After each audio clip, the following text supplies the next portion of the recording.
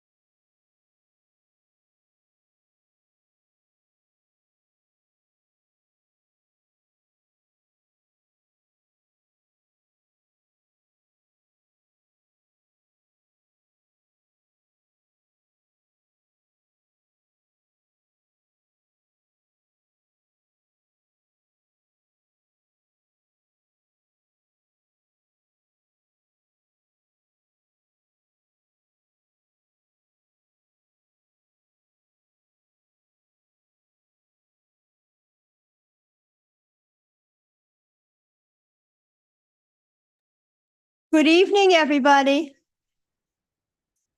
Welcome to the Students of the Month celebration for September 12th, 2024. We're going to ask each student to come up and receive their plaque and certificate. And then we will take photos afterward. And Chief Shore has kindly agreed to assist.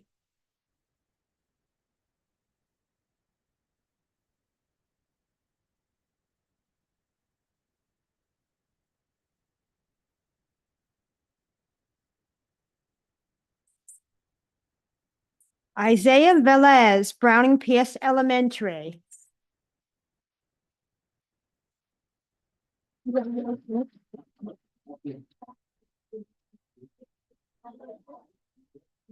Jayla Wright, Children's Reading Center.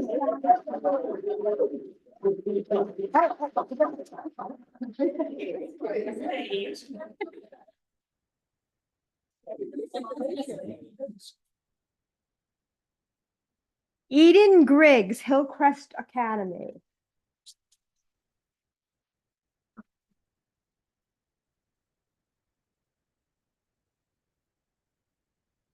Audrey Groves, James A. Long.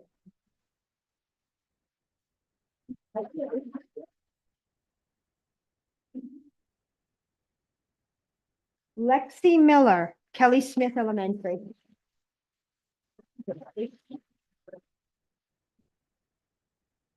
Brooklyn Page, Mellon Learning Center, pre through 10.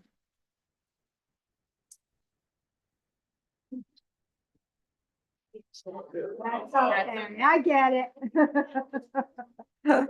We deliver.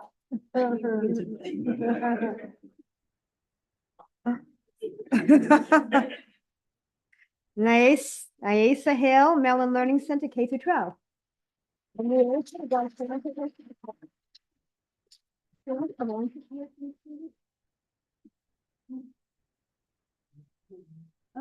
thank you.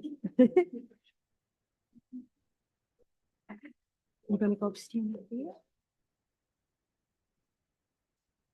Tyus Bridge, Mosley Elementary School. They did.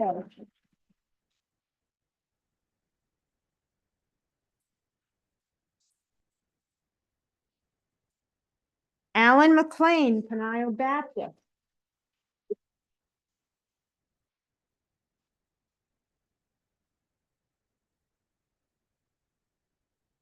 Trent Crump, Putnam Academy of the Arts and Sciences.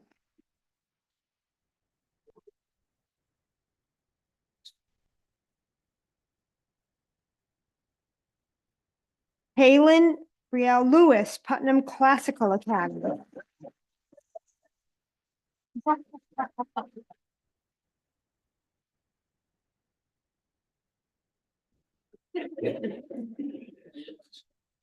Emily Bishop, Little Sprouts Learning Center.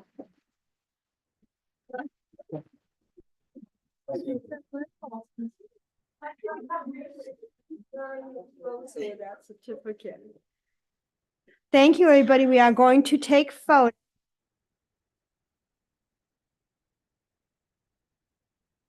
Because everyone's up here so nicely.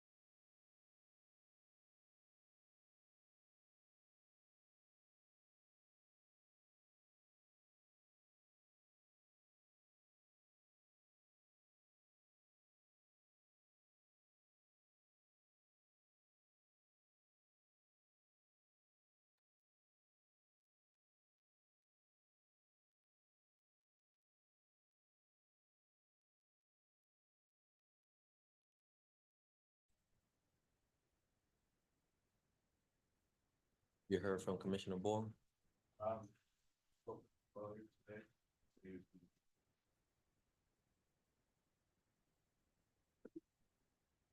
Good evening, everybody. Welcome to the City of Palatka City Commission meeting on September 12th, 2024. I'm going to call this meeting to order and start with an invocation by Pastor Mulberry, Pledge of Allegiance by Commissioner Jones. Please stand. Good evening, everyone. Father, we thank you again for this day. We give you the praise, the glory, and the honor for all that you do for us. Thank you for how you blessed us to come together once again. We pray, God, for your divine directions, your guidance, and wisdom. God, we need help from you. We need your strength and your courage to do what honors you the most. We pray, God, for every leader in the diocese. We ask your blessing to be upon their lives. Continue to give wisdom, insight, understanding, and creativity minds, God, and things that are necessary to move this city forward for your glory. We thank you for what you're doing now, even now.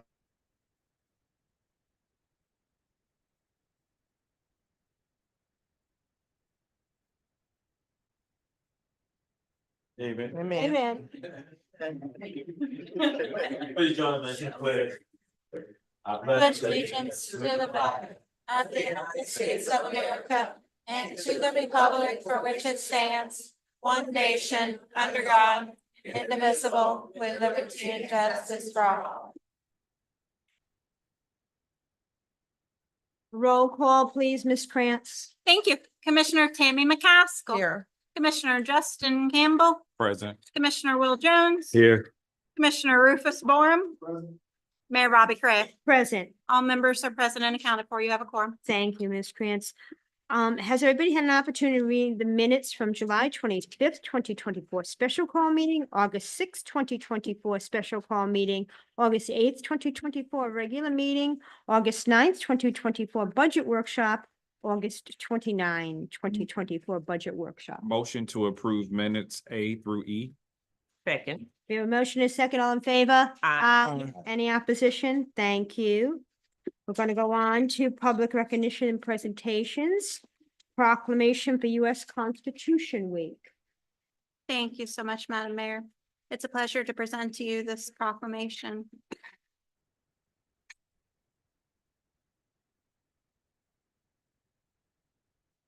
Roberta M. Correa, Mayor of the City of Palatka, together with the members of the Palatka City Commission, do hereby endorse and proclaim September 17th through September 23rd, 2024 as Constitution Week in the City of Palatka.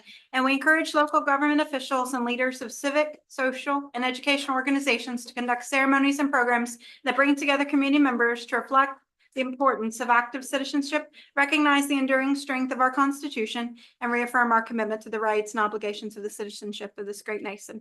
And witness whereof I have hereunto set my hand and caused to be affixed the official seal of Palatka this 12th day of September in the year of our Lord, 2024.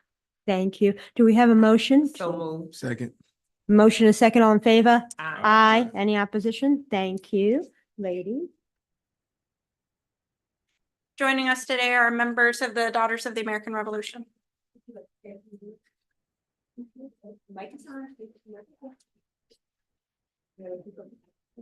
Oh, she snuck up on me. I'd like to thank the commission for this proclamation. We are sponsoring a Constitution Week kickoff this Sunday at the First Presbyterian Church on the riverfront. The public is invited to that. Our keynote speaker is Dr. Roger Smith, who is a professor, an author, a lecturer, and a renowned expert on Southern American Revolution history. And he'll be talking about Florida, the 14th colony, and the forgotten role that it played in the American Revolution. So if everybody could join us, that'd be great. It starts at 2:30 with a patriotic concert by the community band, and then the program is at 3 o'clock. If the weather holds out, there'll be a flyover at 4 o'clock.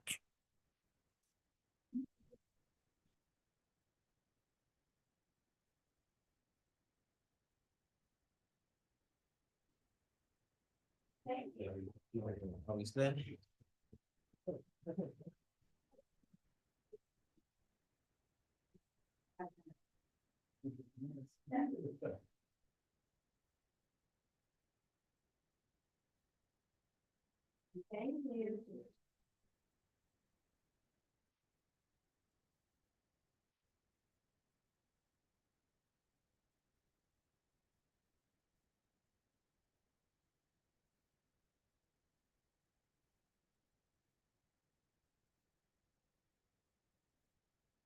Next, we have a presentation by Robert Matson for the Occupation of Palatka 2024 event. Thank you, Madam Mayor and members of the commission. This is kind of my annual update on the occupation. What we did last year, thank you. And what we've got going this year. Sonny, can you advance the slides for me? So the next one, we are recreating an actual historical event that occurred in Palatka, Putnam County in 1864 after the Battle of Olustee. A brigade of Union Army troops was sent here to reinforce and occupy Palatka, and those are shown on the bottom of the slide there. Next slide. So we're on the actual historic site where it occurred. Colonel Barton, the commander of that Union Army unit, he and his staff built it in the Bronson House. The unit was camped around the house. Some of them actually commandeered the sanctuary of St. Mark's Church, and they are part of this event. The reenactment, our living history, was begun in 2011, and it's now in its 14th year. Next slide.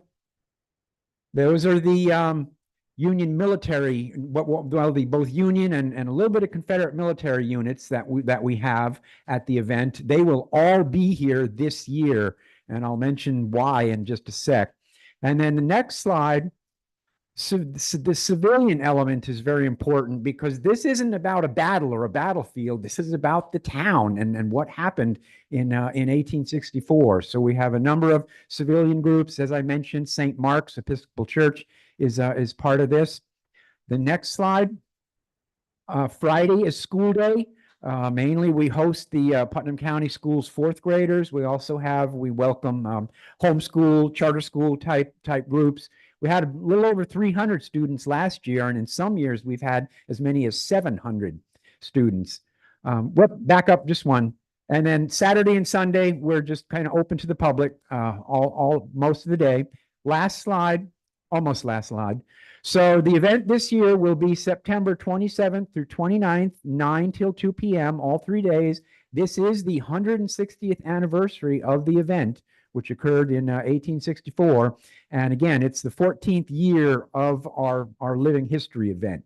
And this next one should be the last slide, just thanking you all for your staff's help with this, as well as some of the other groups that put this on.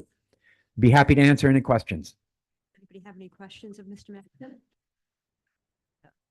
Thank you.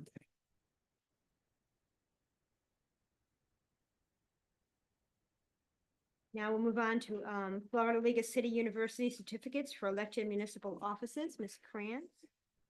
Officials, rather, excuse me.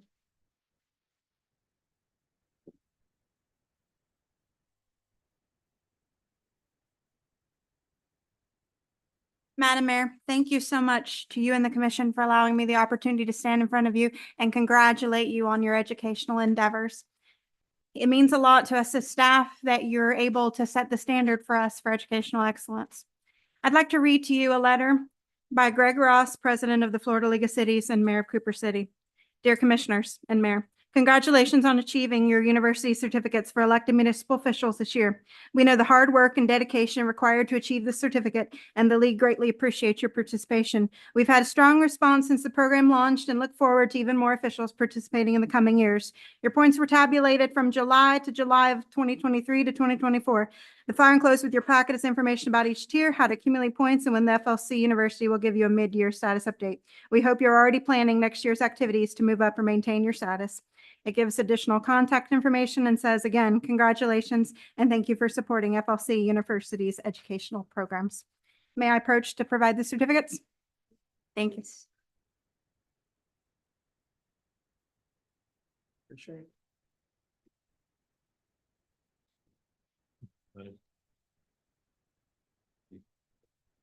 Thank you.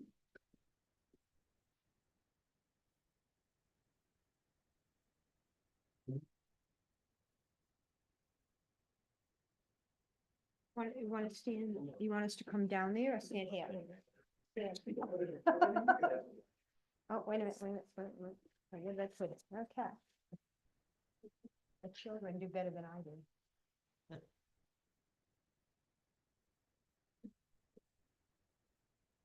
Thank you. On to city manager administrative reports, update on the American Rescue Plan Act finance, Ms. Cardy. Mayor, Oh, I'm sorry, Mr. Bill, go ahead. that's okay. As the commission had requested that, this is a standing item that we've added to the agenda, which is the update on the American Rescue Plan. So that, it's clear what, is allocated and what is still unencumbered. And so, Ms. Cardy, if you wouldn't mind.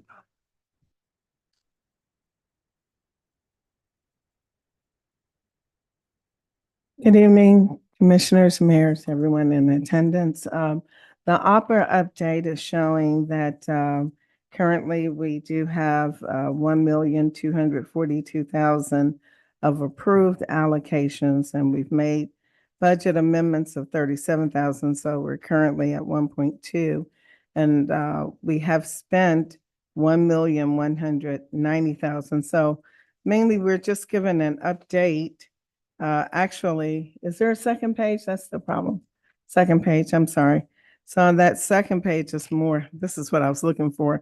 So the balance for, that's going to be reflected in next year's budget is $1,546,461, that column there. So that is the amount that we will be carrying forward into the new budget. And that's the remaining amount of the original amount of $5,234,000. So we're just adhering to the request made that we give you an update of offer. Does anybody have any questions, Ms. Carter? Thank you. Update publication of staff updates for the month, Mr. Bell. Yes, ma'am. And per the request that we received from the commission, we have included the monthly updates in the package. And so that item is there for your consideration. If there are any questions on it, staff is here to respond to any questions or requests. Basically, this is a compilation of the weekly updates that we have been providing or every week in the previous month. Who did, and how was it authored? Did each department summarize their own?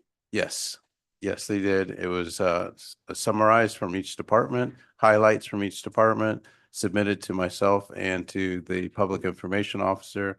We perused them and then condensed them into the monthly format that you have here. Any questions of Mr. Bell?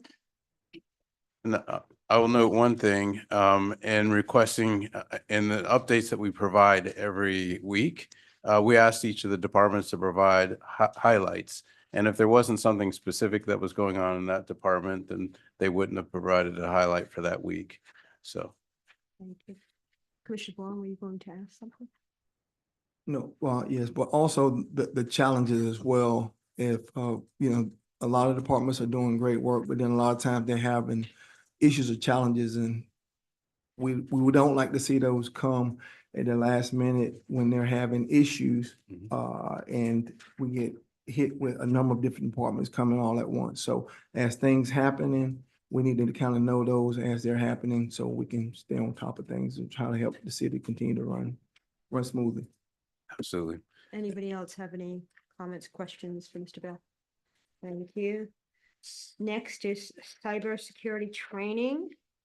So I am happy to report that we're at just at about 100% compliance with the cybersecurity training. We have an onboarding process that now requires any new employees that come on board within 60 days, they have to complete a number of pieces of training, which cybersecurity is one of those items. And the only thing that we currently need is the cybersecurity training for the commission. And I think we're at 100% compliance at that point. And at what point are we going to do the training? That is at your discretion. I'd like to see it done sooner rather than later. We can shoot out the links to the commission. That would be great. Please just give Okay. it to us, yeah, so we can get it done. Excellent. Thank you. Any other questions? Thank you. There's one other thing that I would like to add, if I may, Madam Chair. And that is we're applying for a grant for splash pad for our Parks and Recreation. And in order for us to meet the terms and requirements of the grant requirement, I need to at least share with the commission that we're applying for this grant and to give you kind of an overview of what that grant looks like. And so if, Madam Clerk, we have a quick overview of that.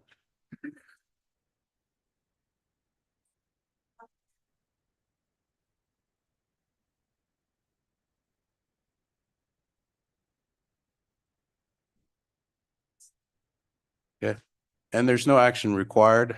Just wanted to give you some insight into what the grant application looks like. The proposal is an improvement to the riverfront park area that may include any of the number of spaces that are there. That is not required that we identify specifically where, but this is the area that we're talking about. Go ahead. So all of you have seen what our riverfront looks like, but this is an example of a potential site location. Ideally, the way the grant works, they want to see it in somehow or some way connected to your downtown Main Street area if possible. The objective is to try to identify a space that you can make as a destination with the idea that people would come visit, enjoy the amenities associated with the splash pad, and as a result, stay and shop and provide foot traffic to the downtown area. Go ahead. Another location potential. Go ahead. And this is what a possible splash pad could look like. So we have some examples to share that we would include in the grant application. Go ahead. So we can page through that to give you kind of a sense of what it might look like in one of those locations. They can come with or without lights, without, we get back to that. Right. Jets that you could use at night or during the day. Go ahead. That's the last one. Okay, beautiful. So that's an overview. The maximum amount of that grant application is $200,000. So that is something that we are hopeful that we can score fairly highly on. And inclusive with that grant, it's not just a splash pad, but a refresh of the playground area. We've also identified possible improvements to the band shelter area. So all those are part of the package that will help us to score highly on that. Does anybody have any questions? You said the grant amount 200,000 and the total cost is 375,000. We're looking for the splash pad, you said? The splash pad can range anywhere from 200,000 to 800,000, depending on what structures you include, how many jets, et cetera. So if and when we get to that point, then that we'll come back to the commission to ask for some direction on what you would like to see as well as public input. But the concept that you showed, was that 375,000? Why am I seeing that? Just, you know. The concept that I showed You would be. said the grant was 200,000 and then I saw 375,000. I think I did. So together, that would be 575,000 grant plus the 375. Okay, say that again. The grant plus the 375 would be 575. Okay, because I thought you said the max was 800,000, 800,000. No, you say the max of the grant max was 200,000. right? Right. And it can go anywhere from 200 to 800,000 for Correct. the splash pad. Yes. But we seen the 370. What you saw there was about 575,000. City manager. I would like to see what we will be getting because, well, we're not at that point now, but Right. we'll wait till the grant Absolutely. gets here and then we can Exactly. determine from there. You got it. Okay. You have something to add, Ms. Carter?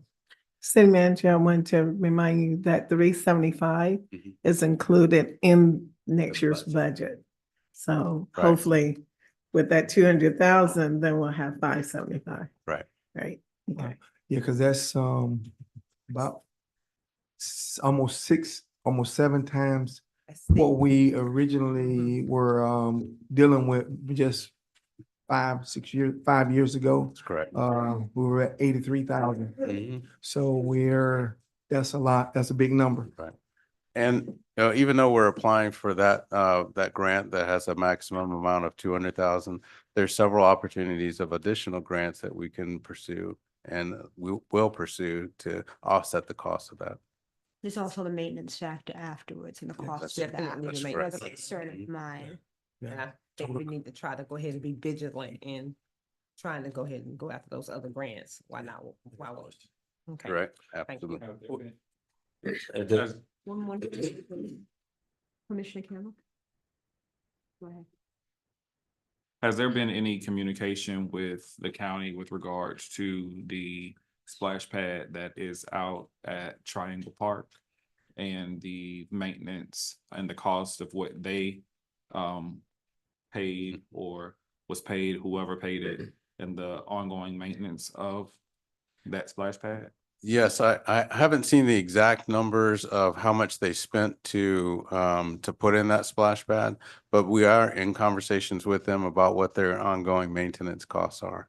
So I don't have a number that I can quote for you right now, but I can get back to you as soon as they give me that information. What did you get out of the conversation? Like an That- idea?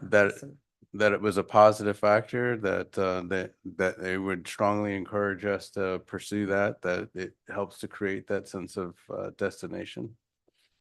Don't they have kind of some issues with it? It's not always running. Yeah. That's what I'm worried about, the maintenance and the costs associated Right. with it. So And especially- definitely it's pertinent. And especially in the location in which it's gonna be on the riverfront. I would definitely hate to see that it's not operable Yes. when it needs to be. And Right. again, I know I've made visits out to with my family and it's been shut down several times. And it was actually a big talk of Facebook at one point with regards to it being shut down. So again, when we move forward with that, we want to make sure that not only we take in consideration the maintenance, but we want to make sure that we have staff who has the capabilities of maintaining it. Mhm.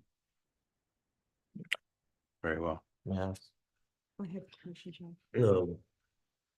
I would like to know, has it any public-private partnerships that maybe some social action clubs around town that may be interested in participating? Have we did any ask or surveying folk that may be interested in partnering with us?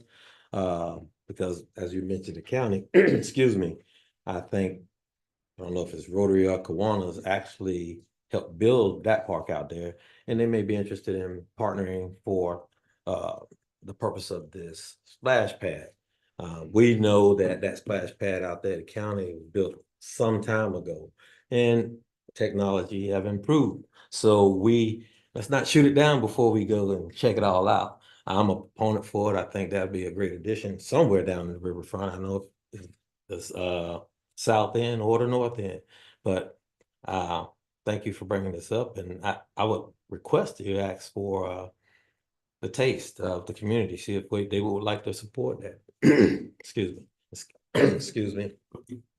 Yes. Go ahead. Yes, and also make sure you check in with Winter, I think it's Winter Garden and Winter Park. I know they have splash pads as well. So just check in with some of the other municipalities who have them to kind of get an understanding of the gist of what we're looking at and what we'll be doing. And I'm a major proponent for having it as well, but we also need to be cost conscious as well. So Okay. that's all I have. Okay, thank you. Anybody else? Thank you. We're moving on to public comments. Public comments for any items are not on the agenda, rather just general items of concern or interest. A speaker time is limited to 3 minutes. Please give your town or city that you live in for the record, and no action will be taken on these items at this time. Mr. Vickers? Just, yes, I have, yes, yes.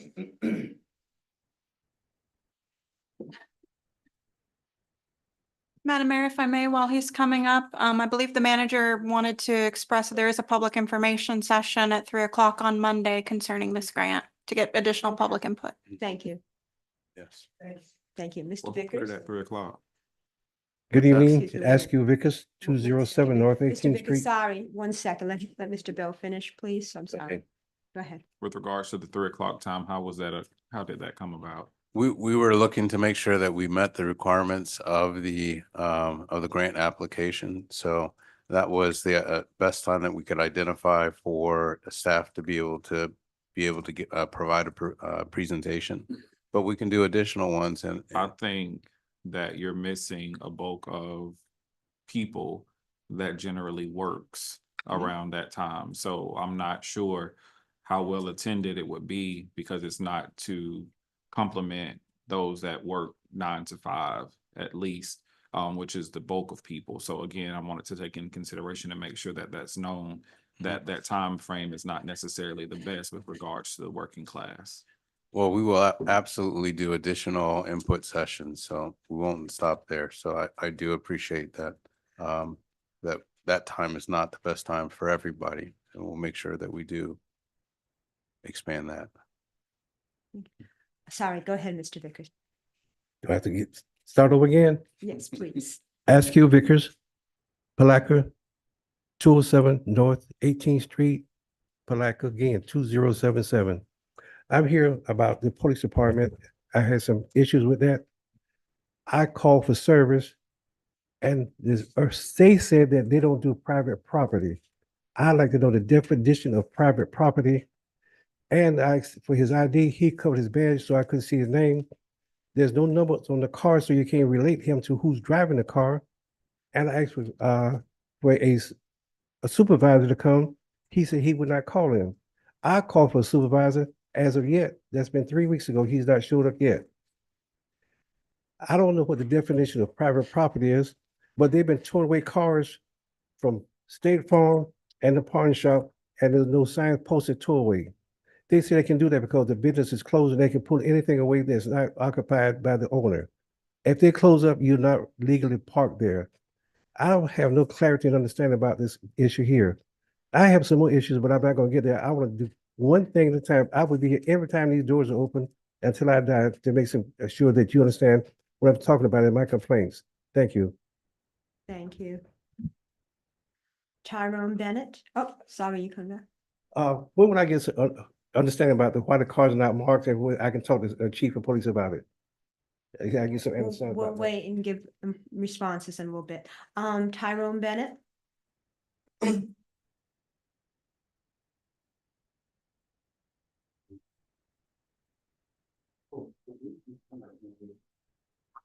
Please give your name and just city or town you reside in. Your full address is not necessary. Palatka, Florida. Good afternoon, commissioners. I'm gonna be brief. I know that things have come to light publicly in the last 3 weeks regarding Blue Crab Festival. My experience for Blue Crab Festival was not good. It went through city attorney, city manager. Clarification and communication was not done properly. I followed the letter of the law. My restaurant followed the letter of the law. Things did happen on behalf in regards to my restaurant, receiving some restrictions, some I really want to go into it. I would see if you would want to discuss it further, you can see me about it. But my whole agenda, my whole conversation is that if a organization has a contract to put on an event for the city, those businesses that operate on a daily basis and sell chips, juice, soda, alcohol, whatever they do, it should not be infringed on because somebody got a permit and applied for it. If so, then that event organizer bears the responsibility of communicating that towards the city residents and the city businesses. I was not afforded that. That did not happen towards me. I did work, and there was a transition time. So I'm gonna give the city some leniency, and the city has been very good. Everybody that I've talked to, all the city commission members, city attorney, city manager, but in the flex of transition of old city management and new city management, some things was lost in translation. Also according to the city planner, but I kind of feel that I got lost in I would say a political storm, and that was not right. Things happened to me in my business, and to be frank, right now, I'm going to speak frank on behalf of Heart and Soulful Eatery at 3-Way St. John's Avenue. We're struggling as a business. It is tough to make ends meet. Everybody can see the economy. It is really, really, really tough right now. In that we struggled to make it towards opening last year and making it a part of being a part of the Blue Crab Festival. And we were not treated right. It did not go the way that we expected to happen. Shout out to the city manager. Well, not the city manager at the time because he wasn't there, but the events department for really picking up the pace. So I'm going to wrap it up real quick, is that communication needs to be effectively better. I have no problem. I want to state on the record, I have no issue with private organizations coming in to do events because it brings economy, it brings everything. But communication has to be key. And what happened to us as a business should not happen. It was not right. Like, my business is on the verge of closing down right now. It was not right at all. Mr. Bennett, please finish up. So I would like to say on behalf of Heart and Soulful Eatery, you have to have some type of character when people come into your town and do something. We're on the verge of closing. All right? We're closing because of what happened in the spring. And it's not right.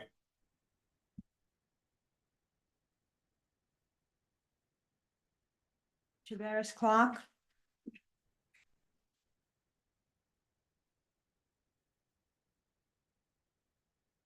Tavares Clark, 601 North 16th Street. Can you hear me, Mel? I can. I'm glad you can, because this problem's been ongoing. You knowingly that the city has committed fraud and corruption under your watch. I got the documents to show where the city committed fraud and corruption. In this matter, October the 12th, I brought it to the city. I was on the city agenda. Your lawyer right here, Miss West, she said it was a scrimmage error. But when they sent me the public records, they showed where they asked for the sale documents and then the new owners say they were gonna bring them in the next day. I done lost everything because y'all transferred my business illegal. And I'm being trespassed from the city hall 2 times. I'm the only person since the city of Palatka being here has been trespassed from the city hall with no legal reasons whatsoever. Y'all violated my constitutional rights. Y'all took my business away from me. What's next? I come to you, I ask you, me, you, and Assistant Chief Matt Newcomb, we sat down. Matt Newcomb told you that business is never closed. But I'm facing 5 years in prison for what y'all did. Do you think that's fair in any kind of way? That y'all could committing fraud and corruption and y'all hiding it? With this BTR, it been changed 5 times. And this is the response I get when I try to talk to anybody from the city. I don't get no call back. I don't got numerous emails I've sent to everybody. No answer. So is my rights as a citizen, what is my rights? Y'all say y'all want to keep moving Palatka forward, but you moving them back to the Jim Crow South. And right now, I'll place my hands behind my back. I'll go do them 5 years if you sit here and tell me that you knowingly know that the city is committing fraud and corruption and you hiding it. So we can take my freedom, I'll give it away. If I can show you, I got the documents to show where the city committed fraud. If I can show the city committed fraud, will you resign? That's how long this problem been going on for a year. Every time I come in here, it's all we get. It's quiet. Nobody talk to me. Nobody will say nothing. But y'all committed fraud. I'm finna go to prison for what your city officials did, not me. Can y'all show me the documents, the sale documents of where I sold my business? Would you please finish up, Mr. Clark? It's the 3 minutes is up and we don't answer any questions here. Thank you. Well, can I add on to the city agenda? For it'll be under racial discrimination, fraud, and corruption. Can we add it to an emergency item to the agenda? And that's up to the city commissioners to Mr. approve. Clark, the 3 minutes are up, please. Other people are waiting. I guess it's how you treat citizens of Palatka. Thank you. Mayor, I think it's important that not only do we say that his time is up, but we make sure that we tell him that there is a moment where staff and commissioners will have the ability and the opportunity to answer or address some of the concerns that he has brought forth. We can do that, and that is the case shortly after public comment. But however, that's been answered several times, and I'm not sure how to answer it again. Go ahead, Right. Commissioner Well, Warren. Yes, we did. We finalized on that numerous times in terms of where we were with your whole issue and concern. And where we were at the last moment, our city attorney, city manager said that that was a legal thing. If you think that the city has done anything illegal, you have a legal right to obtain an attorney to fight that battle. That's where the city was finished with the whole deal. And we've gone through that a number of times, and you came back with your public comments, but you coming back with the same thing over and over. So you're not going to be stopped from making public comments, but you're making accusations against the city that's not true. I can show you the evidence that I could We're not catch going on to go free. back and forth. You made your statements.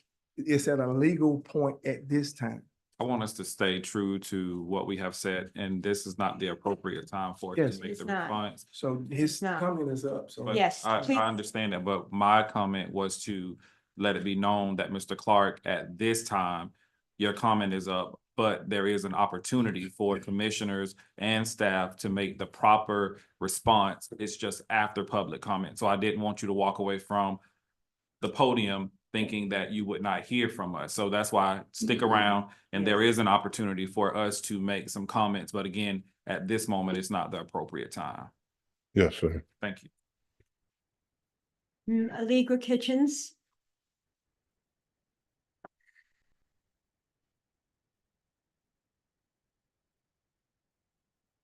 Allegra Kitchens, 1027 South 12th Street, Palatka, Florida. I was just going to suggest that if it's at all possible, that you all, after the public comments and your responses are over, that you adjourn this meeting and move it to Price Martin, given the extraordinary amount of people that are waiting out in the foyer and in this room apparently waiting to speak. It's just a suggestion. Thank you. Thank you. I'm not sure of the last name on this card. Somebody by the name of Joseph that lives on, okay, thank you. I got two comments to make. First of all, I'm not no child molester. They charged me, excuse me, of something I did not do. Terry Hill, Spurs, and whatever my niece, my great niece daddy's name. I'm not no child molester, so don't put me out like that. Now I got me a lawyer. I'm thinking about suing those three people for pulling words in my mouth. And we want to talk about the casino. Why y'all want what everywhere people have fun at? Why y'all want to close the casino? That's all I got to say. Thank you. Is there anybody else here for public comments on general topics? Seeing none, we'll close public comment. Commission and staff response, if any. Commissioner McCaskill. Mr. Clark did ask about adding an emergency item. I don't know the process, just want to know if legal can respond to that, if that's something that he can do to address or not. Just I want that response so he can have that answer. There has to be an emergency and the city manager can guide you through that process. I will mention that there is the possibility of incarceration for Mr. Clark, but that is due to grand theft of funds from an internet cafe here in town. It's nothing to do with the city. We have hashed this out multiple times. If there was any fraud that was on the part of the city, we have invited Mr. Clark on numerous occasions to hire counsel to make a cause of action against the city that we could defend against, and that has not happened. I have gone over this issue ad nauseum with Mr. Clark, Chief Shaw, Assistant Chief Newcomb, the former interim city manager, the current city manager. I believe we have exhausted all options at this point. Thank you. Any other comments, responses?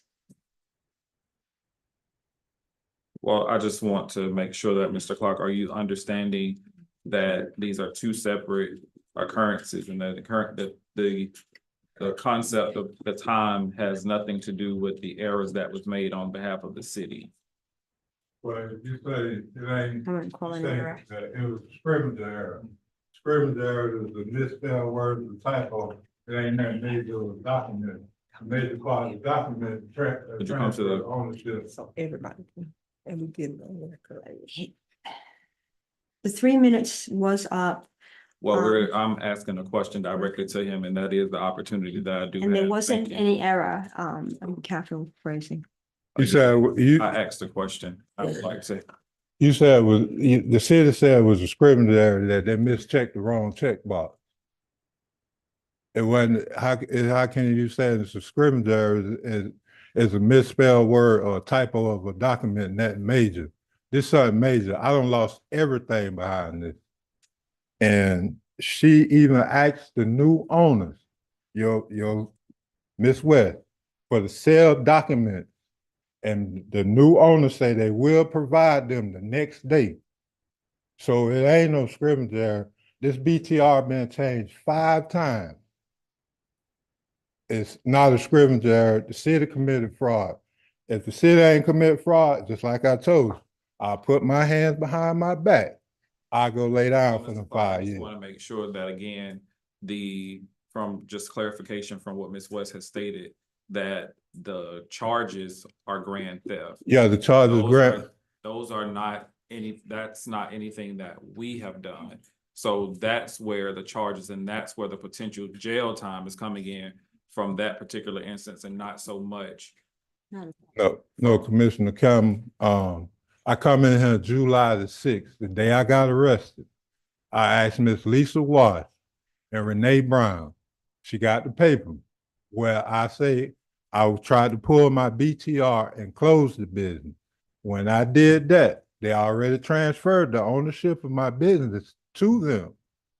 So when I came in and asked them about closing it, they should have told me what they did. And we could have handled this. I don't reached out to everybody to try to sit down and handle this the right way. And the city committed fraud. How can they transfer the ownership of my business? They don't have jurisdiction to do that. It got to be done through Sunbid. Commissioner McCaskill? So are you saying as a result of the city committing fraud, you're going to prison? Yes, ma'am. But I thought the charges were grand theft. It's grand theft. I went inside the business. Okay. I still had ownership of the business. They switched the ownership of the business to somebody else without my knowledge, without my consent, without anything. How can a BTR that I paid for, how can y'all just expunge it and don't let me know nothing? I think those are good questions. Again, I think those are two isolated incidents. You have the grand theft charge that you have that you're going to prison for, and then you have a concern about what you allege the city has done. And based on that, am I right, counsel? You have directed him to seek counsel to address that issue. Am I right? Yeah. So that's where we are. Are you understanding us now? No, ma'am. Okay, I'm sorry. Maybe you seek So- counsel and they'll be able to help you. Yes, you need That's to where we seek are right attorney. now. You need to seek your own attorney and have them help you and explain this to you and how to proceed. So, So how about the trespass? Y'all trespassed me 2 times illegally with no ground. I'm the only person again, ever. we're suggesting you hire your own legal counsel to resolve these issues if you think they're valid. So, you know, please feel free to hire an attorney. But y'all got sworn in to uphold my constitutional right. I'm sorry, go ahead. So I do have a question to the trespassing. You're here, right? We're allowing you to come here. What impact did the trespassing have on you if you're still allowed to come in and address the commission? Is it only allowed to come in at a certain time or what? How has the trespass impacted you? How the trespass, it wouldn't let me voice my opinion. You're voicing your opinion right now and you are in this building, am I correct? So I just want to make sure that's on the record that you are allowed to come in here. Yeah, because they removed the trespass, Miss McCaskill. Okay, so you're good with that now? You Nah, know the trespass. I ain't good with it. I still want the trespass, the allegations, what they say I did. I still want it in black and white. So with that being said, can I ask the chief if he can get with the chief and consult with him to see how to resolve that issue? Is that good direction to give? If you can make an appointment with the chief and see how you resolve that? Because that's something that we don't deal with here. That would be something that if you were trespassed, we didn't, that would be the chief and those that you would talk to talk about the processes of going about addressing that and resolving those issues. Understood? Yes, so Okay. Thank you. Thank you, Mr. Clark. I do have additional commentary, if I may. Please. So there was a question about the amount of the BTR, and that's something that my staff is currently looking into. So I wanted to make sure that you're aware, and that was brought to my attention. Are you looking when you're saying you're looking into the BTR, what are you looking into? Be detailed about it, please. The cost that was charged for the acquisition of the BTR Okay. versus what similar locations have been charged, whether it was an appropriate amount or not. Thank you. Okay. Moving on to the consent agenda. Mr. Vickers had some concerns as well. Okay, but we weren't doing this. Chief Shaw, can you come up to address Mr. Vickers' concerns, please? We're not supposed to be doing this. Good afternoon, Mayor and Commissioners. As it concerns with Mr. Vickers, I'll be happy to meet with him and schedule a time. These are issues or accusations I haven't heard of. This is the first time I've heard of them. Mr. Vickers has come in previously and made statements in regards to responses to his club, and we've had conversations and come up with different ways that we can address those issues. And he also has been given the opportunity to come speak with us and let us know if the concerns had arisen again. We haven't heard from Mr. Vickers in regards to any of the response times or the issues of any of the towing. So I haven't had an opportunity to look in it, nor have I received any conversations or calls from Mr. Vickers in regards to this issue. I'll be happy to speak with him and schedule a meeting and look to address them and give you a response. Thank you.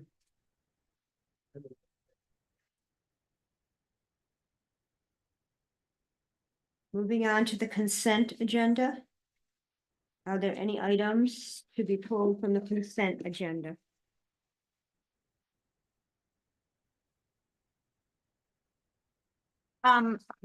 Mayor Correa, I would remind you, staff has an item to pull for discussion. Which item was that? H. H, Item H. okay. Any others? Aye.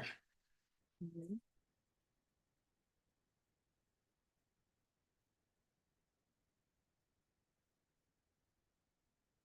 I would like to make a motion that we accept this consent agenda excluding items H and I for discussion. Second.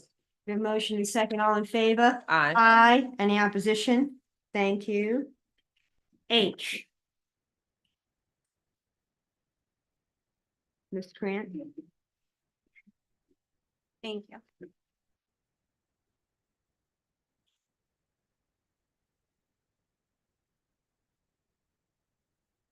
Resolution 2024 R176, a resolution of the city of Palatka awarding request for proposals RFP 2024-15 disposition of real property within the city of Palatka, community redevelopment area to Blue Crab Development Group LLC, and providing for scrivener's errors. Thank you. Mr. Bell?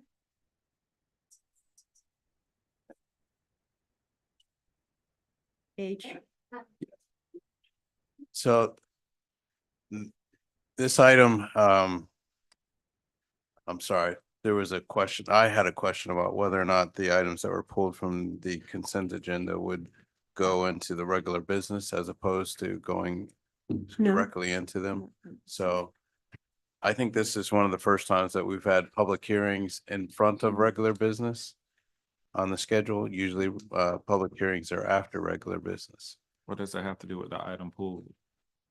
I was confused on what the order was, that's why. So moving into discussion of the items. So Madam West. So before you, you have the resolution for the RFP for the disposition of property within the community redevelopment area. If you recall, there was a statute that was brought to the city's attention in an abundance of caution. We opted, given that this property, the River Center, was within the CRA district, to go ahead and notice that for a request for proposals to dispose of the River Center property. We received exactly one response to that RFP. That response was opened last Thursday morning. There was an evaluation committee consisting of various city staff members. The city staff members ranked the proposal. Mrs. Krantz, I don't know if you have the ranking that is available for your review. And now you may proceed with either awarding this RFP to the one entity that made the bid. That's the Blue Crab Development, or pursue other options as you do. Does anybody have any questions, discussion about this item? But you move to discussion once there's a vote. I mean, you're gonna discuss before there's a motion and a second, or how we're gonna do that. I mean, right, I mean, For that, our, there's no sense. Does anybody want to make motion? We have a motion to approve. We need a second Second for discussion purposes. for discussion. Discussion? Madam Mayor, if I may, I do believe that you may have public comment on this matter as well. I don't know if they've turned in their yellow speakers cards, but I just wanted you to be aware as much as I'm aware. How many public comment? I have a lot Not of Jan, why cards, you so I do- didn't have the cards. Did not have the lots of cards in front of me. All in favor, raise your hand. Now to say, what's a lot of time?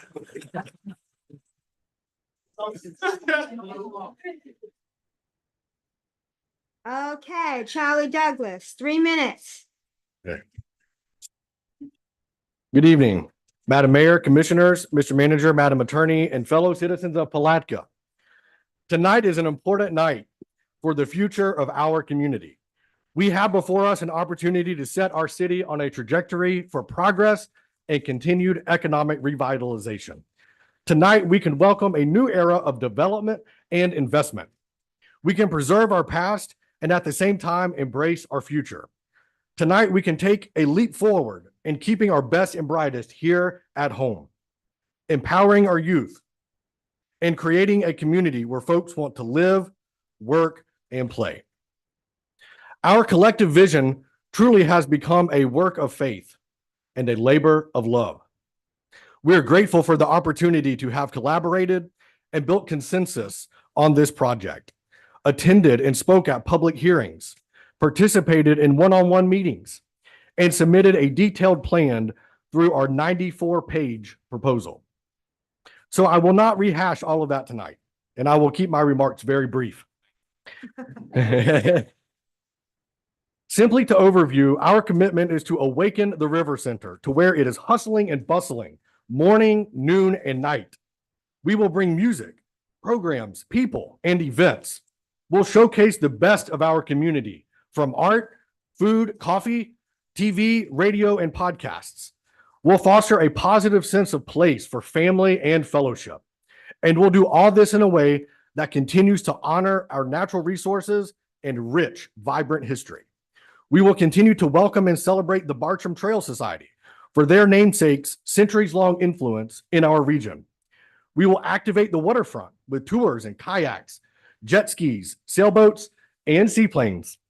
We will support and promote the businesses and merchants downtown so that the River Center is not just a destination unto itself, but it is a launching pad and a springboard for visitors to discover and to explore all of what our city has to offer.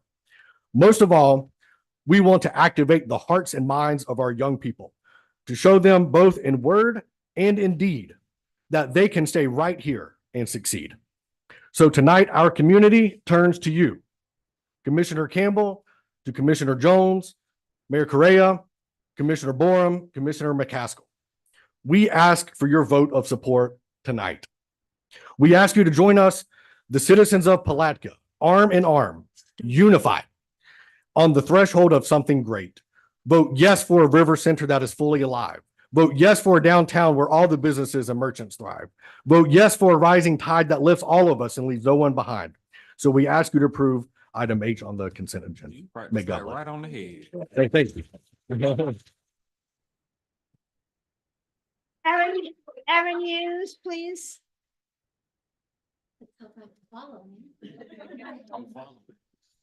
Hi, I'm Aaron Hughes, Palatka, Florida. Good evening, commissioners, staff, and my fellow citizens. I have had the unique opportunity to see and learn all roles of event production as city staff, as a volunteer, and through the eyes of private organizations. When in an organizing role, I've experienced the time demands to plan, coordinate, execute, and break down events and programs of all sizes. From behind the scenes, I've seen the challenge to obtain sponsors, vendors, performers, and staffing events while keeping to the bottom line. I've managed the struggles of budgeting, needing resources, and managing overtime to meet day-to-day roles on top of event operations. Should the commission move forward with this opportunity, my role at the River Center will be to provide programs, events, and rentals.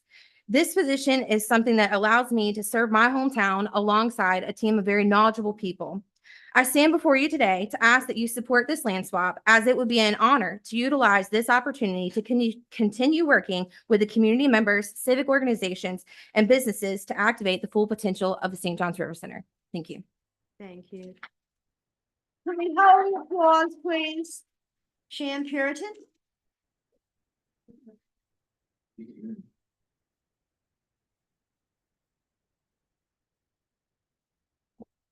Oh, there it is. My name is Shan Purinton. I live now in Atlantic Beach, Florida, but my home was in Palatka for a lot of years. In fact, for over 60 years, and I'm only 52. Just kidding.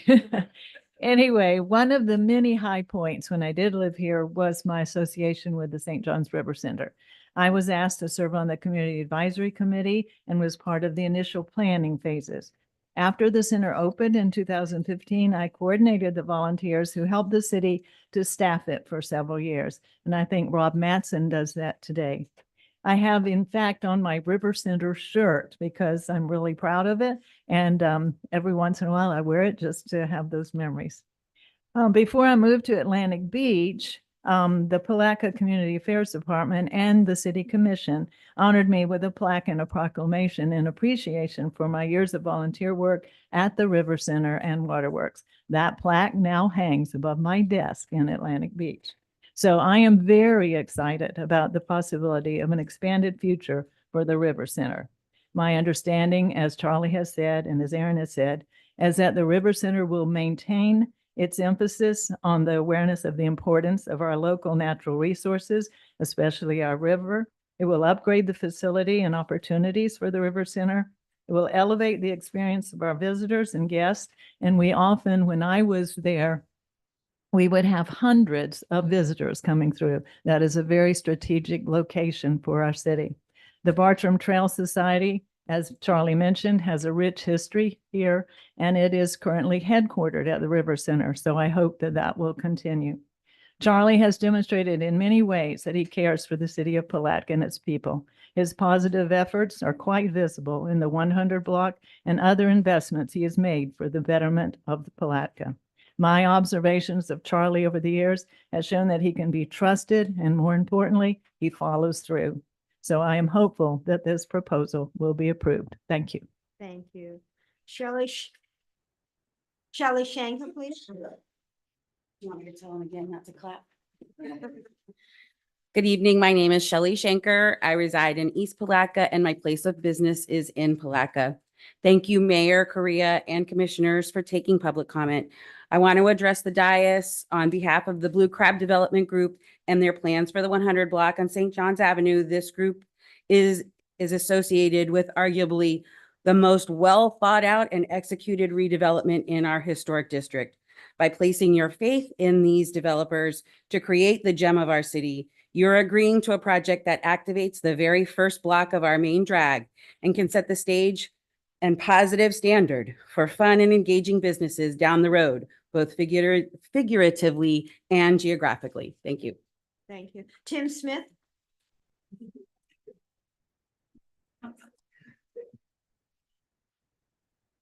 Thank you, Mayor and Commissioners. Friends, good to see you tonight. I had an opportunity to review some of the development plans for the River Center and the area downtown, but I wanted to offer a historical perspective of how we kind of got to where we are today. So when I served as mayor from 1987 to 2000, early in my terms as mayor, we had the 100 block. And if you weren't around then, you probably don't know what terrible shape that whole block was in. It was really an eyesore. Buildings were dilapidated. They were falling down. And we always thought, you know, the first thing you see when you come over the bridge into Palatka is that block. And so at that time, the block was owned by 7 different individuals. And to be honest with you, they didn't really care for each other. So there wasn't a lot of conversation about how we could work together to do something. So the city, after much discussion here at the same chamber, decided that the only way to probably resolve this over some period of time was to begin to acquire those pieces, own them, the city own them. And so we had discussions. And so one by one over 6 or 7 years, we would work with the owner and finally came to agreements on the properties and were able to purchase them and buy them. But it was never our intent then that that block should remain in ownership of the city. So it was always something back then when this began was to say that let us do the work to consolidate it, to get it available, to remedy some of the sightliness issues, and then to try to market it. And it took us a number of years on the backside to do that. And so what we see today is the beginning of that time. And so I think about how long that's taken, and these projects take a while. And I think all the time about how I have dreams sometimes, and Commissioner Borum, I know, has these same dreams, in that when you used to dream that you missed your last class at school and at college and you're not going to graduate.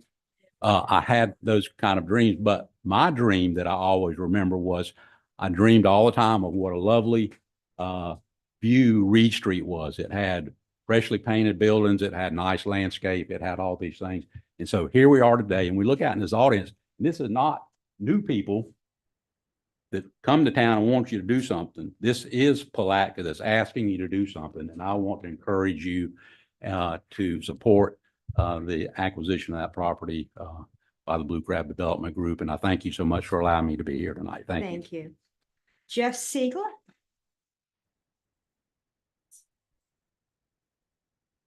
Jeff Sigler, Pittsburgh, Pennsylvania. Good evening, Mayor. Good evening, Commissioners. As by way of background, I got my master's in urban planning from Virginia Commonwealth University. I was a Main Street manager for 2 years. I ran the Ohio Main Street program for 10 years, and I've worked full-time as a consultant in urban planning since 2017 under the company name Revitalize or Die. I'm here today to express my full support. Oh, and I'm a commissioner in Mount Lebanon, Pennsylvania. So I appreciate the work that you all do, especially on an evening like tonight. I'm here to express my full support for the real estate development project proposed by Mr. Charles Douglas. Based on my professional assessment, this project presents a transformative opportunity for the city of Palatka, promising substantial benefits both in terms of economic growth and community enhancement. One of the most significant aspects of this project is its potential to considerably increase the city's tax base. By activating currently underutilized spaces, this development will generate new revenue streams that can be reinvested into the community. This is a crucial step toward ensuring the long-term financial health and sustainability of the city. Moreover, the location of the development at a key downtown intersection is strategically advantageous. As the primary entry point for visitors crossing the bridge into Palatka, this site plays a critical role in shaping first impressions of your city. The proposed development will create a visually appealing and active gateway, setting a positive tone for those entering downtown. Enhancing the aesthetic and functional appeal of this intersection is likely to stimulate further economic activity, attracting business, visitors, and potential investors into Palatka. I would also like to commend Mr. Douglas for the thoroughness and care with which he has approached this project.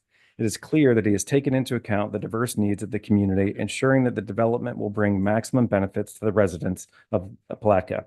His willingness to explore and implement measures that align with the city's long-term goals is a testament to his commitment to fostering sustainable urban growth. The proposed real estate swap is a particularly prudent move, offering a mutually beneficial arrangement that positions the city for future success. The strategic advantage of the swap, combined with the broad community benefits of the development, make this an opportunity that the city should eagerly embrace. In conclusion, I strongly recommend that the City Commission support and approve Mr. Douglas's proposal. This project is well aligned with the city's strategic planning objectives and represents a critical step towards Palatka's ongoing development. The positive impact on the community, economy, and overall urban environment makes this a project that should be prioritized. Thank you very much for considering my professional opinion on this matter. Thank you. Sandra Gilliam?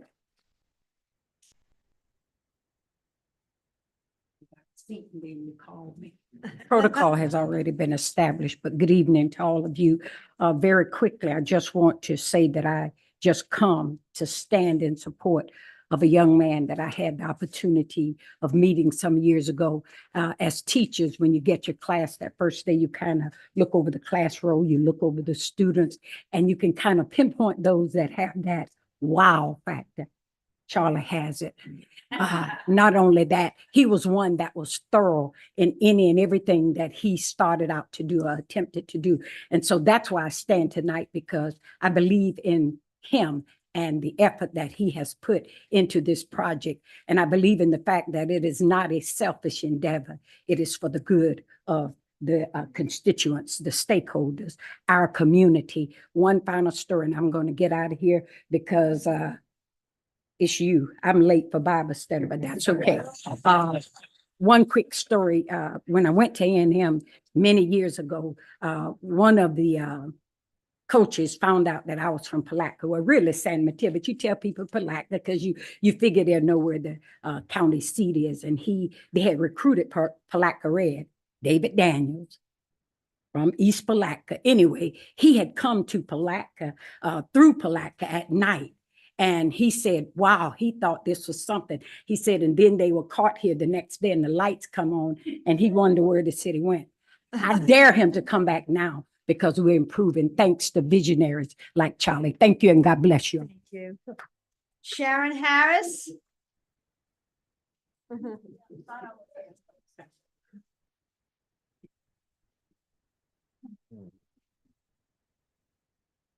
Good evening, Commissioners, Madam Mayor.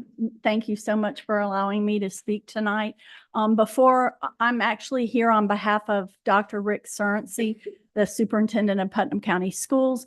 But before I read his letter, because he could not be here tonight because of the homecoming parade that's going on, he asked me to come and read his letter. But I would like to just say first of all, Sharon Harris, Francis area of Palatka. I have watched this young man grow up and he is everything everybody's been saying about him from the time that he was a toddler all the way. And I was at Palatka High School for over 33 years and watched him as a student there, and the impact he made even in high school was amazing. So I am here to jump up and down to support this, but I also came to support Dr. Surrency with his letter. So I'm going to go ahead and read that now. Thank you. Dear members of the Palatka City Commission, I'm writing to express my strong support for the land swap proposal put forth by Blue Crab Development Group. This initiative represents a significant opportunity for economic development within our community and aligns with our shared goals of fostering sustainable growth and enhancing local prosperity. The proposed land swap is poised to bring substantial benefits. Actually, five areas that Dr. Surrency wants to point out. Economic growth is the first one. By facilitating the development of underutilized property, this proposal will stimulate economic activity, attract new businesses, and create job opportunities for local residents. Infrastructure improvement. The project promises enhancements to the infrastructure and will support not only the proposed development, but also the broader community by improving access and amenities. Community development. The planned development will include features that will benefit residents directly, such as new retail spaces, recreational facilities, and improved public spaces. Environmental sustainability. Blue Crab Development Group has demonstrated a commitment to incorporating environmentally sustainable practices into their development plans, which will contribute to the long-term health of our community. And last, number 5, increase property values. The proposed developments are expected to have a positive impact on local property values, which will benefit current homeowners and contribute to a more vibrant neighborhood. The land swap proposal is a strategic move that aligns with our vision for progressive and thoughtful economic development. The rigorous planning and thoughtful approach demonstrated by Blue Crab Development assures me that this project will bring about meaningful and lasting improvements to our area. I urge you to support this proposal and help facilitate its successful implementation. Should you require any further information or wish to discuss this matter further, please feel free to contact me. Thank you for considering my perspective on this important matter. Sincerely, Rick Surrency. Thank you. Jeremy Alexander.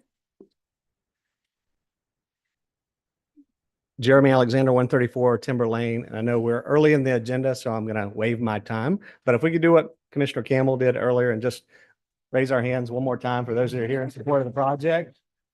And to be courteous for the schedule for the remainder of the night, I just want to encourage everybody to go ahead and take action on this project tonight. We appreciate the process, not just the proposal, because where we are today is much better than where we were 7 months ago when we started this process. So thank you, Commission. Thank you, City Manager. Thank you, City Staff. We appreciate you. Thank you. So that's it, and everybody else is, you're all good? Thank you. Before you proceed, I do need to know that the RFP, if you choose to go with it, the contract is already included in the bid package, which would mean that paragraph number 2 under your now therefore clause in the resolution would be a strike through, because you would be accepting the terms of the RFP would already included the contract. So if you have questions on that, let me know, and finance can also walk you through what exactly that entails. But I just want to be clear that that portion needs to be a strike through on paragraph 2, the resolution under the now. Okay, Dr. Feivelman still wants to speak?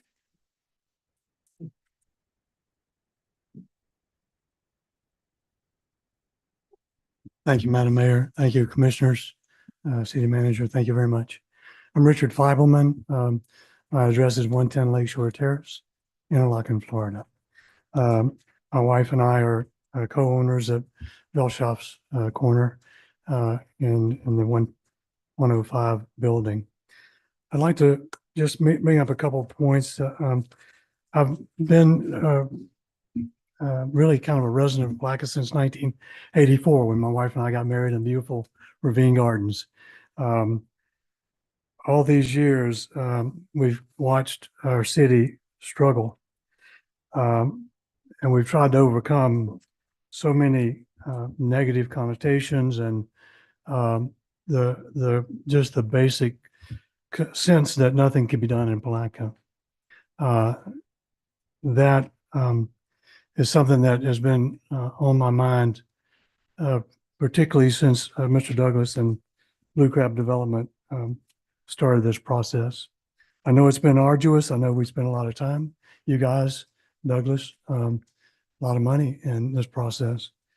Tonight, I think that we have a chance to turn the page on our community, to really offer something that hasn't been seen in this community for probably 25 or more years. The enthusiasm, the positive growth that would come with this. And so tonight, I think, with all respect, I think the commissioners, mayor, have a chance to make this your legacy, that this will be a time when we really rejuvenate the catalyst for our city and allow the city on this wonderful river to become the shining city that it should be. So thank you for your time and your consideration. Thank you. Ms. Kitchens? I thought we were done. I didn't close public comment, my fault. Allegra Kitchens, 1027 South 12th Street, Palatka, Florida. I just wanted to say that I know Charlie Douglas. I've known him since he was a kid, and he does do what he says he's going to do. If he tells you he's going to do it, you can take it to the bank and bank on it. He will do it. He's very trustworthy. He's not only putting his blood, sweat, and tears into this, he's putting his money where his mouth is, and better yet, he's putting his heart where his mouth is.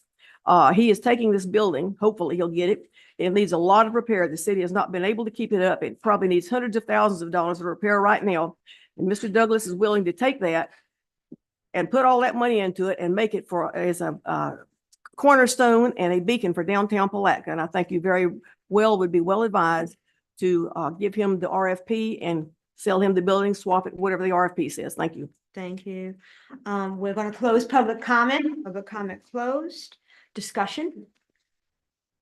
Any discussion? At this time, I'd like to hear from the city manager with any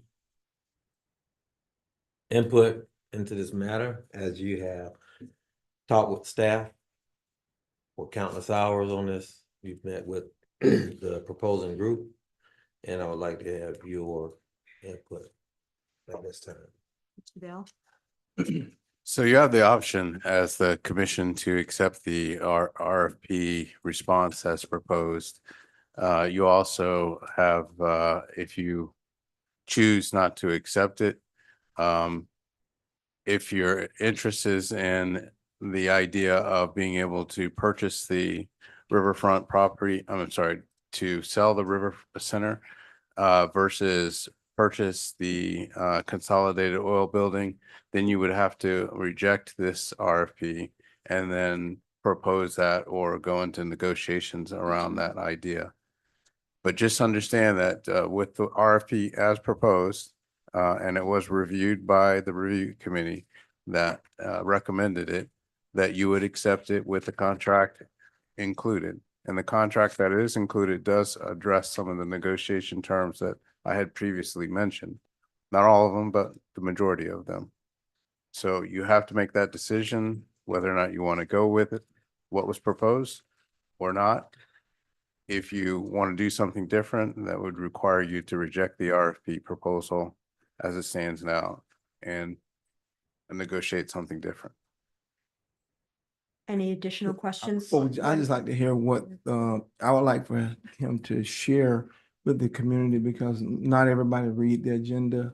Can you give them somewhat of a synopsis as to how much of benefit it would be to the city or to the Douglas law firm, Blue Crab Development Group, how everything kind of shakes out and the benefit on both sides. Pros and cons. Well, one of the longstanding issues that we've had members of the community bring up was whether or not there would be an opportunity for continued access to the River Center. A role and responsibility of local government is to ensure that when you have green spaces or recreational spaces, that those spaces continue to be open and available to the entire community. How those spaces are used is a function of whether or not the community votes for a commissioner or not for a commissioner. And ultimately, the commissioners that are elected have an opportunity to decide how that space is used. But a basic tenet of that is always this idea of continued access for the entire population that participates in the vote. So when this property becomes private, that question comes into play because it's no longer a government entity that's subject to the social contract of elections. It is a private entity, and that private entity has the opportunity to choose whether or not they want to give access. Now, fortunately, Mr. Douglas has indicated that he would continue to provide open access. But the question that you have to decide as a commission is whether or not you want to put your lock, stock, and barrel in that promise. That's something that I can't decide for the commission, but that is one of the pros and one of the cons associated with a public piece of property becoming privately owned. Now, on the other side, a public piece of property becoming privately owned offers the opportunity for private investment. And so if there are needs that are associated with the structure of the building, private investment can address those needs. Programming often in private hands can occur at a much more rapid pace than government. Government is not always equipped to work rapidly, quickly, or quick to the market. And that's one of the cons associated with it. And when you look at the cost in the dollar sense, you have to consider the environmental issues associated with the port consolidated facility. It is currently under environmental remediation. There is a commitment to make sure that that remediation is completed, but at this point in time, it is not. And so you have to consider that whether or not that is valuable. The other thing that the commission needs to consider is whether or not there is a vision for the property that you would receive as part of this swap proposal. What is that vision? What is the intent for it? Is there a need for it? Or is there a desire to raise that property and simply have the space to be able to do something else in the future? Some of the proposals that were made for how that property could be used, which could be a a center for meetings, a meeting center, possibly a chambers instead of this facility here, using that as a chambers there. The costs associated with that, looking at what the school district did for their property and how much money they spent, that's on the order of $300,000 to $400,000. So you can assume that that's at minimum what you would probably need to spend in order to bring that property into being a meeting center. So that's just a brief overview of some of the questions that need to be addressed. And Yes. I'm ready to make a motion. I just well, but I have a question. You already made the motion. I mean, I'm ready to vote. I'll make a comment before. Go ahead, before we Commissioner vote. McCaskill. Okay, again, the motion is in, but I want to just clarify that you said that it has to include strike out of paragraph 2 if we decide to accept this. Am I right, legal? That Okay. is part of the now therefore clause under the resolution needs to be stricken. You're accepting the RFP as it was bid. Okay. Commissioner Warren, did you have something you wanted to say? When, I guess they are moving. I was going to do the vote if otherwise. All in, I'm sorry, what? Yes, a question. It voted in the second already. It's been, yes, it's been a motion and a second already, so it's So, ready to come to vote unless Okay, you have well, something else to on my say. question, here's my lay of the land. You know, I hold Mr. Douglas and everything he does and his profession is high regard, a lot of respect. I wanted to provide a little bit of feedback and my support for all of everything you've ever done, your business. Even when we had to look for attorney, I sought you out at that time when we had Mr. Holmes here as our city manager. And so we were in the process of looking for a replacement attorney because we were going to be losing our last attorney, Miss Valeria Thomas. So I sought your business out in that time. The other thing we had, I'm on the president of the Northeast Florida League of Cities, and also we just rewrote our charter. So I sought Mr. Douglas out again, myself and the executive director, to help continue to support your business. However, in this endeavor, what I'm looking at right now and how the landscape is as it relates to doing a swap, an even swap, I don't see it. There's no value in it for the city. The project and everything else, I wholeheartedly support it. I think it still can go on even if with the purchase.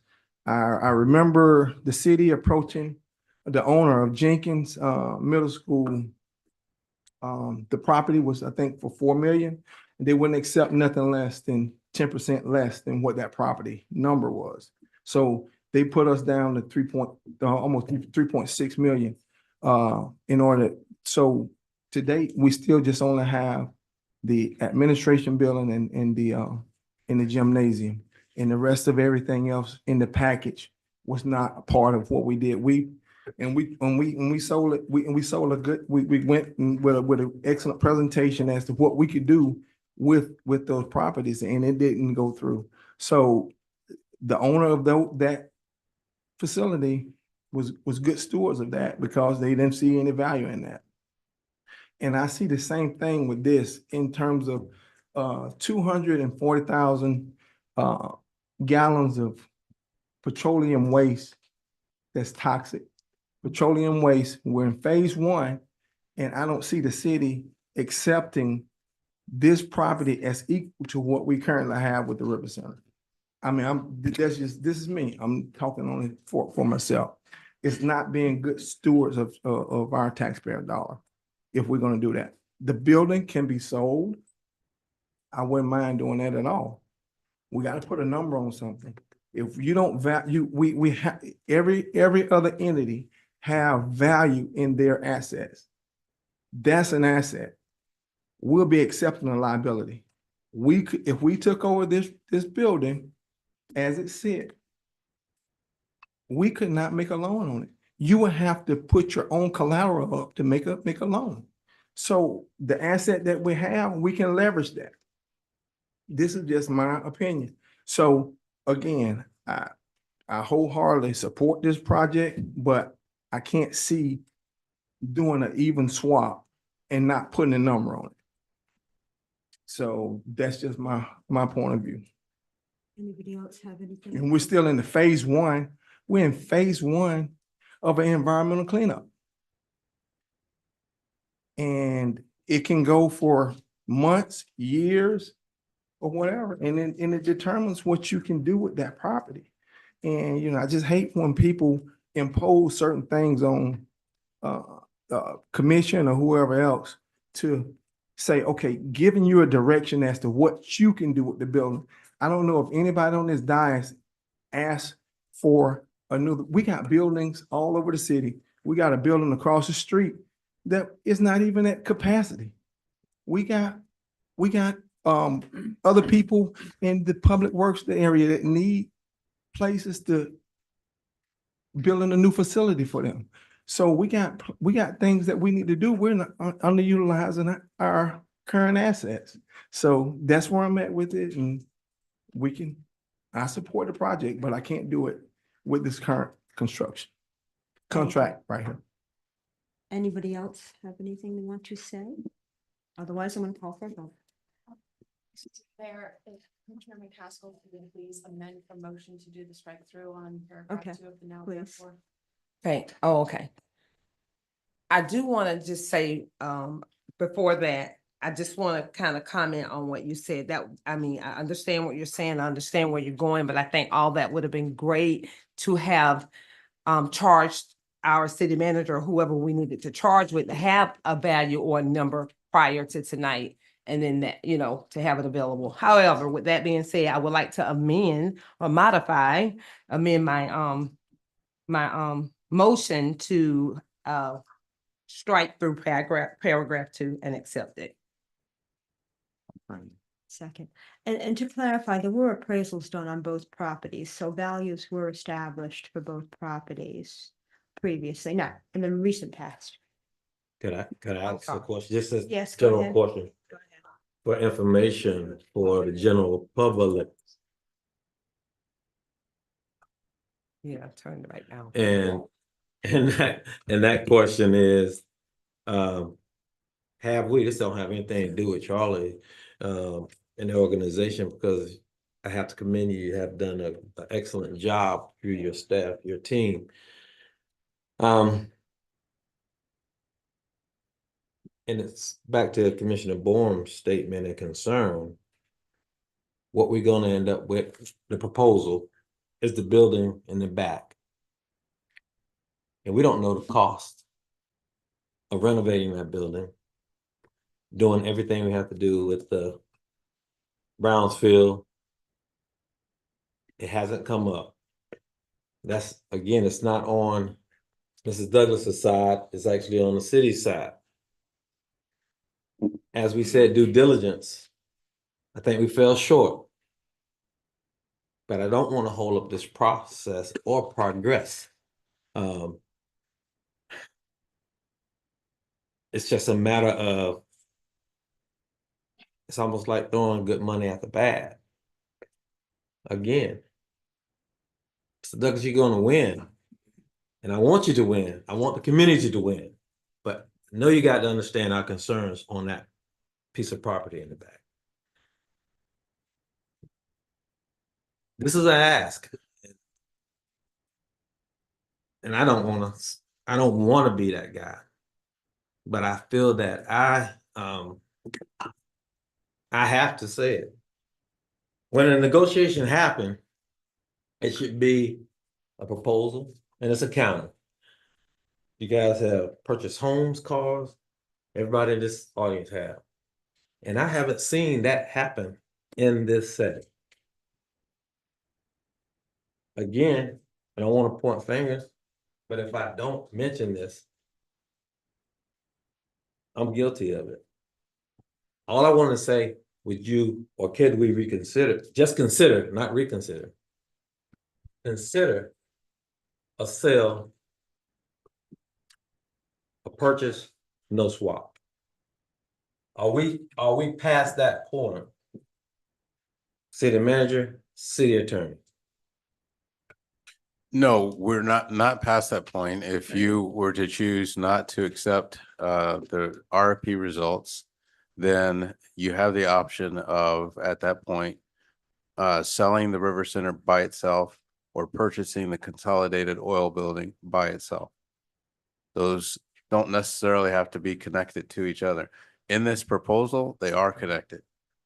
In this proposal, it is a proposal for a swap and whatever the net difference is between that swap. If you don't accept it, let me reiterate it. If you don't accept this RFP, you go back to the drawing board essentially, and you can negotiate one or the other or both. The way it is, we stand to get the building behind us in $275,000. So the only thing I'm going to add to the city manager's comments is because all of the procedure of disposition of CRA property, there was a requirement, when we put this out to bid for the RSP, that there be a community engagement, assessment. And so if you looked at the response to the RFP, the applicant here has basically gone through our entire CRA plan and has accomplished or met the goals of identifying community stakeholders and working with them, prioritizing marketing efforts to work with the city, like Blue Crab festivals and other events. None of that is going to be part of any black and white real estate transaction where you simply dispose of the property from this point forward. I just want to add that because it was part of that statutory requirement. That's why the RFP looks the way that it does. Also, for clarification, as I recall during several previous presentations, we heard about the brownfields information. Mr. Sharba in particular gave us that presentation. And my understanding is, yes, I know it's not complete, but that the tanks, are they still there? No, that's what I thought. I'm just putting that out there so the public hears that the tanks have been removed. Correct. And this was an extensive part of our due diligence period. I can go upstairs and get the due diligence package. But my understanding is of all the boring samples that were conducted that are required to be conducted through the Department of Environmental Protection, there was only one that was still testing at a minimum level. It would not prevent the property from being encumbered with mortgage. Thank you. Go ahead, Commissioner Barr. I just want to be clear because I also subscribe to the Department of Environmental Protection, and I get alerts or what have you. So again, the property is in a phase one. It's 240,000 gallons of contaminated petroleum removed from the property, 55 gallon, and there was other about 55 gallon other particulates removed. They could not put it in the regular waste stream. It's in the report. They could not put it in the regular waste stream. So there are some still issues. So I don't want the city to be a part of that piece of it. I don't want that property. Again, the River Center, if they want the River Center, we could just put a number on it. We're not stopping anything. I don't want to be a part of a legacy that's accepting a property that has contamination that I'm providing that to the people I represent. Thank you. With that, we have a motion, a second, all in. Roll call. Roll call, okay. Motion, second, roll call. Thank you. Commissioner Tammy McCaskill. Yay. Nay? Yay. Yay, thank you. Commissioner Justin Campbell? Y'all looking at it. Yeah. Yay, thank you.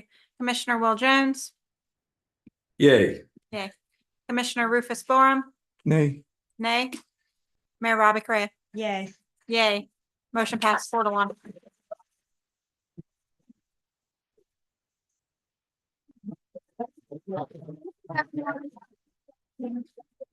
Do you want a break or do you want? I need a break. You want a recess? We're gonna take a 10-minute recess. 10 minutes.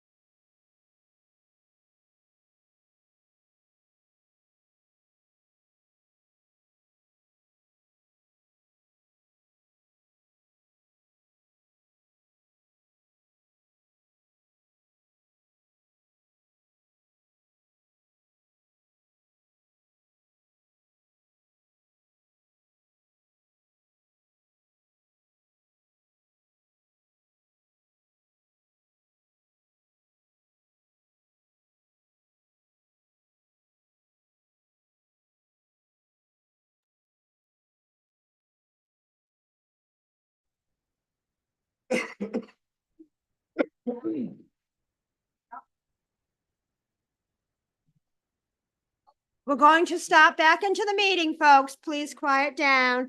On to I, Ms. Krantz. Thank you, Madam Mayor. Switching screens for us.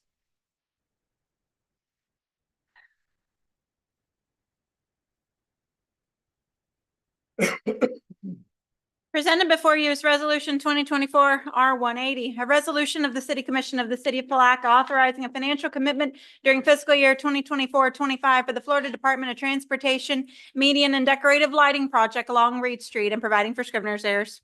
Thank you. Do we have a motion? Motion to approve. Second. Second. Discussion? I'd like them to present to us, please, and for the purpose of the lighting, is this the median, the second median up here on Reed Street from the bridge? It includes that second median? Hey, how's everybody doing? I'm David Shear with Whitman Reckhart and Associates, consultant for FDOT, working on this project. We've got an exhibit, and there were some handouts for you all. Do you have a copy of those in front of you? Okay. If I may, Madam Mayor.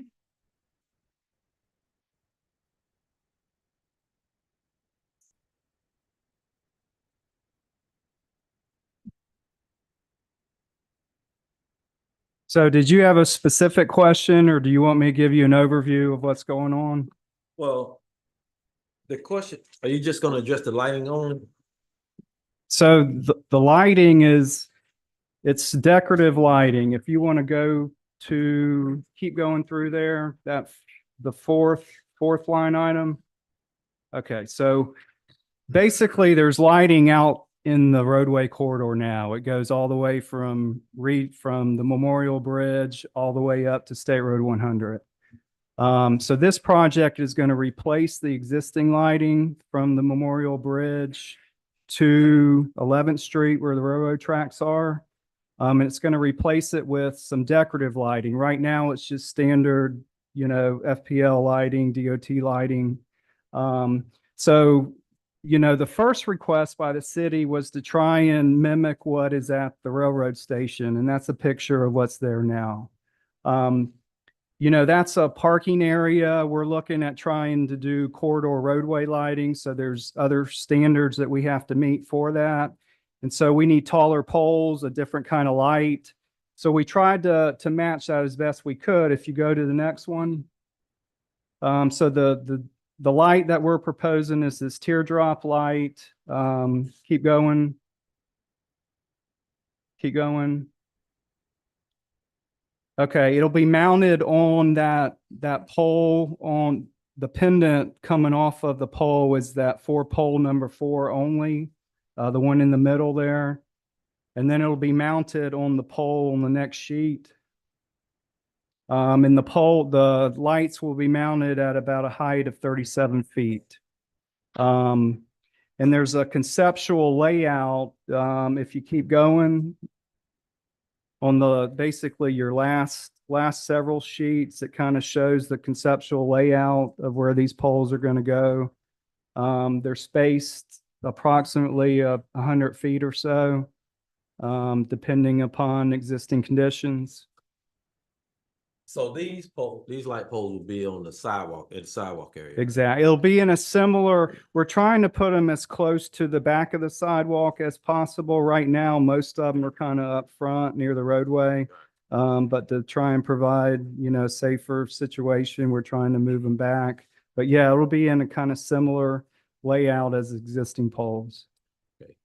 I wasn't sure if we were putting those in the middle of the medians that was proposed, and we actually stated we didn't want a second median on 2nd Street, and DOT decided it's not what we want, it's what you guys were going to do. Right. As far as DOT. Right. And since we have you here, could you elaborate on the reasons why do you feel that, and you may didn't decide this, but you guys feel that we need that second median. Mhm. After we had a discussion about, we feel that it really would impede traffic coming across that bridge. Mhm. And coming across that bridge, we have log trucks, semis come through there and trying to turn on Second Street, Mhm. it get backed up right there. Mhm. And I don't know if you guys did a traffic study or what, but the traffic has really picked up in Palatka around about 5 o'clock, 5:30. And that just concerns me. And so I wanted to make certain that we address it while you guys were here. You guys Right. know what we're talking about and how we feel about the safety. Right. Okay. So I can give a little bit of history and some input on the safety side of it, and then maybe Wes from the department can add. But I guess if you go back to the beginning, and if you look at the first couple sheets that show the median. So one of the concerns that the department has, part of adding the median in, it reduces conflict points. It reduces accidents. It prevents turning movements that cause accidents. So what we're concerned about with, if you have, what direction? If you got westbound traffic coming from over the bridge, and if you just build up to about the end of that sheet, because I think that's what y'all were originally wanting, right?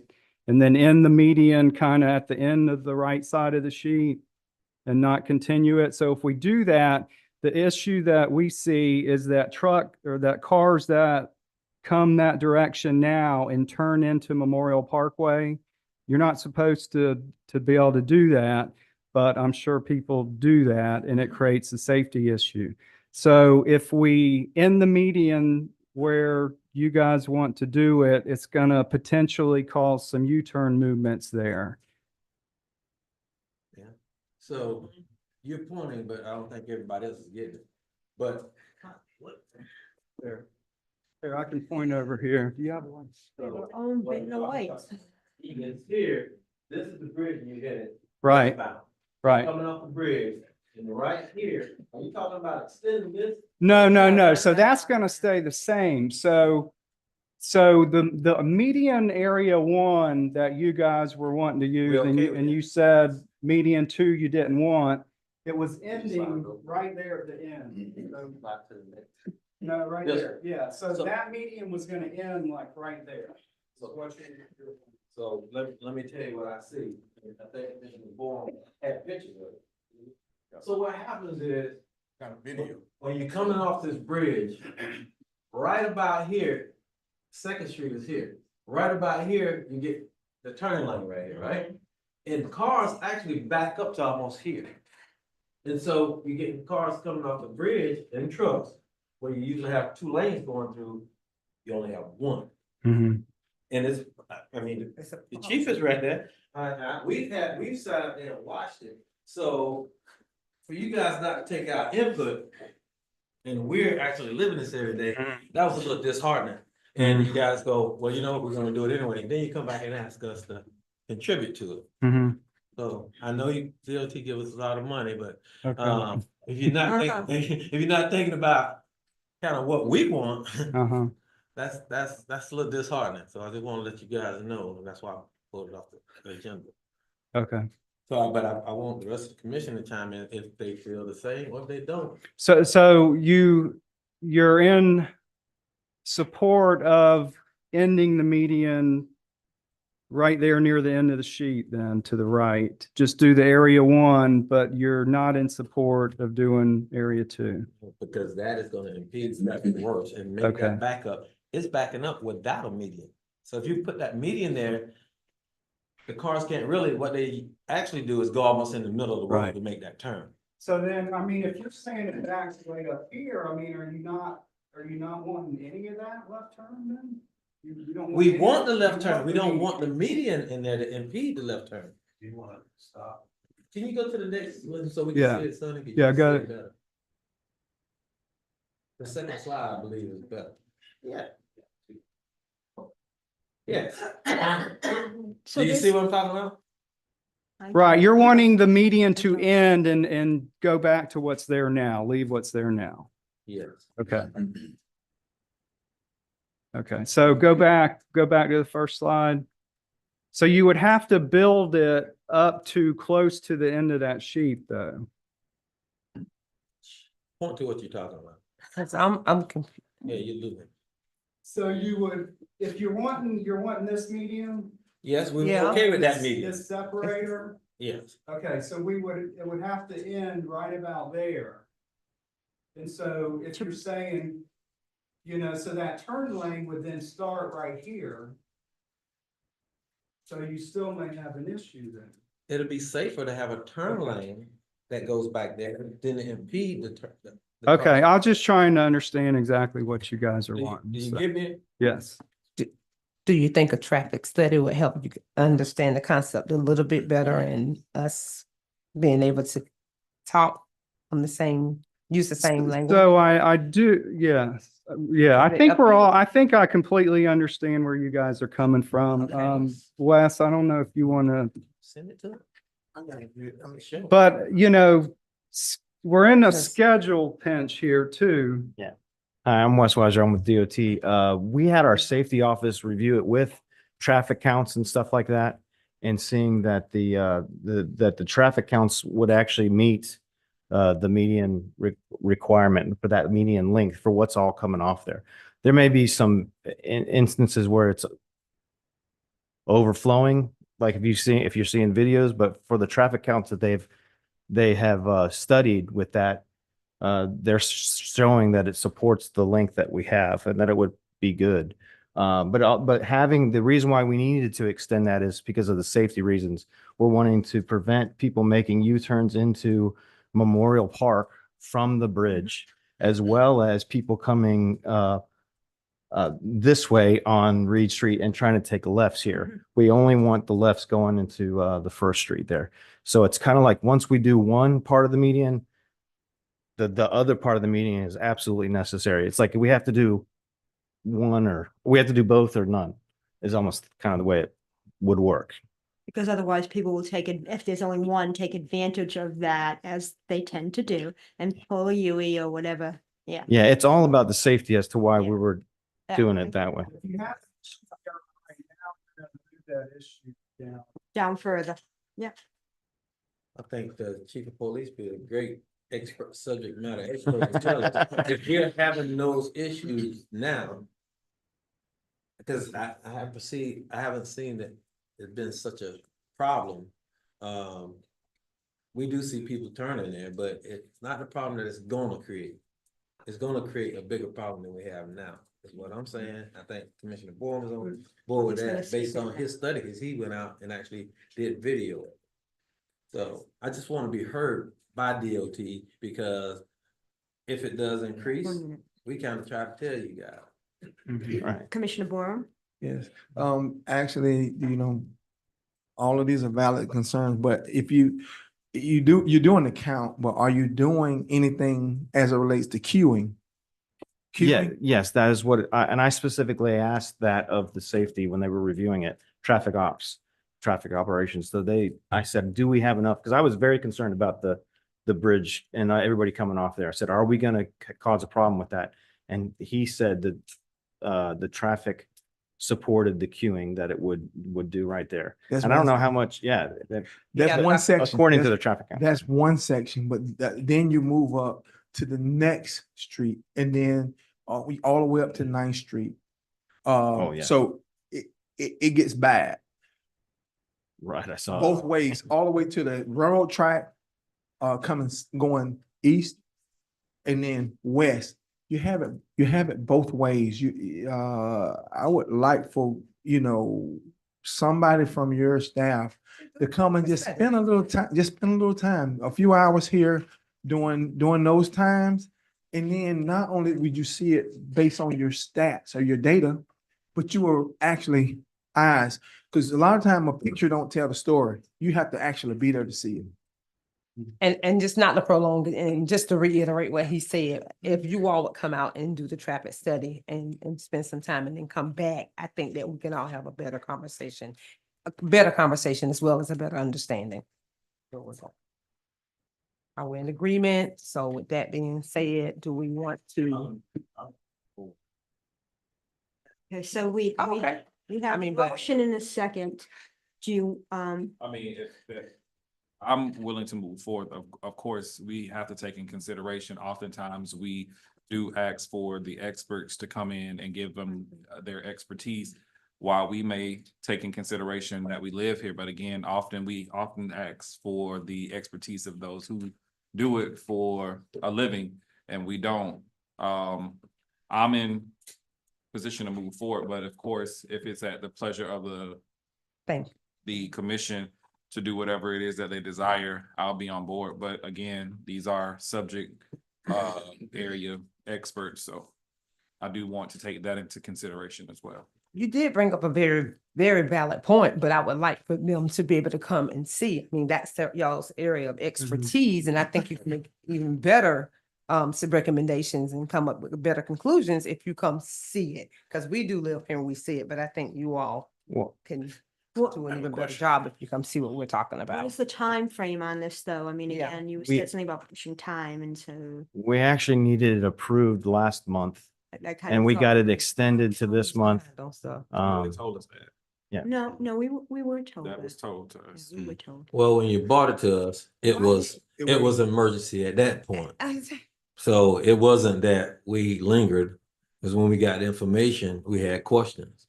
And Well, so we that's why we weren't we- planning on building medians or the lighting. So who, The city came to us and asked us to install medians for landscaping. okay. And as so- well, and then, yes, so- and then the lighting.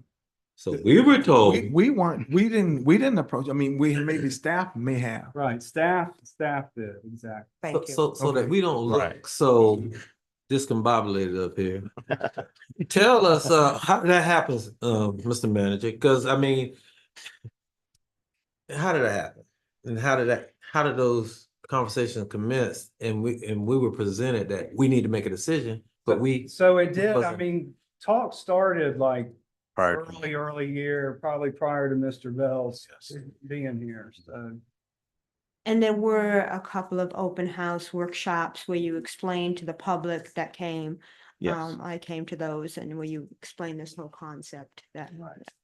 I do want to pose one question. With the design that you currently have, is there a way that you can extend the length of the turn lane with that current design? Technically, yes, we could. It would probably get rid of some of the open space is available for future landscaping, which was the purpose that you guys came to us. And so we were trying to maximize that, but still have the queuing space that was needed. So both were taken into consideration. That's the design that you see. But if you wanted to eliminate some of that landscaping area, you could extend the turn lane Yeah, I even mean, more. That You might be a could- compromise. You could eliminate the majority of the island if you did not care about any future landscaping, and it would be mostly concrete separator. It would be nice to have that option for future landscaping though, too. I mean, Reed Street is pretty barren, for lack of a better word. It's not very attractive aesthetically, so we need to have it safe, but it would also be nice to have. But we need to weigh safety and aesthetic. I don't think this is weighing, I don't think they would have given us this design if it was looking at aesthetics over safety. I think that their primary is safety first. Thank you. So I think they've done Exactly. that, yes. So that's what we need to, Yeah. however, you all just said, it's gonna take away future opportunities for that, and we're not really concerned about that. Our priority is safety here, so that's what we need to consider. And as was reviewed by the safety office, the traffic operations, and they fully reviewed it and blessed off on it with the way it was. Thank you. Any further discussion? We do have a motion and a second. I just need clarification. So are we going to consider extending the turning lane? Am I missing something here? That's what this, I mean, This That's resolution what is this what is, we're. extending the turning lane. Where it is. Are you good, Commissioner Jones? this says about lighting, this doesn't say anything. Yeah. This is lighting. That's This is- lighting. I is lighting. We're talking, so Medians and lighting. median and light. That's landscape median at the foot of the bridge and decorative lighting improvements of the Reed Street corridor. from the It foot of the So bridge. with that, are we considering extending the turning lane? Because I thought that question just came up from the, but it's not in what, So is that all inclusive? Is that what you're telling me? Because that's not what it says. You said lighting. It says. So it's both. Landscape, It's been- it says landscape meeting. Yes. It says meeting right here. So, again, we were told, and in our meeting, we said that we wanted only, we agreed to the first median only. Mhm. And we said, let's scrap the second one. And we were told that we got a notice that you guys said, forget about it. You guys gonna put it up anyway. Disregard what our wishes was. No, I don't know how it was presented to you, but what the deal is, if you put in one, it becomes unsafe to do it that way. And so therefore you have to have, All or nothing. it's, yeah. And another thing, so it wasn't totally communicated to us that you guys, what the reason was you didn't want it, you know, for all we knew, it was a cost thing. Well, who did you And- talk to? Jonathan, it was Jonathan It was Griffith. Jonathan. Yeah. And we did originally design what, 5 medians all the way down? Right, And the so group we- definitely didn't want the 5 Right. at that time. No, I, The majority of the group, I should say. Is the Believe- median still going on at 8th Street? No, No. only this section here. this is the Yeah, two. this is the only This is the median only at two this point. medians. And the second part is at their expense. It's not, they're not seeking. Exactly. All right. Right, but the commission did approve phase 1 of it, and then I guess you guys say scrap it. No, that is phase 1. This is No, phase 1, no, our phase 1, Oh, our okay. phase 1, But it was area 1. But the area 1, from what I'm understanding, and I just want to make sure that there's complete understanding on my half. It's the safety component that if we do the phase 1, even though that's our desire, it's not as safe as if going through with the second part as well. They cleared that up, so Right. with that being said, I mean, we'll just have to work and trust and believe that in the area of safety, because that's what the original concern was, the safety piece of it, and then also taking away turning lanes for Right. people for building up queue, Yeah. which could, ultimately cause rear ends, because people, when they back up in the queue, it offsets and go into the fast lane. So that was just my only concern. And the design's not final at this point, so there's still time to look at those links and tweak it, knowing, what your concern is at this point. Okay, that's my only concern. I request shorter link. Well, and we're willing to listen to whatever you guys want, because we only are putting them in because you guys requested it. You said we requested. Well, it came from the city manager. I don't know how it came through, but it came through Wasn't the city from, manager. well, not the current city. All right, yeah. We have a motion and a second, roll call, we'll do the roll call just to be safe. Okay, Commissioner Tammy McCaskill. Yay. Yay. Commissioner Justin Campbell. Okay. Yay. Commissioner Will Jones. Yes, amended. That's not a vote. You mean yes amended? What was the amendment to There the was no motion? amendment. There I wasn't an, said shorter. But that's So not in that'd the be a resolution. that wasn't, Commissioner Campbell initiated the motion. He would need to make that motion. Nay. Nay, thank you. Commissioner Rufus Borum. Yes. Yes.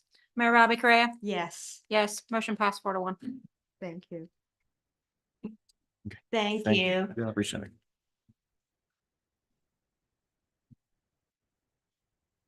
And while we have you here, when we look at safety, could you look at the lights on 9th Street so that we can try to get them to be in sync? That's a problem as well. When you're turning off of Reed Street, making a left on 9th Street, and you stop at St. John's, those lights are not necessarily not in sync, synchronized, yeah. and it's horrible. Mhm. Are those They were reports that supposed the chief to, had? they were supposed to also look at those, other roads in the, Krill. leading off into the south historic area, all of those because you got that Creole coming around Krill.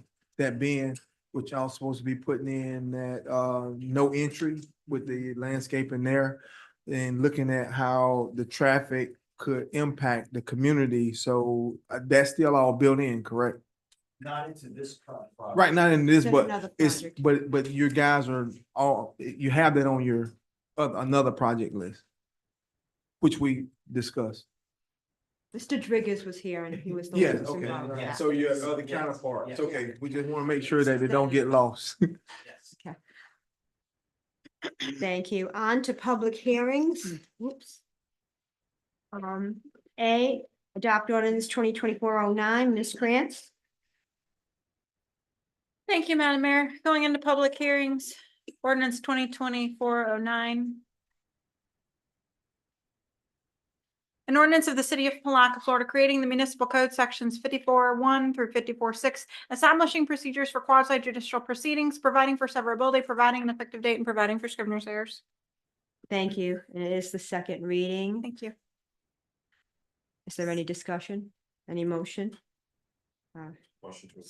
Second. Okay, and I'm going to open the floor to public comment. Is there anybody here for public comment on this item?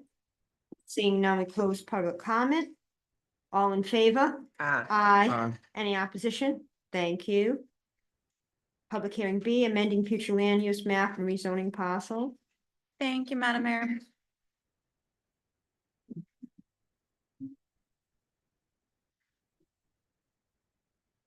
All right, somehow the ordinance got under there.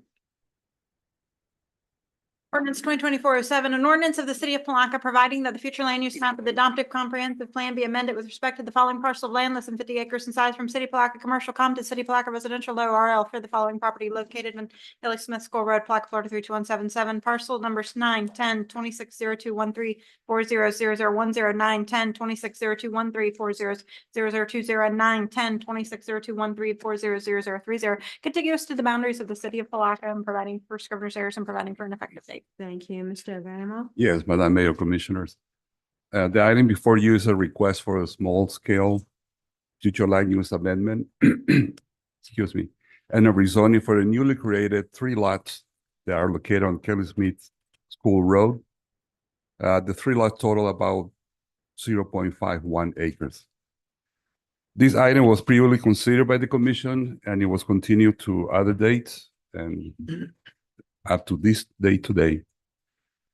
The request is to change the future land use map from commercial to low residential and to rezone the lots from general commercial C1 to single family district R1. The application meets the requirements of the comprehensive plan for a land use amendment and the standard for rezoning as is laid out in the staff report, which is part of your package. Therefore, staff recommends adoption of ordinance number 2024-7 and ordinance 2024-8. Representative from the applicant is present here to make a presentation or to answer any question you may have. Thank you. For the applicant's representative, does anybody have any questions specific to the representative? We have something on this already. I thought we made well, I know that I made a request that we don't accept this or move forward with this until the inquiry was over with regard to those that are associated with this property. I think he did say that, and it's on the agenda. Ms. West? Sure. I believe you're speaking about Jonathan Greca's interest in one of the corporations. Speaking about the entire thing. Yes. So I can let the applicant's attorney speak to that issue. So those individuals have been removed from the ownership structure. The only 2 owners of the applicant are here in the audience, Toby and Josh. The other individuals have been removed so that we could simplify that and clean that up. They're no longer a part of this project at all. Mayor Correa, if I may, for the record, may I have the name of the gentleman who's speaking? Sorry, Patrick Krachowski from Jacksonville. Madam Mayor. Yes. I think the question extended beyond whether or not the individuals were currently part of the LLC. I think the question extended to the original decision. So, but Clarify that, please. I was going to say that I think the misunderstanding was that we understood that this was postponed to this meeting as opposed to being postponed until the resolution of the inquiry. So, I think we want to, go ahead. I think we were gonna wait until that matter is clear so that we will have all the information from beginning to end. So we don't want to make another decision and What are we the- are not clear on all the information available. And right now, it hasn't been presented to us. And what are the legal ramifications of not making a decision? And I can go pick that up, but right now we have an applicant that has just stated to you that there is no ownership interest by the previous assistant city manager. They are seeking a future land use map change and a rezoning. So essentially, if we do not have competent substantial evidence to rebut the application here, there are significant legal ramifications. And you need me to print up the memo. I don't, but I don't know if anybody else does. Well, we could vote. We could vote on it. That's what you want us to do? I think to clarify that, to vote in opposition of approving this is the issue that creates the legal ramifications. That is correct. So there's two ways we could do it. are there legal ramifications to postponing this until the inquiry is resolved? I think. That's the question. We can table it. The frustration is coming from because we're asking a question that I specifically asked at the beginning. And had we not had and stopped and had this conversation, we wouldn't have known that the entities are no longer involved. So again, we have due diligence that we ask you questions for you to provide us the answers, and the frustration that I'm seeing displayed and the unpleasantry that I'm seeing displayed is very disheartening, because again, we are asking the questions based on moving forward to cover our behind. So again, when I posed the question was only posed because I inquired when this first came to us. So again, if there was information that should have been received, it should have been received prior to Today. the gentleman being standing up and me having to pose a question with regards to those who had injuries, no longer part of having that injury.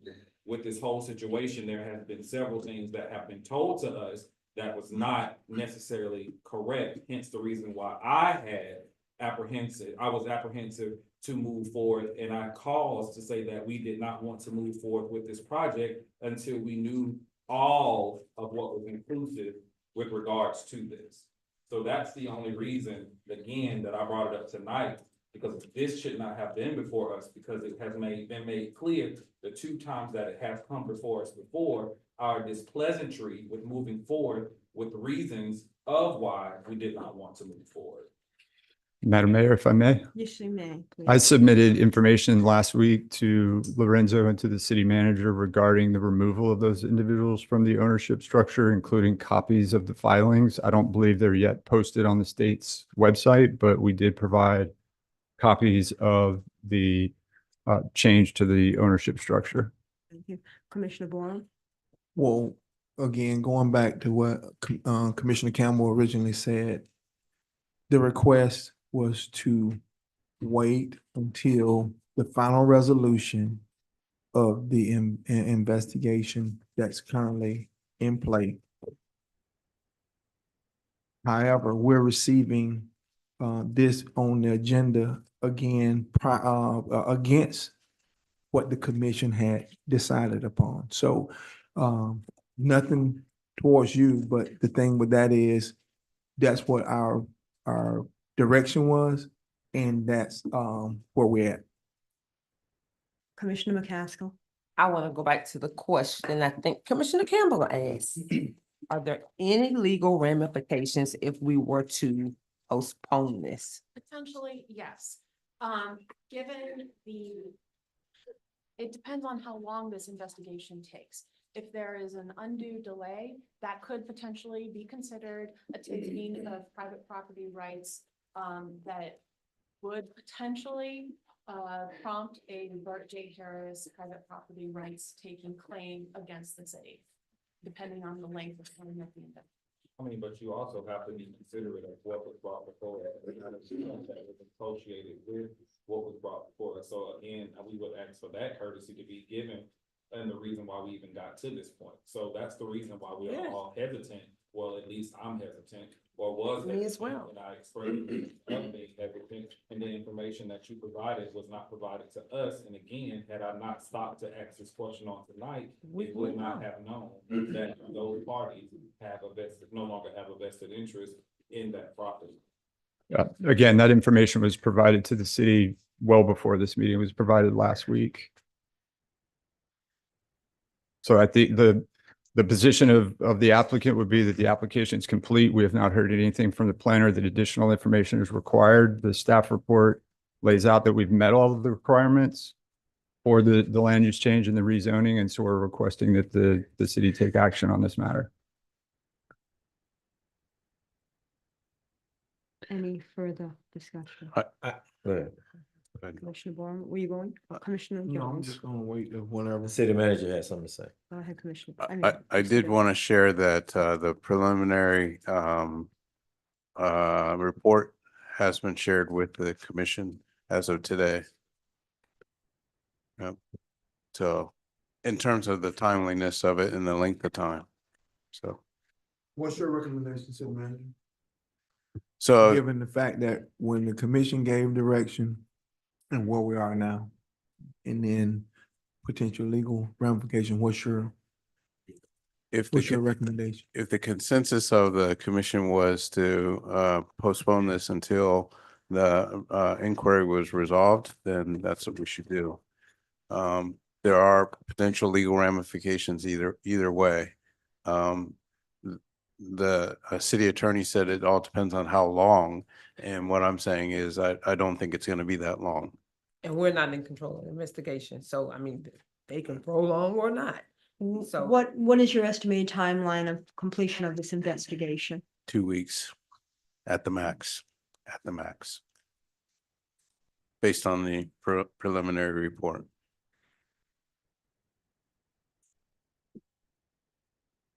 I make a motion that we bring this back, we table it and bring it back. Date certain after we receive the completed investigative report. And we'll review that and make a decision then. Put it back on the agenda. The motion is second. Madam Mayor, if I may, unless that date certain is provided, I would have to re-advertise. The date would clearly need to be stated on the record. We just say it's a date and pending investigation, I'm need a gonna have specific to date. notice again. Can you make? You're kind of like in charge of that investigation. What date? I would say at the next meeting, because that's going to be 2 weeks. Are Next you meeting sure of date? that? Well, I can't tell you that I'm absolutely sure, but 2 weeks, bring it back up. If it's addressed, it's addressed. If it's not, we'll move forward. Thank you. At our next meeting date. So that's September 26th at 6 o'clock. Thank you. We have a motion in a second. Who was the second? I'm sorry. I tried to catch the motion. Was it McCaskill? McCaskill. All in favor? Aye. Opposed? Nay. Thank you.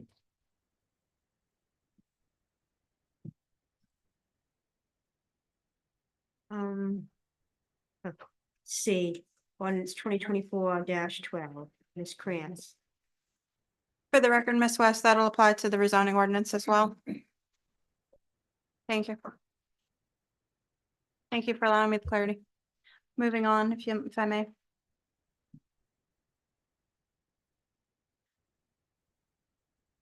All right, presented for first reading is ordinance number 2024-12, an ordinance of the city of Palatka, Florida, creating municipal codes, chapter 59, section 59 through 159 through 6, revising the municipal code, chapter 94, section 94-209, banning internet cafes and other unlawful simulated gaming devices for commercial, promotional, or pecuniary gain or loss, providing for exemptions, enforcement, and penalties, providing for an effective date, and providing for scrivener's errors. Ms. West. Sure. So basically, this internet cafe ban ordinance stems from a 2013 law that Governor Rick Scott signed into law, which basically banned gaming centers.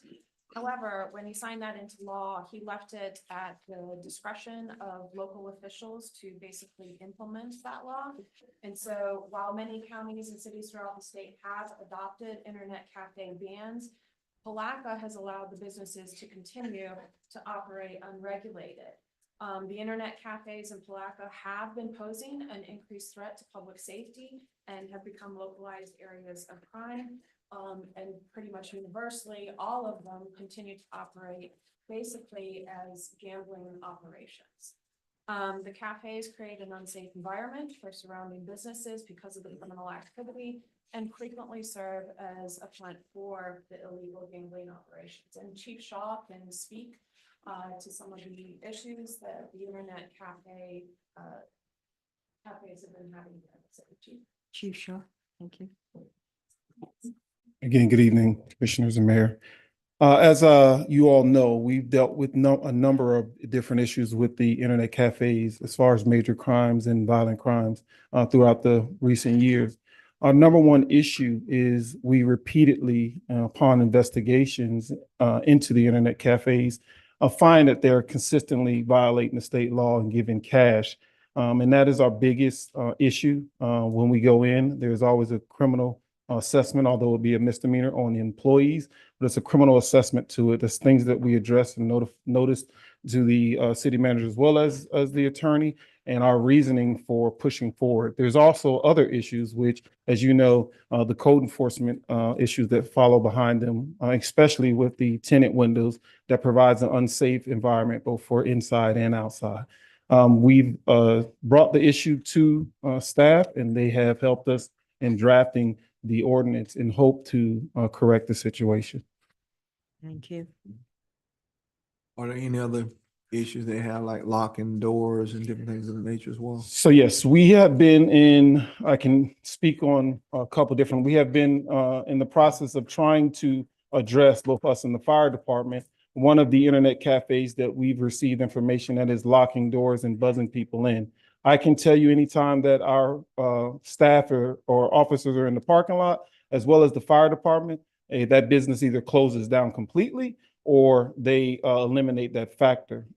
They also shut down completely when we begin doing inspections, whether it be on another internet cafe. So if we arrive at an internet cafe, they shut down for the day. So it's been extremely hard to catch them in that process, but we've received a number of different calls and notices that it is happening. Thank you. The criminal part, have there been shootings? So we have in recent years, just not long ago, had a number of different shootings in a couple different locations, as well as whether it be involved in a robbery or whether it be involved in a dispute. We haven't had them as of this recent, but we've had them in the past. Yes, ma'am. And robberies in association with cash being on hand at those sites? That is correct. Okay. Thank you. Any additional questions of Chief Shaw? I'm going to open the floor to public comment. Is there anybody here for public comment? Okay, Mr. Clark. How you doing? Lawrence Clark. The reason you bringing these internet cafes up is because of what me and the city going through. The other two internet cafes, I don't think they got nothing to do with this. The one at 104 North 19th Street, you've been running that illegally since I told you. It ain't registered with the state. It ain't got no BTR on it, and or nothing. I've been let you know that when you transfer the ownership of my business to them, it was not registered with the state.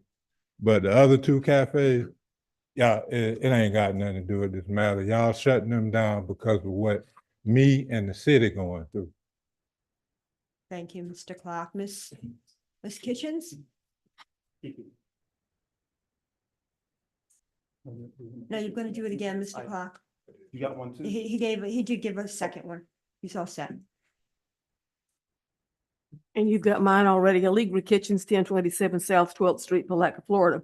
I'm very glad to see you're addressing this issue. I had a private citizen call me 2 weeks ago and give me confidential information on illegal gambling, specifically at the one at Midtown Shopping Center that Mr. Clark is referring to, and I thank him for bringing that to the forefront. And also, what I'd like to know, will this also address the businesses that aren't actually internet cafes, but there's at least one business in Palatka, maybe more than one, that has 2 or 3 gambling machines in the business. Well, let's address that. Good. Because I've also heard that there's proof that there's illegal gambling going on there, what the chief referred to about getting cash and all that kind of stuff. So this is a very dangerous situation. We've had robberies, we've had all kinds of stuff. When years ago, I think before you all were elected, but I wasn't on the commission at that time, I don't think. They asked one of the people that ran a cafe, said, why did you come to Florida, to Palatka? And they said, because where we came from, and I think it was South Carolina, said the law shut down on us. In Florida, there was no law stopping us. So they were using Palatka to do their illegal activity in Florida. So I strongly support this. It's very important for you all to pass this. Thank you. Thank you. Are there any additional public comments? Saying none, oh, sorry, I'm sorry, come on up. I would like to speak. My name is Sean Harris, and I would listen to some of the comments that was being made.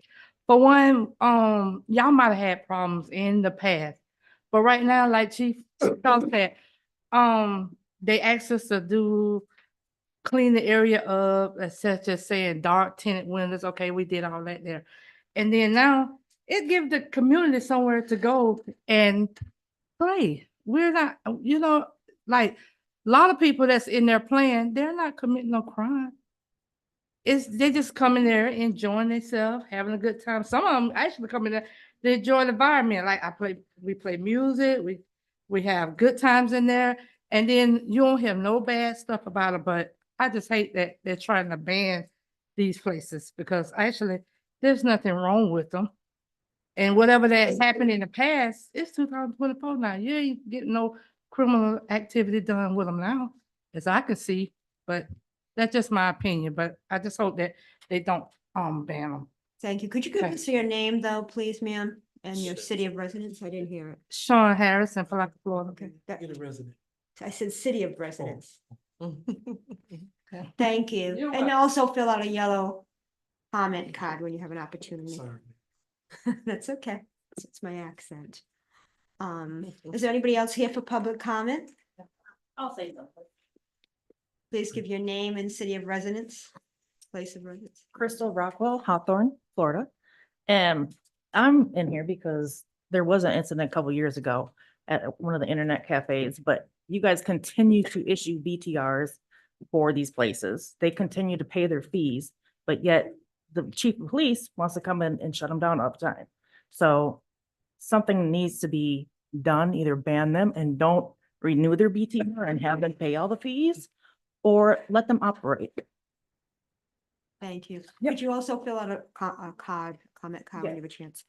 Is there anybody else here for public comment? Seeing none, we'll close public comment.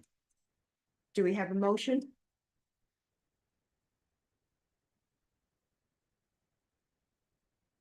Chief, again, I want to ask this question. I'm sorry. Is it Okay, that's okay. No, that's fine. You all have gone in and tried to assess, and every time you all do, it's shut down. You're not That's- able to effectively. That's correct. And let me clear up what I'm referring to when I say this. Just previously I mentioned that the internets are by Florida law, are not allowed to give out a cash, especially up to a certain limit. It's a misdemeanor crime. Every time we go in, this is occurring. So in order for them to do that and to carry on and continue doing that, it's one reason why most of the people patronize the establishments, is the ability to get cash. So it's a violation of law within itself. So every time we do this, we find the violation of law and we shut them down for the day. This is a repeated action. We've never gone in and not found that violation. Okay. I'm ready for a motion. Motion to approve. We have a motion. Do we have a second? A second. Motion a second. All in favor? Aye. Aye. Any opposition? Thank you. Motion passed unanimous. Ordinance 2024-10, Ms. Krantz. Ordinance 2024-10, an ordinance of the city of Palatka, Florida, amending the Palatka Municipal Code, combining sections 30-14, vacant structure registration, and 30-15, foreclosed blighted, unsecured, or abandoned structure registration and amending Appendix A, the fee schedule of the municipal code of the city of Palatka as it pertains to fees and other charges related to Chapter 10, alcoholic beverages, Chapter 30, registration of vacant, blighted, unsecured, or abandoned structures, Chapter 50, parks and recreation, Chapter 54, planning, Chapter 62, signs, Chapter 74, subdivision, Chapter 78, taxation, Chapter 94, zoning, providing for conflict, severability, effective date, and scrivener's errors. First reading. Thank you.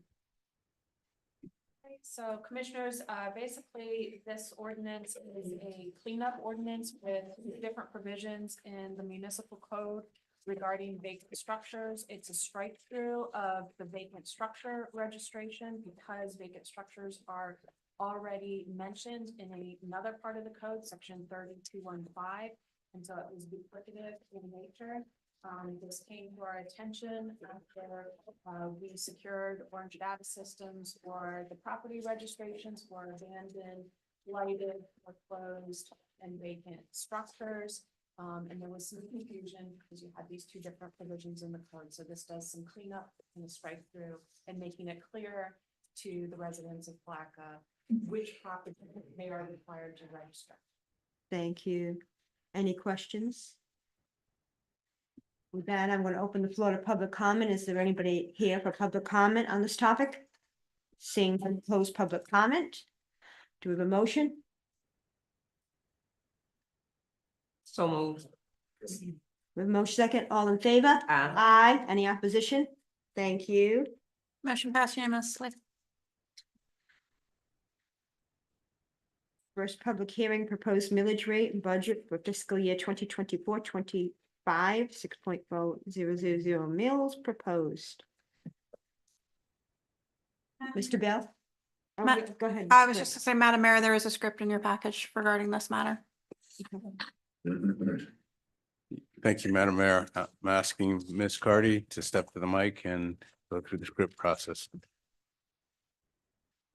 Following the script, I believe, should I say anything about it or just follow the script? I believe we're supposed to follow script, I don't have it. Follow the script correctly.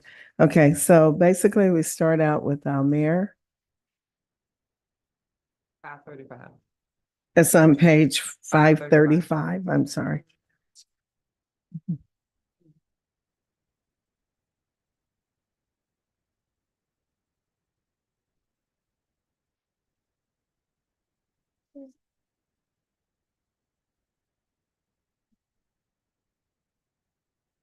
Okay. The city of Palatka convenes the public hearing on the city of Palatka fiscal year 2024-2025 proposed millage rates and tentative budget as required by Florida statutes, chapter 129 and 200, and as advertised in the truth and millage trim notices. If anyone in our ordinance is here for the purpose of contesting their assessment, a petition for adjustment with the Putnam County Value Adjustment Board should have been filed on or before 5 p.m. September 10, 2024, as was stated in the trim notices sent via first-class mail by the county's property appraiser to every taxpayer on the property value assessment roll. For those in attendance this evening wishing to address the commission, citizen comments will be taken following the overview of the tentative budget by the finance director. The finance director, Marcia Cardi, will now present an explanation of the proposed and rollback millage rates. Thank you. Following the script, Mayor and Commissioners, this evening, we will take a few actions related to the adoption of the proposed millage rate and budget for the fiscal year ending September 30th, 2025. Tonight's hearing is the first of two public hearings required to be held per Florida statutes prior to the adoption of the final millage rate and budget by a taxing authority. As such, this is not the final budget hearing, and final adoption of the millage rates and budgets will not be considered tonight. At the conclusion of this hearing, a specific date, time, and place of the second public hearing for adoption of the final millage rate and budget will be established. Florida statutes require the name of the taxing authority, the millage rate to be levied, the rollback rate, and percentage change over rollback rate be publicly announced. In addition, one of the requirements of the truth in millage legislation is to provide information about why proposed millage rates differ from the rollback millage rates. Rollback millage rate is defined as the millage rate which exclusive of new constructions, addition to structures, deletions, and property added due to geographic boundary changes will provide the same ad valorem tax revenue for each taxing authority as was levied during the prior year. The TRIM process requires that a notice of tax increase be advertised when the current year proposed aggregate millage rate exceeds the calculated aggregated rollback millage rate. So the aggregated rollback millage rate is calculated by dividing the prior year adjusted property tax revenue by the current year taxable property value multiplied by 1,000. The current year taxable value does not include new construction and tax increment, that would be CRA values. For the fiscal year 2025 budget, the aggregate proposed operating millage rate for the city of Palatka is 6.4 mills, which is 4.45% greater than the rollback rate of 6.1271 mills. The increase in property tax revenue is essential to fund the appropriations needed to operate the general city-wide budget. This is inclusive of personnel costs, operating costs, capital costs, and as well as grant revenues and expenses. So at this point, Mayor and Commissioners, the total city tentative budget for fiscal year 2024-25 is $75,985,566. I am happy to answer any questions pertaining to the changes or the budget before you currently. Anybody have any questions of Ms. Connie in regards to the budget? I would now like to invite citizens to comment on the fiscal year 2024-25 proposed millage rates and tentative budget. Please come forward to the podium if you wish to address the commission. Fill out a yellow speaker card that can be found in the back of the room. Is there anybody present who wants to comment or provide input? I will now close the public comment section of this public hearing.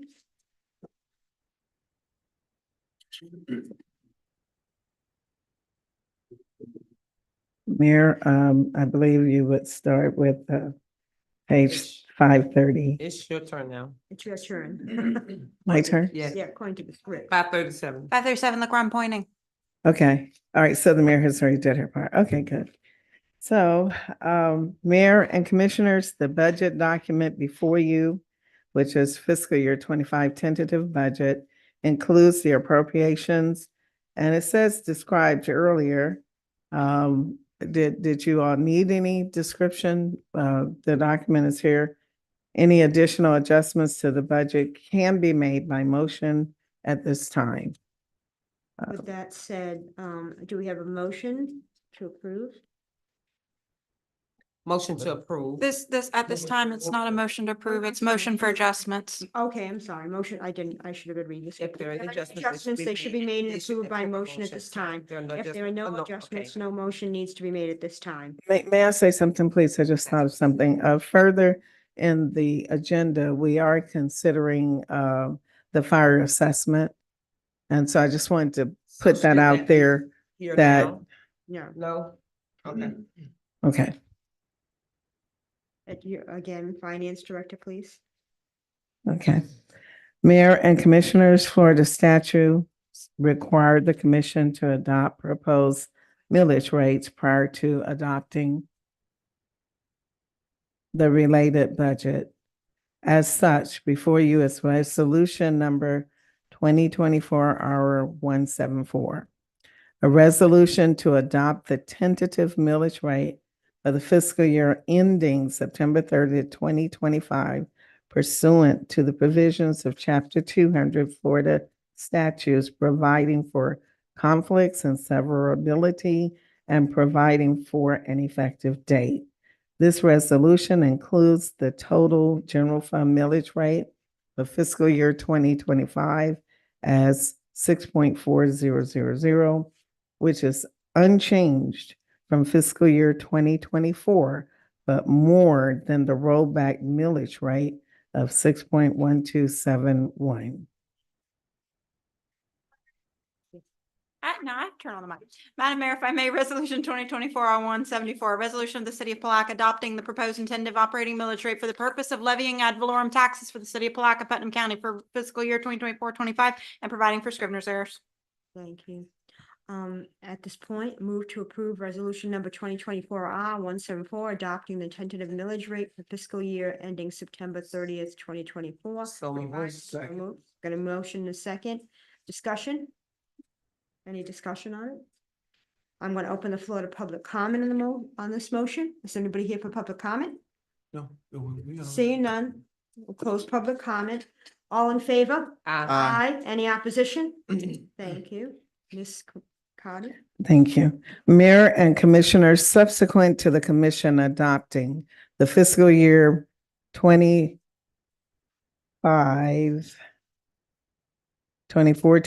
proposed millage rate, you must then adopt the corresponding fiscal year 25 tentative budget.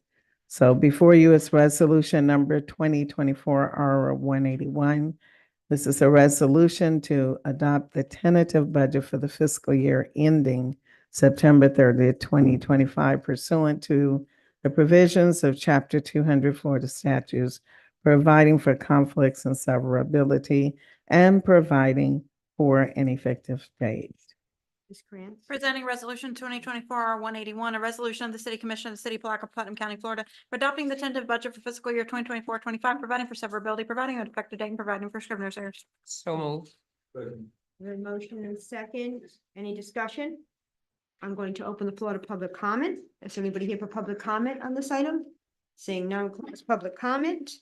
All in favor? Aye. Any opposition? Thank you. Mayor and Commissioners, the final action requested from the commission for this evening is to establish and publicly announce the date, time, and location of the final public hearing to consider adopting the final millage rate and budget as amended. This meeting must be held within 20 days following the conclusion of tonight's public hearing, properly advertised and held after 5 p.m. Staff recommends that the second and final public hearing be scheduled for Thursday, September 26, 2024, at 6 p.m. in the same location, the Commission's chambers. So moved. There's a motion, second. Any discussion? I'm going to open the floor to public comment. Is there anybody here to comment on this item? Now we close public comment. All in favor? Aye. Any opposition? Thank you. Mayor and Commission, the budget-related business for this evening's public hearing is complete. Thank you so much. This concludes the first reading public hearing. Thank you. Thank you.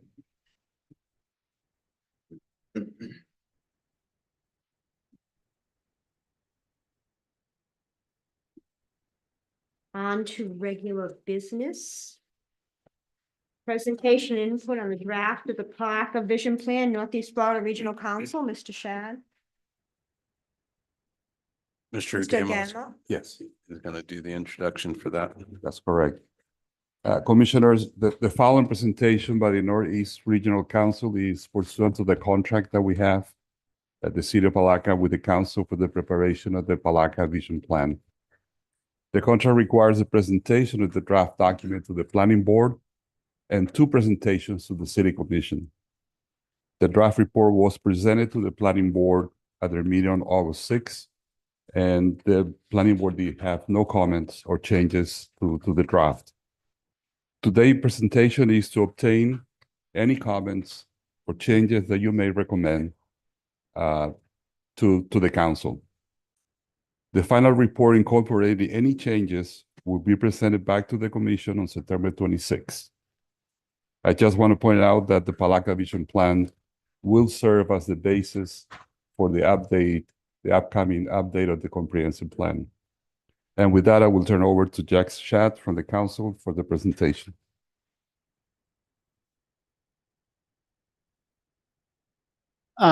Good evening. I'm Jack Shad with the Northeast Florida Regional Council.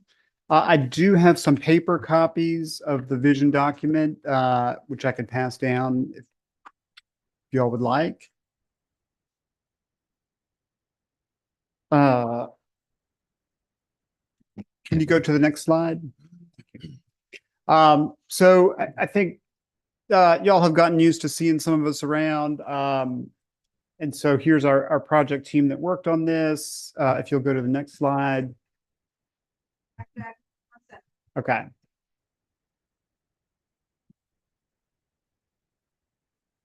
Just a reminder about the Northeast Florida Regional Council. We are an organization that works with the 7 counties and the different municipalities in Northeast Florida. One of the big things that we do is work with the smaller cities and towns and counties in the region to do specialized work like this.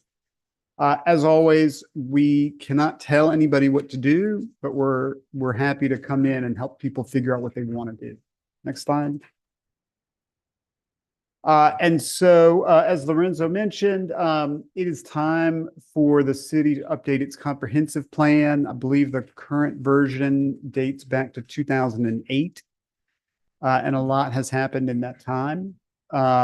We were asked to help the city develop a vision plan that helps kind of figure out what direction that those revisions to the comprehensive plan would go in. And the comprehensive plan is more of a legal document that has very specific state requirements. It doesn't always do a good job sort of putting out a clear and concise vision. And so that was the idea. That roadmap should guide your staff as they work to update the sort of more legal version that's embodied in the comprehensive plan. So next slide. So we're going to talk about the results from our public engagement. We've got the draft vision. And then mostly we want to hear from y'all. We're happy to make changes before the next meeting. If they're minor, it may want to go on the consent agenda, or we're happy to, come back and sort of present the changes. So next slide. We have worked in Palatka enough to have learned that this is a city that loves to come out and offer input. And actually, it's a great thing about this city. People love to come to meetings. They love to offer their input. And so at the request of elected officials and your staff, we built a lot of public engagement into this project. We started off back in January with a kickoff meeting at the Jenkins Center. We met at Ravine Gardens. We met at the State College as a sort of a first for us. We did a pop-up event where we had staff at the Blue Crab Festival. We sort of presented the survey results back at Jenkins Middle School, and then we went to the planning board last month. In addition to those, we did an online survey that was open for 13 weeks and that got over 400 responses. And at that first meeting at the Jenkins Center, we were specifically asked by a number of folks, to try and reach out to young people in Palatka and get their view. And if you go to the next slide, actually the next slide, I'm honestly, this is the best engagement I've ever seen in a project from folks who are, young people. Almost half of our survey responses came from folks 17 and under. We did send this out to the high school, and they pushed it out to every student's email account.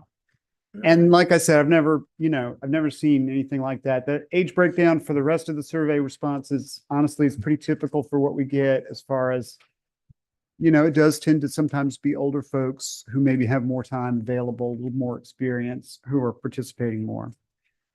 The first of the survey questions was a word cloud, asking folks to describe what word or phrase kind of sums up their vision for Palatka. Oh, I'm sorry, I skipped a slide. If you go to the next slide.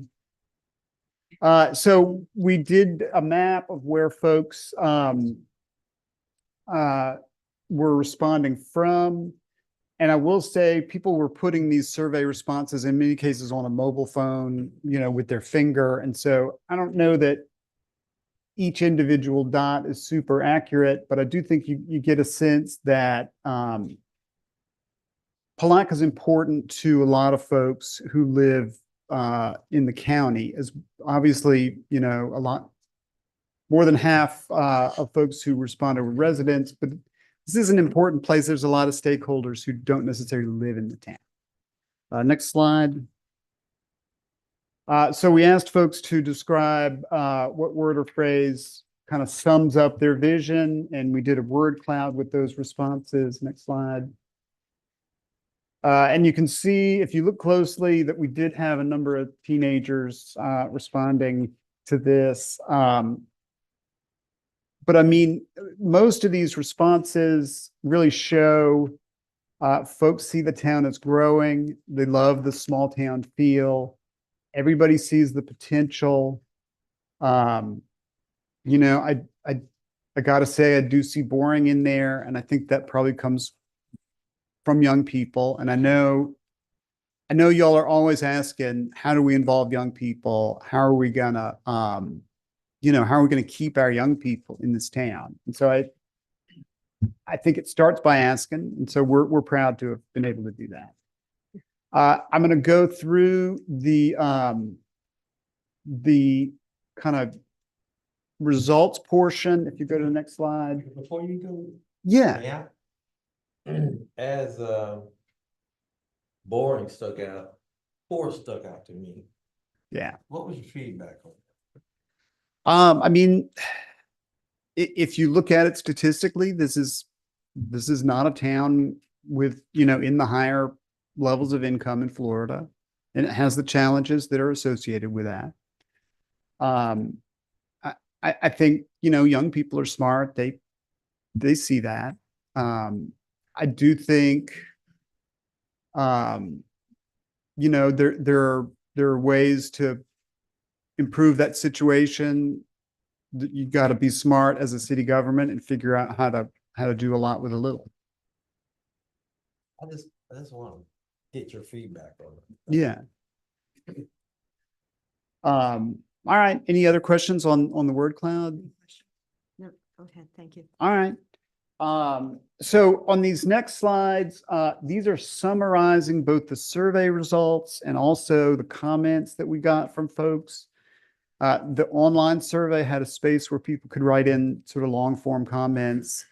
We had easels and flipboards at the public meetings, and people, you know, would make comments there. Overall, we got over 1,500 comments with regard to this project. And, you know, not surprisingly, there's a strong preference for maintaining the historic character of Palatka, and, you know, even for historic design on new buildings to kind of maintain that feel. This is an area that really stuck out to us, though, is when the young people did the survey, they actually preferred modern design, and they were less focused on preserving historic structures. And so I think that's an area maybe to try to understand, you know, what results, or, you know, why there's that difference, and think about, you know, I know that's an important value for the city, and so it's worth thinking about what the implications of that are. Next slide. A lot of focus on affordable housing.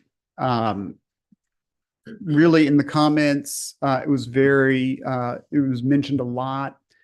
We did survey questions that asked people what types of affordable housing they wanted to see. And the most popular were tiny homes, garage apartments, in-law suites, these kind of things, with big apartment buildings, not particularly popular, manufactured housing, not particularly popular. Residents preferred that the city try to get private developers to build affordable housing instead of having it be done, by a governmental entity. And at the same time, as we're looking at, adding more housing units to keep housing affordable or make it more affordable, people do like the low density look and feel of the city. The next slide. Parks were also something that the city, that residents wanted to see more of. They want high quality public spaces of all kinds, and including community centers, an active waterfront, active parks. Passive parks were the most popular of the sort of community features that people mentioned though. Next slide. Additional river access was very popular. This was another area where the youth sort of separated out from the majority of residents, where youth were more interested in motorized river access, which would be, boat ramps, small boats, that kind of thing.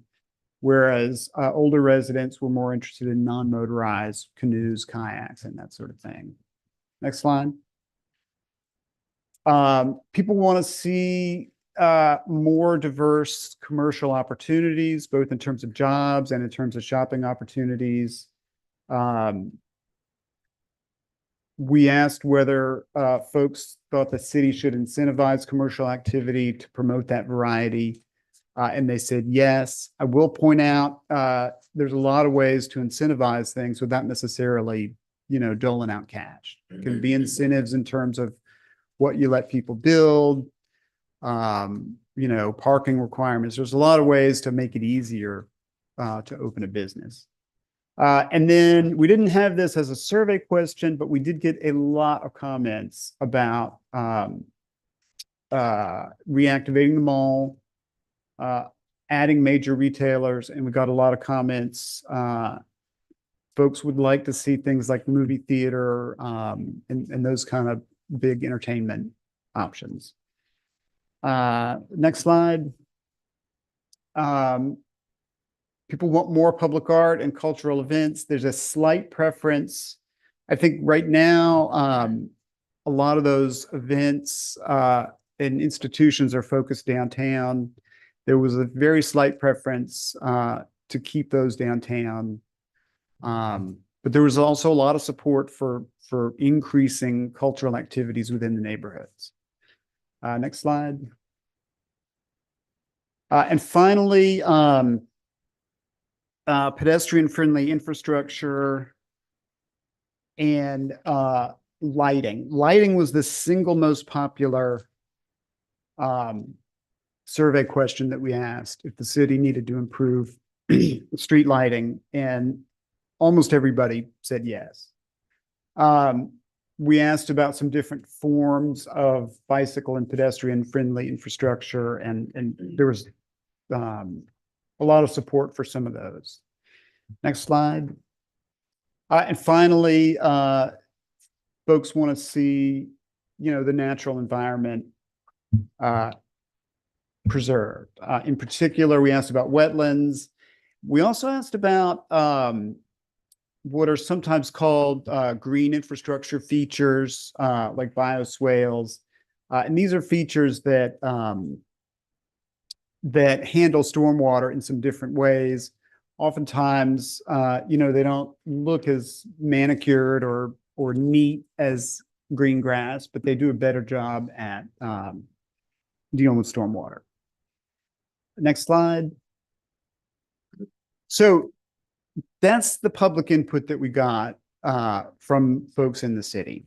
And the second part of our job was to try to turn that into a vision and a set of, statements that would be useful to the city and useful to your staff as you go on to the next step of updating the comp plan. So next slide. And so we sort of broke that down into just a couple of big themes. And I'll say on each of these slides, we have some direct quotes from comments that we got either on the flipboards or on the online survey.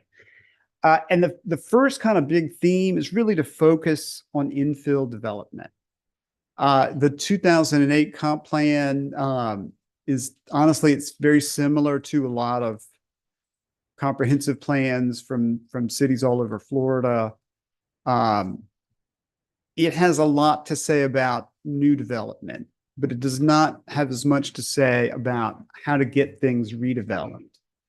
And you know, this is a unique place, and our sort of read of what we've heard is that the city really needs to focus on how to spur infill development, how to make it easier, how to make it better.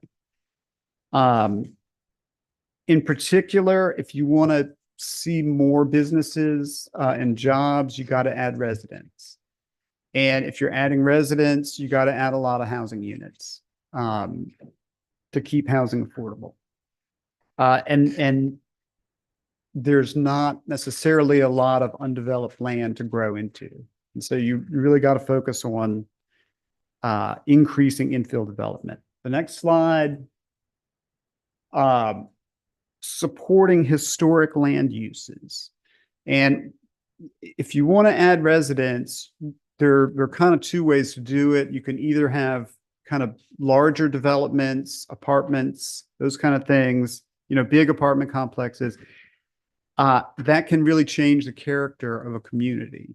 And so a different way to do it is to allow things like duplexes and quads, garage apartments.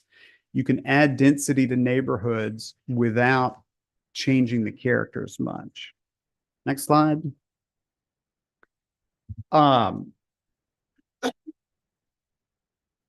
You know, you do have this great downtown in these great historic districts. One of the things that makes them so charming is the mixed uses. But your city does not allow mixed use projects outside of the downtown. There's no mixed use land use category outside of downtown. Next slide. So another big theme for the vision that we saw was there's just a real desire to see high quality public spaces. And that's not just parks. It's making you know, the street environment, making the area that the city controls really be of high quality. And so that's everything from street trees, you know, seeing buildings get renovated, seeing sidewalks, all those things. Next slide. We did have a specific recommendation here. This map shows with the sort of teal dots you can see in the blue are the properties in the city that have been evaluated as to whether they have historic significance. And the properties in kind of the yellow or the kind of beigey are older than 50 years old. And so what we see is that there is potentially a lot of history in this city outside of the downtown. If you look at the map, I mean, you see downtown and the historic districts have been very well surveyed, but there is a lot of history in this city outside of those areas. And we'd love to see the city start by just let's do historic surveys on the other neighborhoods. And that will give city staff and residents a sense of, you know, what are the significant buildings? What's the significant history? Those things build neighborhood pride. They help kind of provide the anchors for these other neighborhoods. And there are state grant programs available to help do that. Next slide. If you are going to focus on infill development, you've got to focus on improving bicycle and pedestrian travel. It's got to be easy to walk and bike places if you're trying to get, more people into a town. And, based on our survey results, we feel like there's a lot of support for that. Next slide. Finally, we had a lot of folks who wanted to see transit, more, ways to get around without driving in the city. And that is a long-term, that's probably a decade-long project. But you can lay the groundwork for that now by making it easier to get around on foot or by bike. And then down the road, you get to where you can support transit. Next slide. Another part of this project is we went through your existing comp plan and some of the other documents, and we kind of pointed out where it did or didn't match up with what we heard from residents about what they want. And that is a pretty long and honestly pretty dry document. Your staff has that. We can send that out. And that will provide sort of a lot of the more specific recommendations as to, specific things to change. Let's see. Next slide. So that's the sort of thumbnail view. You'll have the full document. What did we miss? Man, you covered everything. I've never, no, I mean, you and your there's no way. Northeast Florida Regional Council, you guys just done a phenomenal job. I mean, this is the roadmap for Palatka's future. And we just want to at least commend you guys for all the hard work and dedication you put in it. No, it I appreciate that. represent what the city of Palatka and the benefit of Putnam County look forward to trying to implement as best we can. So we commend you guys. I thank you so much. I'm glad to hear that. Can we get this electronic? Absolutely. Thank you. Does anybody else have any thoughts? Thank you. All right. Thank y'all. We always enjoy working at Palatka. Great job. I mean, it's the best Palatka has ever had. I mean, this is the roadmap to the future. Thank y'all. I think my email address is in there. If you have specific comments, send them to me. We're happy to make whatever changes before the next meeting, and we do hope to get it approved as a resolution at that meeting. Appreciate it. All right. Awesome job. Thank y'all.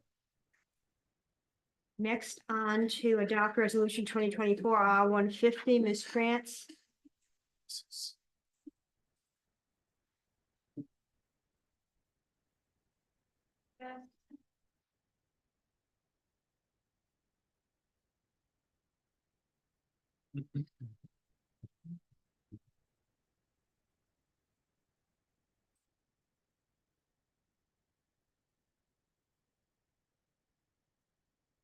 Presenting to you Resolution 2024 R150, a resolution authorizing award of ITB 2024-12 and execution of a contract with ER Rooter Inc. in an amount not to exceed $73,000 using fiscal 3/23/24 budgeted funds for the Hank Bryan Restroom Park and providing for scrivener's errors. Mr. Baruchio. Good evening, Mayor, Commissioners. How are you this evening? Sir. Very good.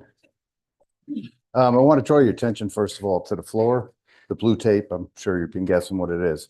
This is actually the interior size of the restroom that we're proposing to build.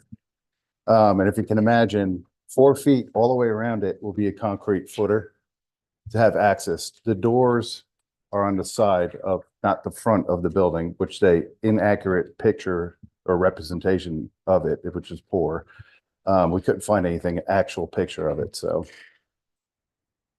So the picture that you sent us is not the picture of it? It is not accurate, no, sir. Because it looked like an outhouse. No, it's not accurate. Sir, the entry door is on the side. It changes the whole way that it sits and everything. We tried to get as close as we could. No. Right, That's understood. exactly why I wanted to put the tape down so Yeah. that you could get a sense of how But the yeah, size that is. picture. Yeah. And I know we requested to see what we're getting for our money.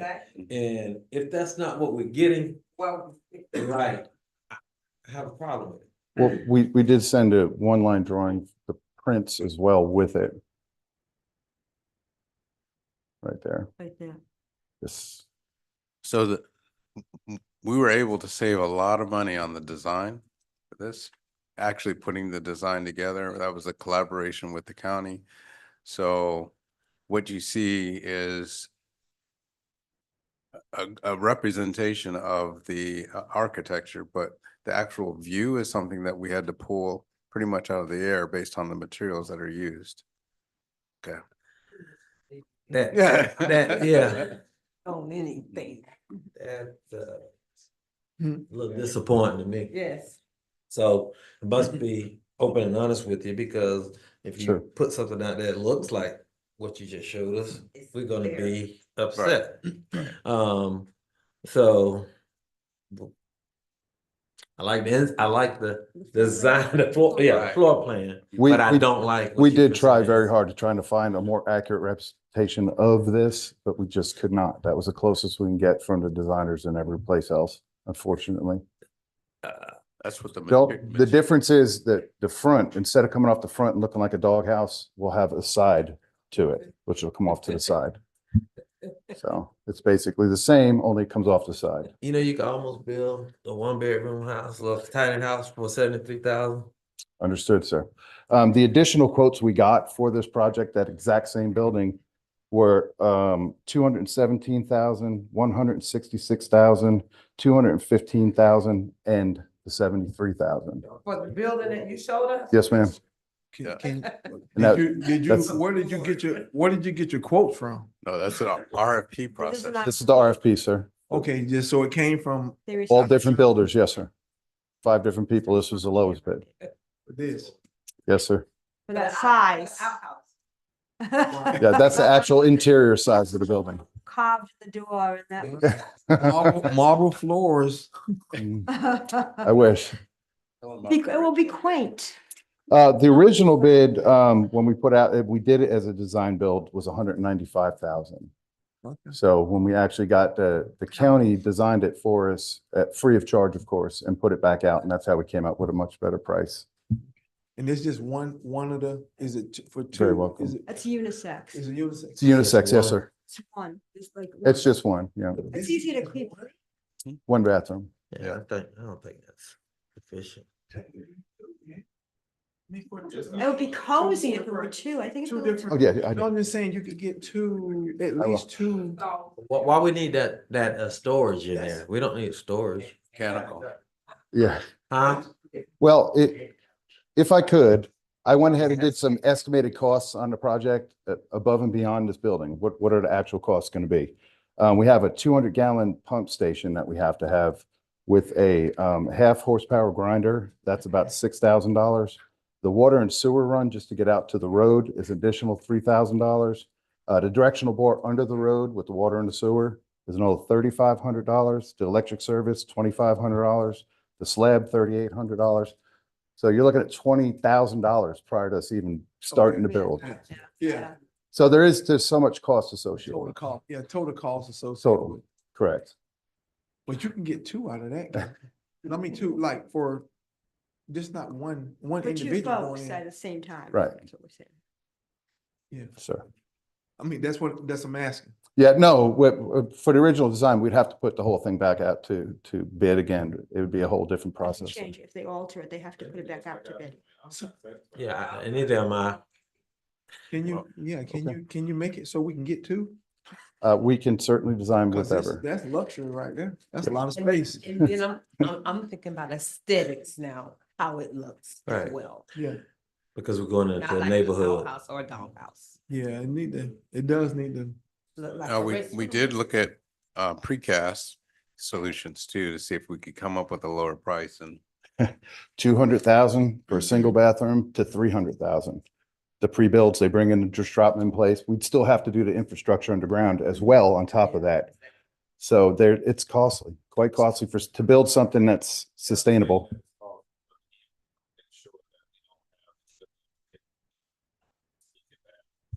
That is just not something, that's not. I understand, sir. Appreciate the county's input on that. Yeah. But if we could pay $200-some thousand for a lift, we certainly could pay a little more for restrooms at our parks.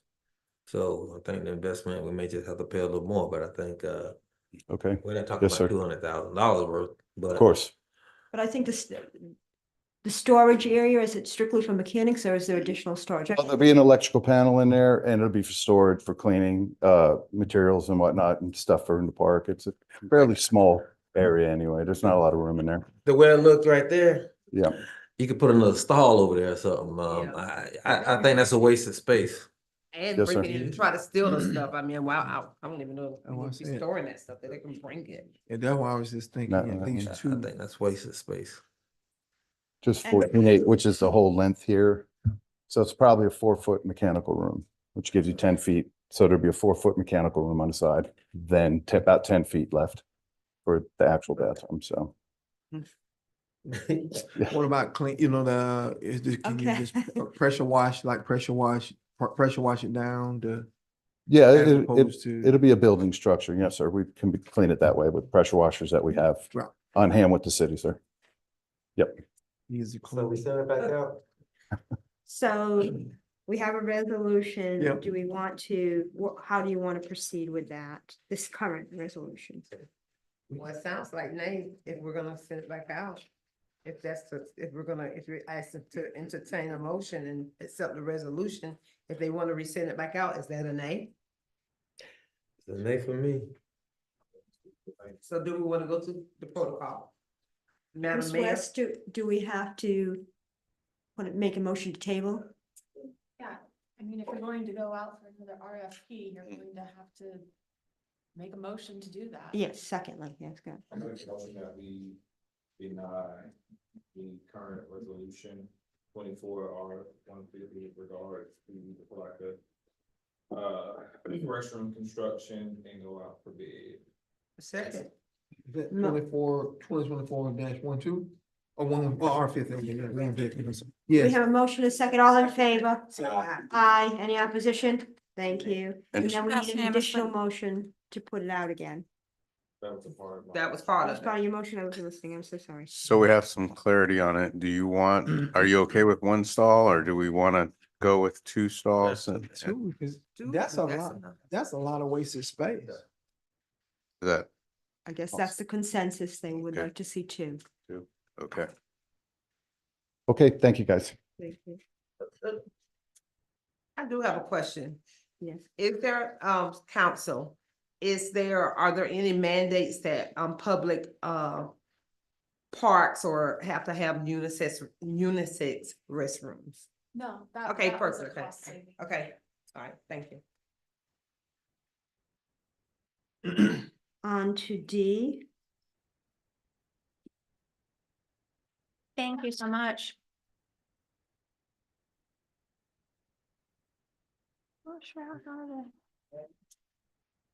Resolution 2024. A resolution of the city of Palatka authorizing a second contract renewal with RQ Music LLC for the promotion and production of the 2025 Blue Crab Festival and providing for Scrivener's errors.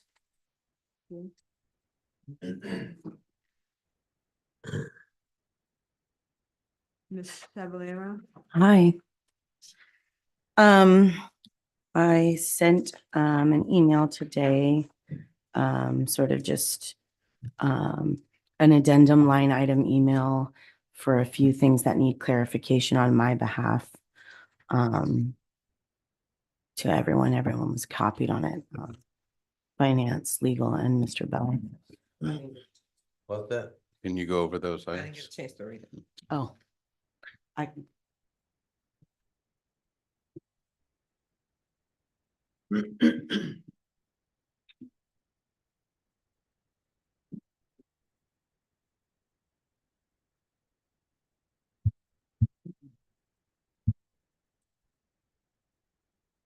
So for the purposes of my legal understanding of this document, I have a few things line itemed, and I copied and scanned it actually in. The largest and most nuanced subject of this production seems to be naming the owner of the Blue Crab for liability's sake. I was under the impression with you all sponsoring that I was applying for a permit, not so much a contract that negotiated production elements. Production elements increase our cost. If the production elements are up to the promoter, then I'm working with the funds that I'm able to raise, not under the litany of production ideas of other people. Also, as far as my company is a holding company, originally in the first RFP that I responded to, the city was receiving the invoices. We were on a joint bank account that was subject to audit. Since the city had switched into being a sponsor, they were cutting a sponsorship check. I wasn't submitting my production company's bank account for public record. So I have other clients besides you guys. I don't just do the Blue Crab Festival. Some of those clients I have contracts with, NDAs, all kinds of things that I can't make private vendors public as my intellectual property as a promoter. Specific programming obligations don't typically fall under event sponsor discretions. So with increasing the budget for 4 days, that includes an additional headliner act, but increasing the fireworks show from also the numbers of minutes are kind of interesting to me with the fireworks. It's like 14 minutes to 22 minutes. It's not like 15 to 20, but with increasing the fireworks show, the length that it is, it goes up $14,000. So when I have an event sponsor who wants to negotiate additional scope of services on me as a producer, that means we're co-producers. That doesn't mean they're a sponsor anymore. They're adding to my scope of services. And that costs more money, and I'm not necessarily of the capability to fundraise longer this year. Lastly, and most importantly, and I really want to stress this, it's very imperative to me that I'm able to work under good conditions and with transparent communication office to office within the city of Palatka. And if I don't think that that is a possibility, there will be a cancellation clause enforced to excuse us from performance.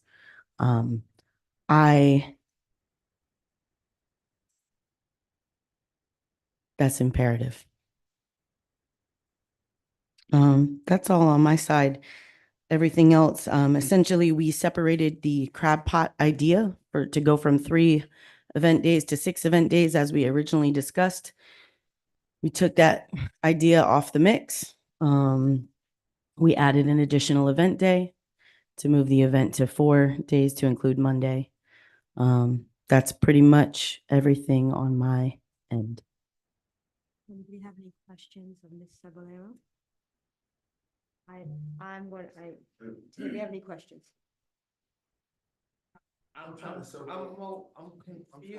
figure out what the modifications and changes are as it relate to what we had, because I didn't read whatever, if you sent something to me today. I didn't send it. It was sent to me, additional things that were requested to be added to the Blue Crab Festival. It was sent to Mhm. you, the additional thing that you asked. I received a draft agreement, a couple weeks ago. I think Mr. Bell and, Can I ask one question? You have a concern about transparency. Yes, ma'am. So do I. Where are we? How did all this happen? Like, what's going on? Who did you receive an email from? The negotiation and all that? So I have, to be perfectly transparent about my experience, I've attended several meetings, a good amount of meetings within Palatka. I have spoken in meetings with Mr. Bell and Mr. Cutright, Miss Cardy, Miss West, and Mr. Bell and Mr. Cutright. I was under the impression the last time I met with you and presented, I don't believe you were here, Ms. McCaskill, but I think you guys were here. I was under the impression that the meeting, I believe on the 29th, was when this was recommended within my purview. And I came to Palatka. I had a negotiation with an agent regarding I buy all my talent at once. I had discussed it sort of that at that prior presentation that I buy it before Labor Day. At that time, I signed a few documents and picked up a check. And that was the most I had heard about it until I read about it. Who else signed that document? Was there anybody else? No, it was just, It was just me. Ms. Sallier. It was a pickup, like a, So we did not approve the funding officially, and the contract document was signed. So, and you've received funding already. I received the portion of funding, which was the renewal of the existing contract. And then I was under the impression that you were ratifying to increase or not increase the sponsorship at this meeting and move forward as a straight ahead sponsor. So I heard the mayor say we did not approve. So are you speaking on behalf of who? Because nobody up here approved the 50,000. Am I right? Is that what you're saying? Did not approve it. Okay. And how did you get under the impression that you were just renewing? How did you get to this point? Based on what? We had a contract renewal meeting where we discussed some things, and I was sent a draft, and that Who was did you have that meeting with?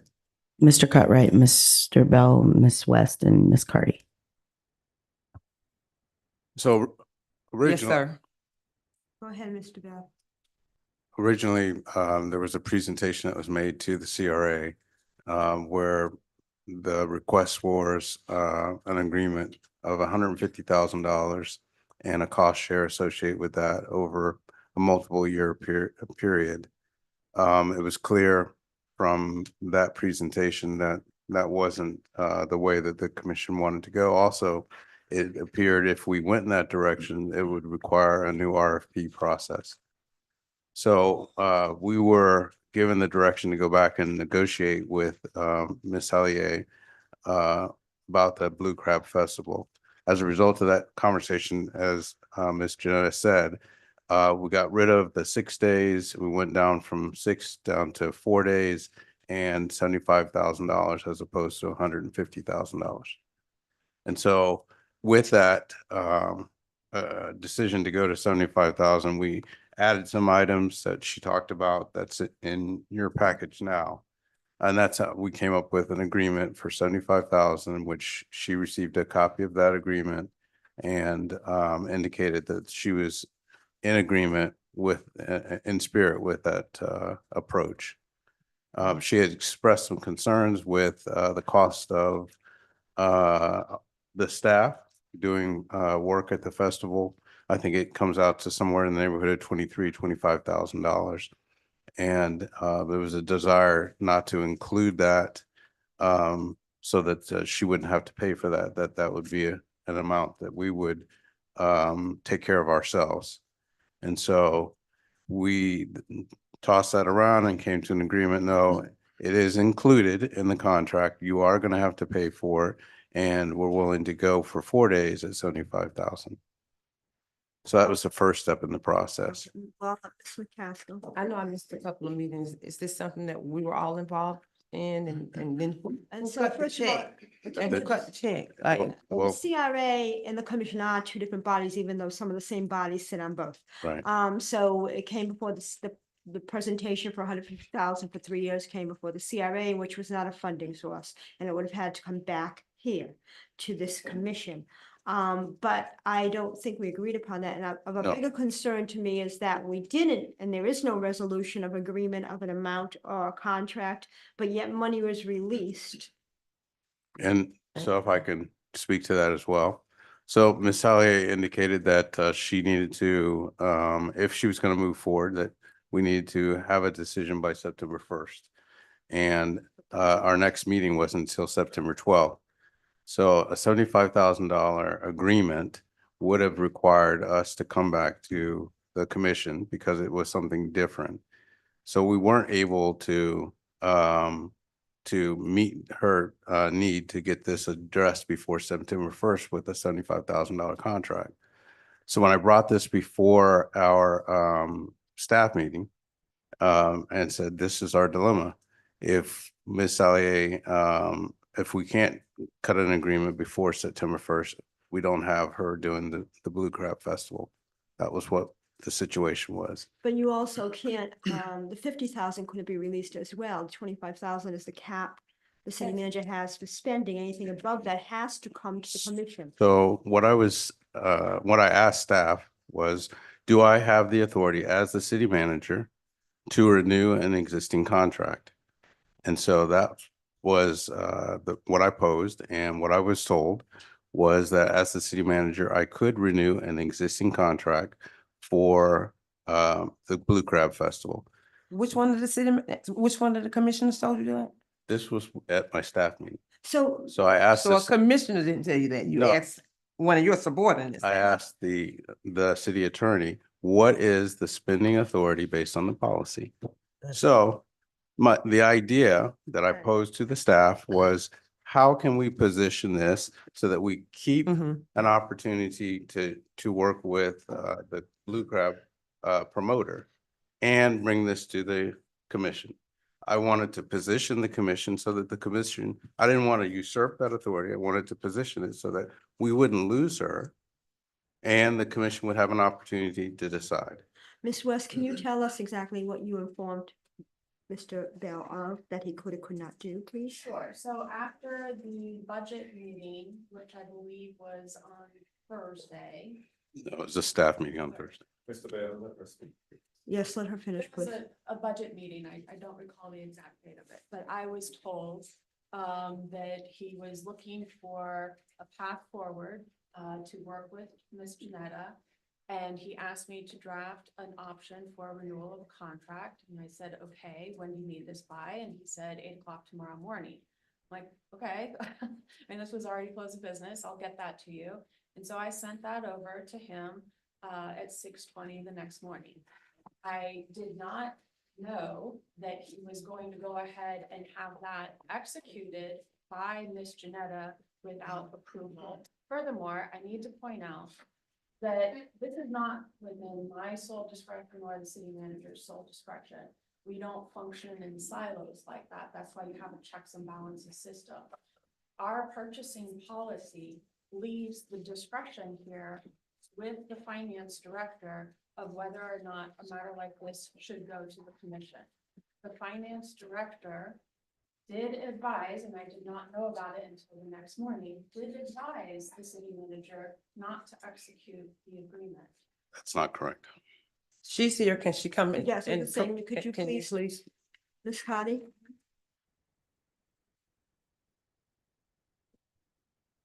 Okay, so basically, after the budget meeting, well, no, that's wrong.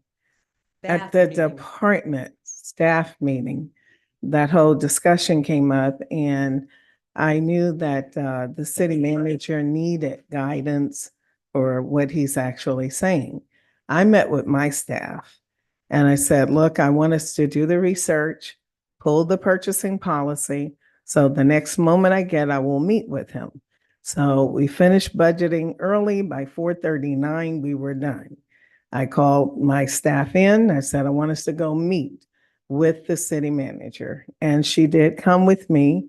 We met with him. We went over the policy to make sure he understood that his authority to contract is limited to 25,000. And he did question us and said something about, if it goes to 25,001, that said, and I think Jill said, 25,001, you got to go to the commissioners. So that was the gist of Thursday evening. But he did request that he have a check, that he needed that check by 8 a.m. We told him we couldn't do it then, but we could possibly have it by noon. And again, I did say, hey, make sure and get with your commissioners. And that's when he did say, the city attorney has said that I don't, need the, well, I may not be saying it correct, but he basically said that the city attorney advised him that he could move forward with the renewal or something to that effect, up to, that 50,000. But the point was very simple for me. I just kept saying, no, 25,000, that's all you can do. So he did say an exchange, and I said I'd make sure and put it in writing. And so before we had that 9 o'clock meeting, Miss Jill, I think, came to me or something. I made certain that I did put it in writing, but we were all running. And so we got to the 9 o'clock meeting. I saw him outside. I said, I have a concern. I got to go. And I ran outside and I met him and I went over my writing with him. And I had said something that, in his opinion, wasn't really answering what he had asked me to do, because what he asked me to do was, what is my limit for contracting? And what I said was, I caution you to not execute this agreement. And he wanted to understand that. And I said, look, what I'm really saying is, I know you say the city attorney said whatever. I'm saying go back to her, make her review this stuff. That's all I'm saying. And that was it. And Miss West, did you ever say he could? So, no, as a matter of fact, it was the opposite. Mr. Bell put the proposal in writing on thank you. Friday at around 12:55 and concluded the email with saying, let me know if you have any concerns, please let me know. I replied, yes, I have a concern. At what time? This was 2:16. Mhm. Ms. Yeah. Cardy stated this morning that she was advising against this course of action. The purchasing policy defers to the finance director on services that were not approved in the budget. When you requested that I draft an option to renew, I was not aware of Ms. Cardy's position. I'm not sure she had reached that conclusion yet. I suggest we have a brief internal meeting upon Eddie's return, he was out, to address Ms. Cardy's concerns. And I have copies of this email correspondence if you would like. May we have copies of that, please? The initial meetings around this, just so you know, my advice had been to send this out for another RFP, because the scope that was being contemplated by Ms. Janetta was significantly different from what we had done the previous year. And if you're going to change the scope that much, not only the financial scope, but also the days of the festival and a litany of other items, you have to send it out to bid. And I put that in writing that I believe this needs to go out for an RFP, but I'm willing to listen to other options.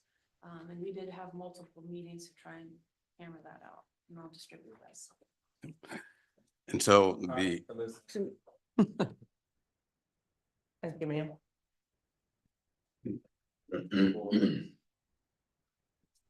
What we're dealing with here, it has to be addressed. But I think more specifically with regards to the agreement, Mr. Never had nothing to do. Yes. A tad bit perplexed in how we got here. I'm a tad bit perplexed because we have an innocent person who only came to pick up a check because that's what. Yeah, I would have done if I mean, I had a good stop about But again, I think the conversation needs to be, if we're going out for another RFP, if we're going to renew with what we have, are we gonna negotiate with Ms. Janetta? But then again, he'll have to come back, but I think at this moment, addressing what the person who is driven from St. Augustine, she has nothing to do with the administrative side. So I think that's where we need to put our focus on so that she can get to where she needs to be and we can take care of home whenever we gotta take care of home. But as of now, in order to be fair to Ms. Janetta, who has sat through this meeting, who has sat through countless meetings, who has driven to show her dedication to City of Palatka, that's what we need to address right now. Very valid point, and that leads to my question. My question would be, I was under the impression that if you did not receive the $50,000 by September 1st, you would walk and would not want to work with us. And I was wondering, was there an issue with you waiting 11 more days or until the 12th for us to talk about this? Can you share that? Yes, ma'am. Yes, So as it was originally discussed, I believe in 2 or 3 separate meetings, I had a Labor Day weekend. After Labor Day weekend, talent purchasing goes up by about 20%. That was part of my presentation at the CRA. I don't just buy the celebrity talent for Blue Crab at one time. I buy it for all of my events at one time. So I receive a discounted rate working with an agency. At which point I was under the impression, given the CRA, and I believe there was a meeting the night before I actually picked up that check, that was the unilateral decision of everyone to move forward. So with that being said, it's really, you're saying negotiating and working with her, she had to have had that by, we hadn't approved. You get where I'm going? So I have a better question. Thank you. And this is not to you, this is to Mr. Bell. Well, no, this is to my commission. Yes, sir. Were you all at any point contacted by Mr. Bell, given the state of where we were, the plan to move forward, and how we were gonna move forward? Mr. Bell contacted me, I think it was after the fact of the check being written. And are you shaking your head now? I think I reached out to you before the check had been written. No, you reached out to me after the check had been written, and you also said that she wanted an additional day, and it would have been $75,000. So let me ask you this: if you reached out to me before, would I give you permission to write? Because $50,000. We didn't have a conversation until after. Thank you, Mr. Bell. I Right. appreciate you. I would prefer the question to be answered, because I'm trying to get. He reached out to me after the $50,000 check had been written. I asked, was that best practice? That should have been brought before the commission. So that's my answer.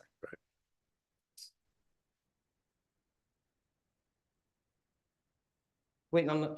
I was not contacted Okay. till, I was not contacted till after the fact either. That's not correct either. That is correct. You contacted me on the Tuesday before pre-agenda meeting. And the check I've already reached out was to you, issued. Mayor, on several occasions, No, and you have Sorry, not sir. I'm not responded. argue with you. I am not going to argue with you. It's not Well, going. the reason I asked the question was because I did receive communication prior to, and the communication that I received, I asked the question, was it best practice? I asked the question, did he get a legal opinion from the Attorney West? And the answer was yes. And when I got that, I felt a little bit better, because again, that came from staff. But then as things began to progress or unfold, that began to change. And so when I received a phone call from Ms. Janetta stating that the city was wanting to get a check back that was issued, that's where I became aware of the situation, that the check had been cut. I wasn't under the impression that it had already been cut or that there was an extension of. Then that's where I believe that there was an attempt to make a special call meeting Yes. where it was stated that commissioners had been contacted and there was a certain commissioner who was willing to sign on for that meeting. And would I be willing to sign on? Of course, trying to do business. Let's get it done, but So I'd like to just also, for transparency's sake, I received the check. I went to, it was Labor Day weekend, holiday weekend, deposited the check. I received a call that I missed, because it was from a unknown number. And then I saw it call again and I called it back. It was Miss Cardi. She said, "Do you have the check?" And I said, "I deposited the check." And she said, "You already deposited the check." And I said, "Yes, ma'am. I didn't want to walk around on a holiday weekend with a paper check that large." And she said, "All right, well, that's all I'm going to say." And I was like, well, all right, then I didn't really know at that time that there was an issue, but then the following week I was sort of apprised that there was. I'm gonna ask a really crazy question. Y'all help me. It may be very dumb. So you have a checkbook that you write, or somebody had to print the check? It was a printed check. So who printed the check? I have no idea. It wasn't signed by me, unlike what Who the printed the check? Palatka Daily News said. It was the, The Palatka Daily News? no, I said unlike the Palatka Daily News said, Yes, sir. it was our finance department. My signature is not on there. It was created by the finance department so that I could provide the check to Ms. Salier. Yes, sir. Prior to the September 1st. So the finance department, would that be you? You printed the check? That would be my finance department, yes. Okay, you gave them And directives to print the check? no, if you may. Yes, ma'am. If I may. So like I mentioned, on Thursday evening, the city manager said he had to have the check by 8 a.m. We could not do it. We would get it done by noon. We did ask him to make sure he met with his commissioners, said it wasn't necessary, and blah, blah. So of course, we work for the city manager. He asked us to do the check and my finance department complied. And matter of fact, my staff got it done by 10 a.m., which I didn't know because I was also in a police benefit union meeting. So the check was then released to the city manager. You said you didn't know the check had been printed. Did you give directives for the check to be printed?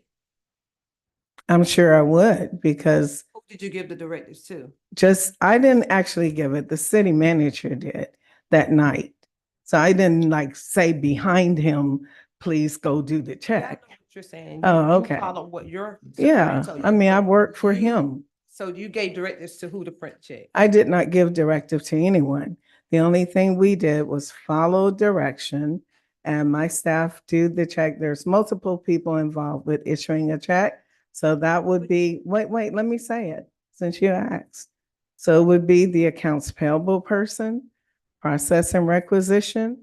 It would then be the financial services supervisor. It would also be myself. So, so it's 3 different persons or entities involved in getting one check made. So can I ask you this? Mhm. Mr. Bell approached you, asked you about the $50,000 check. From there, who printed the check and who gave who?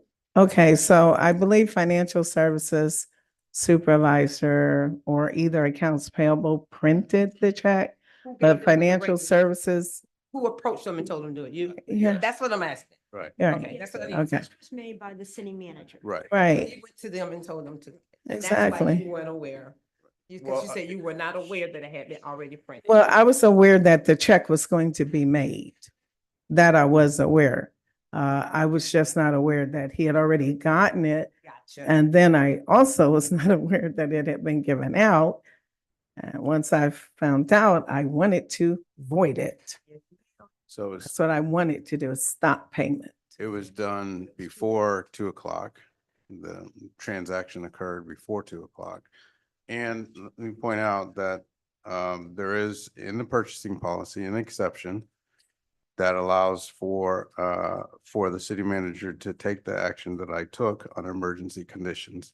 Wasn't this constitute an emergency? I'm sorry. I don't see. Well, we had a Blue Crab promoter who said that she would not be able to continue if we did not renew the contract before September 1st.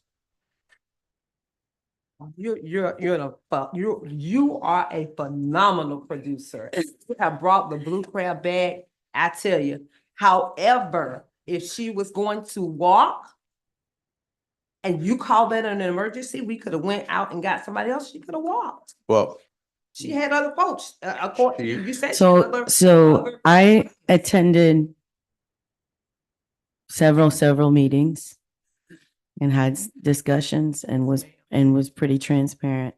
I will say, and this is totally unbiased, this is my experience producing this festival within the city of Palatka. There has been staff turnover since I've been here for 3 years between city manager and legal and change in elected officials. And there is a lot of re-explaining of some things that year to year I do as part of my job, as the ins and outs of my job. So all in effect to say, if we needed to send it out for RFP, I wouldn't have the time to take it on this coming year. And that's not to say I wouldn't take it on in the future. I really enjoy working in Palatka, but at some point to drive to Palatka for 4 hours once a week, I'm spinning my wheels a little bit.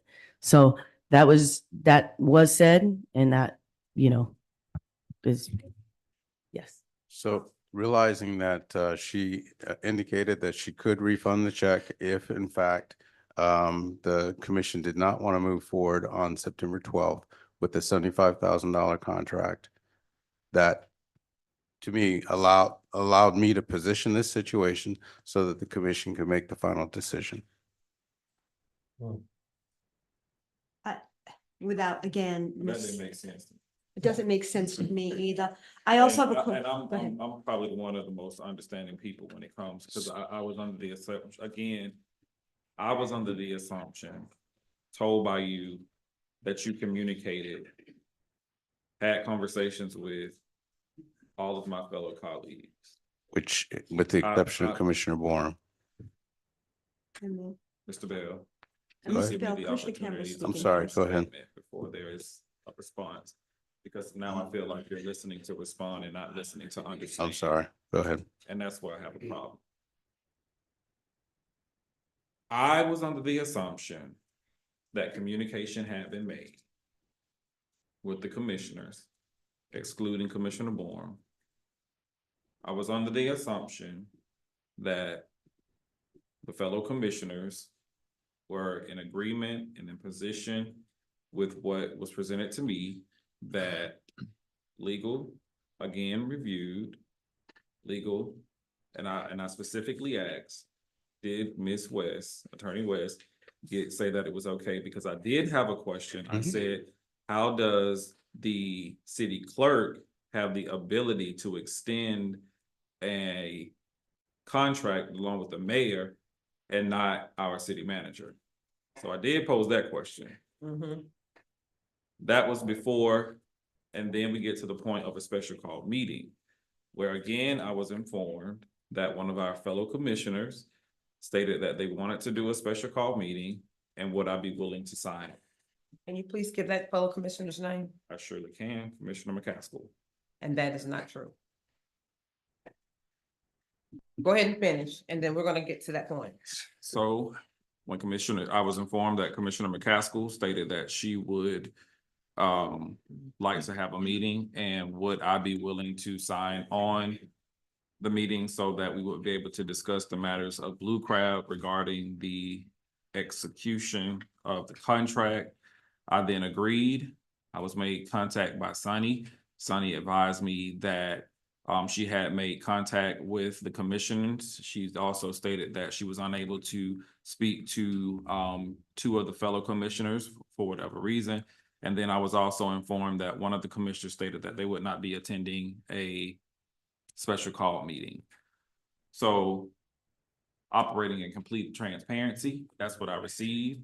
and ultimately that we got here today. And again, I feel that you are brought into something that is affecting you that could have easily been avoided had there been an honest conversation, some honest dialogue. Because again, based on what I was provided by the person that we hired, now it's completely untrue. And Please wait. I received several calls. It wasn't just that time. Mr. Bell has called me several times with regards to Blue Crab. And again, operating in complete transparency, I was operating under what I was informed by legal. Everyone knows that I sit on this dais. I always reference legal to make sure that my thought process is correct. And that's the only reason I said I was in agreement with moving forward, because of what was presented to me, that it was an extension of a contract. I didn't know anything about coming back to the table to renegotiate for $75,000. I was informed that the event was taken from the 6 days or however many days down back to the originals, what it has been. That's what I received. Mr. Bell, I'm going to ask you a simple question, and I want a yes or a no answer. Was what I just stated incorrect or correct? I'm sorry. Well, yes or no, yay. What I just put out to the public, was that not an accurate account of what happened with regards to your conversation and dialogue with me? Yes, that's correct. So if I can respond. If I may, and then What? Mr. Bell consulted with me about the $50,000 check, and I asked questions. I said, is that something that you can do? Like, are you allowed to cut a check without bringing it before the commission? It would be best practices. We had an initial conversation. He called me on Thursday, September 5th. I was in the middle of a meeting. I said, I'll talk to you later. I'm in a meeting. I received a text subsequent to that and said that you and Commissioner Campbell are signing off for a special call meeting to approve Janetta contract for Blue Crab Fest on Friday evening, the earliest you can be available. I said, wait. And when I said, I'm going to call you after this meeting. Number one, I knew that I would have issues with attending a special call meeting because of the position I was in my primary role. My administrator was out of town and I had to run the school, so I knew it. And that was a concern, so I wouldn't have agreed to a special call meeting. And then I said, okay, just want to talk about the time. I may have to do Zoom. Is that okay? You said yes. Okay, and and he even, when he called and said he called about a special call meeting, I said, what is this meeting for? I had no idea. So I didn't agree to a meeting for this. So that, and you told what you just said, is what I said true? Is that what we collaborate about? So can I clarify that, Yes. please? So in my initial conversation with you, explaining the situation, you mentioned, it sounds like we need to do a special called meeting. And that's, if I could, sounds like we need to do that. And I said, well, let me reach out to the other commissioners. That's when I had the conversation with Commissioner Campbell. And then when I came back, that's when you said that you were not sure whether or not you could make it because of your primary If I commitments. told you to call a special call meeting, why would I ask you what it was for? And here's the thing. I have a problem with these special call meetings due to the last special call meeting that was called, and it appeared that I called it and I did it. So that's why I'm reluctant to special call meetings, because I want transparency and I don't want it to be looking like it's on me. And here's the second time it's being done. So At the end of the day, Commissioner McCaskill did not recommend a special call meeting. Commissioner McCaskill wouldn't have ever recommended writing a check, because I wanted to know, why was the check written? How did it get written? Is that best practices? And I recommended that you should have brought it before the commission. And you said you really didn't have to, but I said just best practices due to what we're dealing with now for complete transparency. So I'm not going back and forth. If I said it, I would have told you, hey, let's call a special call meeting. Nobody can reprimand me for wanting to call a special call meeting, but I did not. So I'm operating in transparency and I'm not going back and forth, and that's my answer. And then I agree, I said later, I couldn't because I would not be able to attend and I would not have been able to attend. Then I texted you and told you that I would not. I let Right. Sunday know I would not be available. That's correct. You did. But by that time, Commissioner Campbell had already said that he didn't want to do it because the other commissioner was not Okay. available. Well, we wouldn't be in this position to check one. No, sir. Mhm. No. No. Sonny, what did I say? Well, you wanted all of the commissioners to participate. My response was, I'm not willing to move forward Mhm. without knowing the pulse of the rest of my commission. That's what I said. I Okay. did not say I did not want to do it because had my commission been available, I would have availed myself. But I specifically said, and it's in, I said, I am going to reserve my right Mhm. because I don't have the pulse of the rest of my commission. I Right. didn't say I would, and I didn't say I wouldn't. Okay. So at this, As far as my input, again, I was on vacation and there was no way that I could make these meetings, and Sonny did reach out by email. I mean, by text, I'm sorry, by text on August. I sent a communication on August, I think 27th, to let her know that I would be out of the loop until September 8th. Is when my vacation, and I think they were trying to call a meeting on, was it the 6th, the 5th or the 6th, whichever, or Friday or what have you. So I wouldn't have been able to make it anyways because I was out of the country. and in my conversation with Ms. Krantz, I thought from our conversation that she was saying that Commissioner Campbell would not be available because the other commissioners were not. Mr. Bell, I talked to you. Yes, I know. So what are you talking about in your conversation with Sonny when I talked to you and I told you exactly what I told That you Sonny? would not want to move forward without the pulse of the So what are you commissioner. what are your, I'm confused and you're confusing me, and that's what I don't like, because I now feel like you're playing in my face. I'm not. Because I had a conversation with you. And the conversation that you and I had was after the conversation I had with Ms. Krantz. Which then it wasn't. Because when I reached out to you, never mind. I want to say something I heard that he said after the conversation, when he spoke with me, he said he had already spoken with Commissioner Him. I have a concern I spoke with- about, let me tell you, I have, and you did tell me this, you said Commissioner Campbell said that Commissioner Jones would not attend and he wanted everyone in attendance. That's what you told me. And again, I know I didn't want to call a special call meeting because the last special call meeting again was put on the record that we had. It appeared that I called for it and I did it. And I didn't want to get into the practice of calling special call meetings. And I know for sure that I've been missing some meetings due to priorities that I have. And I didn't want to schedule this meeting, schedule a special call meeting and not attend. And I was looking at one point if they wanted to, because I thought Campbell wanted to do the meeting. I was gonna try Zoom, but I said after that, I spoke with Sonny and told her I couldn't come. So, and then I reached out to you and told you I couldn't come. So at the end of the day, we couldn't do a special called meeting in order to get the contract signed. So we have to decide in deference to Ms. Salier, whether or not we want to move forward with the negotiated contract or And then I still further have questions. Wait a And minute.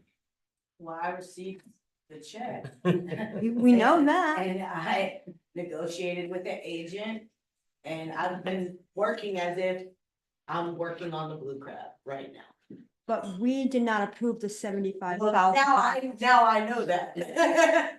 But I've been under the assumption that you did, so. But you did say you were willing to refund. Yeah. But what do we do with the talent that she's already booked though? Well, that's a whole different position. At that point, that's. I mean, at some point, we do have to take in consideration the position that she has been put in that was not at That her. was own. not transparent with her as well. We have to take that in consideration.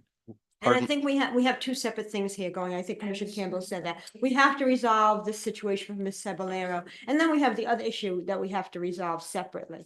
And is she willing and able to, are you? But again, at what amount? Well, hold on. She has been presented something that she feels true and correct, which is a contract. Correct. But that contract had draft on it. Am I right? The document, There's not a contract, it was a draft. I signed when I received the check. Madam Mayor, if I may, would you like me to provide her a handheld mic, or would you like her to come to the No, would you podium? please come to the podium? I'm sorry, I think we're all getting punchy. But so let me try to run down. I listen to everybody. Sure. So you received a check. We know that. Correct. Is the check symbolizing you had a deal? I mean, yeah, that was my So right understanding. now, you're doing a blue crab for $50,000. Correct, unless you want to add anything onto it. That's correct. Contract? With an additional intention, I think that she was gonna get another 25,000 because it was gonna be. That's what was presented to me when I was received the check. We didn't negotiate. Absolutely, absolutely not. I was presented with the city manager's capability to extend my contract for the existing amount of $50,000. And at September 12th, we would negotiate the additional $25,000 and the additional event day. That's what that's absolutely what was told to me.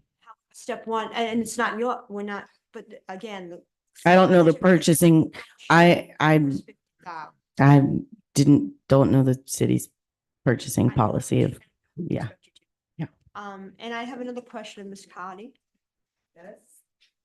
At this point, does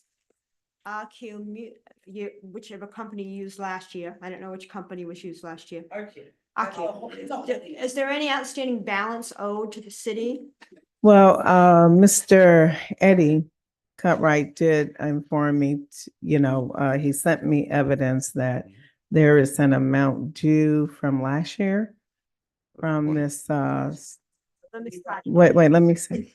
And the amount that's due that I have a copy of today or this evening is 23,000, might be 385, something like. Oh, you And the have it? custom for. Oh, here it is, I have it. Ms. Cardi, finish first, please. Right, okay, so I have it now. All right, so it says Ace Alliance. Okay, and the amount that's due to the city of Palatka from this past blue crab is 23,385. And it's mainly for the community affairs, public works, fire department, and also the police department, and 60 trash cans, and also the permit. Yeah, so these are services that we provided to our promoter. Ms. Sallier said she had the check to pay for, and the custom is that when we initiate the agreement for the next year, that's when she provides the check. Except that she was given another check before that agreement happened and before she paid the debt. And the only thing that we're waiting on was to decide whether or not you wanted to move forward with the 75,000 or not. And if We paid ourselves with our own money. How do you move forward with 75,000 when you have not gotten credited the 23,000 plus dollars? we've never done that in the past, so. That never happened in the past, because all we did in the past, we paid the 50,000, and we actually start dropping the money down from 150 to 75 to 50. It was, And we were looking to go zero. it was originally 25. It was originally 165. Then it was 75. Then it was 50. And if we're looking to go to zero, then that would be a great discussion to have The because reason I said, reason I said zero, because the fact of the matter is you have built this thing up over the last 3 to 4 years. You have unlimited access to make money at no restrictions, or Except that- no shares with. and I don't, So, I mean, but that's why I was saying that, and I think it's a positive thing as opposed to a negative thing. So please don't take that as a negative. I don't take it as a negative thing. I was just saying what the value that our community was receiving, having in the past, spending 150, 75, or 150, 75, and 50. Brad, And when we did spend the 150, we ended up spending 300,000. So that was my problem. sure, I didn't, When we do events where people are making unlimited money, your private organization. I didn't make unlimited money, so. You had unlimited potential. So we don't look at your books and we don't share. So when you double permit a vendor to sell alcohol at an event that I'm permitted at, and then they sell alcohol and I have a substantial decrease in my sales, and then I still owe you $23,000 at the end of the day, that's a loss. That's a L. You can't get to $1 million without a couple of L's. So I understand that. I'm a business person. But what I am going to tell you is it's not unlimited capabilities. I have followed the policy and checked the boxes. I have your check and was informed that this was the process. That's the process I'm following. If you want to eventually move it to zero, then I'm going to have somebody else own the Blue Crab. Part of my addendum for legal is to establish, is Blue Crab the city's or is it a private entity? Because that changes the way I do business. So that's. Please don't take it as. I don't, as a negative. I'm a realist. I don't take it, nothing's negative or positive. I love all of you. I love Palatka. If I don't do the Blue Crab, I still love you. And I love you too. In the past, we have had this as a nonprofit group used to run this. Understood, event. yes. So the city saved this event shortly after COVID. We had a number of other people who nonprofits tried to do it a couple of years, and the city said this will never happen again because they were threatened that they would no longer have the event. So 3 years ago, we saved this, and we said we made a commitment to put the money in, put the money up, and this is where we are today. Sure. We have saved this event. The commission that you see right now with I did a little bit. I did a little bit. Mayor here was also here as well. So you really helped put us in a better position. So that's where I'm at right now. My whole thing is we have gotten a lot of value out of this. And my whole thing is we don't need to continue to put a whole lot of money in, especially when you're the promoter, you're putting this event together. Most promoters, I don't know if they get funding from cities for the They do to help. a lot of funding. Well, we help seed it. So we're Sure. gonna continue to. So what my original proposal that I brought to the CRA, the presentation, had a seed mechanism to grow this. You guys asked me to go back to the drawing board on that. So there was a mechanism presented this year for sustainability's sake. I've explained rising production costs to you. I've explained adding scope of services. I've explained I pay private security on top of the police. I don't know why I'm paying your staff 23,000. I'm paying my staff 28,000.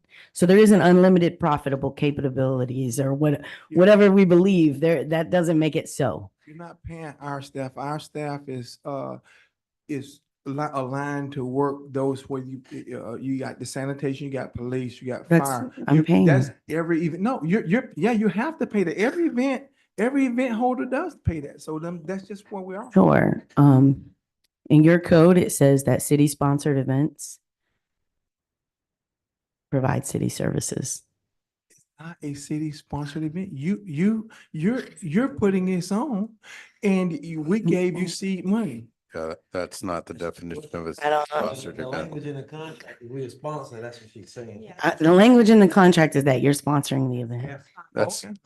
No. It's a public-private partnership. But it That's what I'm saying. That is a different thing. A private entity, a public-private partnership, or a public entity, those are different things. There's different accounting methods. There's different things rules that I have to follow. So what I'm trying to do for transparency's sake is define what that means to you guys, and then I can perform the best capabilities that I have. That's it. Continue. At this point, we have this resolution that we need to make a call on whether to approve it, table it, whatever the commission wants to do, and then we have to deal with other things. But we need to resolve this for her sake. For the 50,000? It's That's the either, first thing you got to do. either the 50,000 or the 75, which would It you? would either be 50 for the original 3 days or adding the day and the 75. That's Point, let's just keep it what it is. Yes. Let's move forward. We don't need the extra day right now. That's something that we can take in Or consideration. I humbly ask you to accept this $50,000. I already did.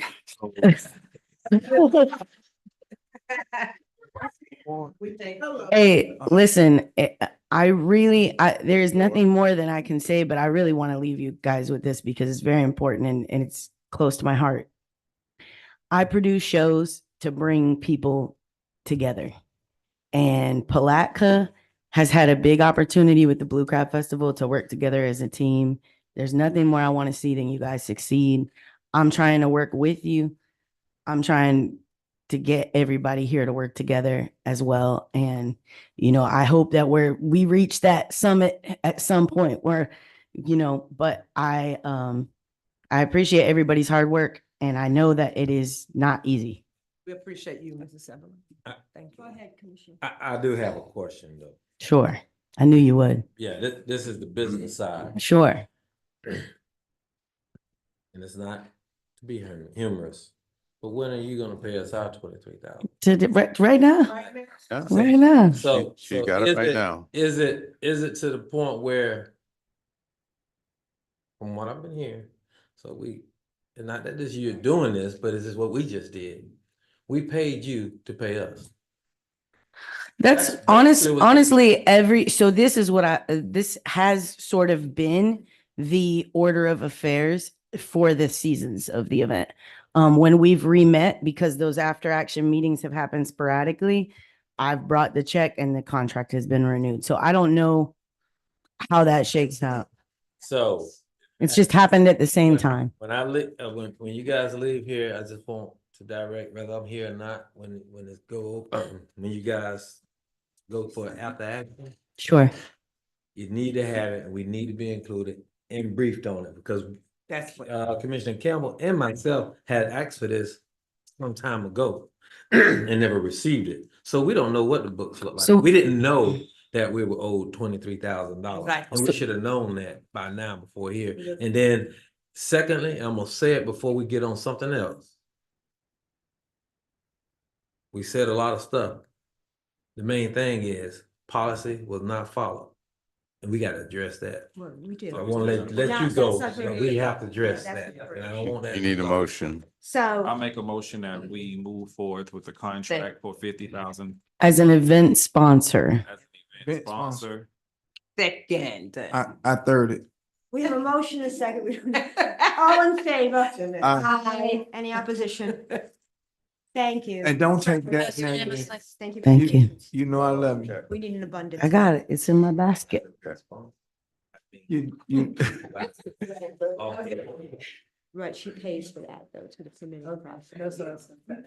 Yeah, let me look at it. Now back to. hey, Okay. We need to keep on moving along on the agenda, I still, or do you want to add the item now? add what item? Oh, I don't know. I'm sorry, go ahead, I just Commissioner. want to make sure how we're gonna address what has been brought to us that clearly has been disturbing. That was what I was asking. Do we want to do that at this moment or finish the rest of the agenda items and come back to that under the employment category, or I don't know, what are what's we? the pleasure of the board? We do have to It address has it. to be addressed. It's just determined whether we do it now or later in the meeting, but. We should let Jill, I mean, her situation, cause it's under. Okay, law. That's what I'm saying. If we can go down to the rest and then come back to that, that's what I was suggesting. But right now, we're on the Direction River Street retaining wall. Oh, man. We tabled it? I don't think we can because it's on the magistrate's calendar for this upcoming meeting next week, correct? Go ahead, Ms. West. Even if it's on his, what you call him, do we still, I mean, the hour's late. Well, you can make that motion, but include in that it be removed from the special magistrate's hearing. I'll make a motion that we table this and that it be removed from the special magistrate's meeting until, do I need to do a time certain? Yes. A time certain, help me out, Miss, help me out, come on. Are we looking for the 26th meeting? But think about the magistrate. Yeah. Which is. But can we put it to where It's it's on the 26th, approved so by we're us for the advanced on 26th? that. And then it's in advance of. Yeah. Special magistrate, community affairs will schedule as Okay. their schedule allows. Okay, Second. we have a motion, a second. All in favor? Aye. Aye. Any opposition? Thank you. Adopt resolution 2024 R171, Ms. Krantz. Thank you. I was just recording that motion. I don't know how Jane got that to advance on itself when it's a PDF, but it was advancing. So thank you for giving me a second to get out of that. Madam Mayor, as we go into 2024 R171, I do want to let you know that the fire assessment attorney, Mark Lawson, is on the line available for questions. But this is 2024 R171, a resolution of the city of Palatka amending and approving the fiscal year 2024-25 non-ad valorem assessment roll for the fire protection services, facilities, and programs, directing certification of assessment roll and collection pursuant to the Uniform Assessment Collection Act, and confirming the imposition and levy of the fire service assessments, providing directions, providing an effective date, and providing for scrivener's errors. Is there anybody who's here to speak on this, Ms. West? My understanding was Miss Carty was taking Ms. the Hardy, item. where'd she go? She just stepped out to get some money. And then Mark, Mr. Lawson's gonna be available to. I'm still here. You're a good man. Hanging in there, good for you, Mr. Walker.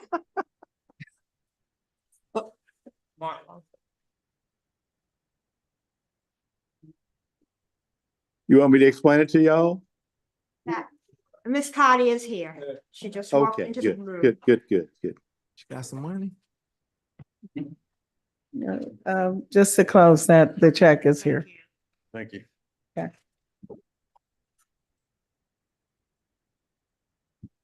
Yes? Why am I here? So Sir? go ahead, please. We're on resolution 2024 R171.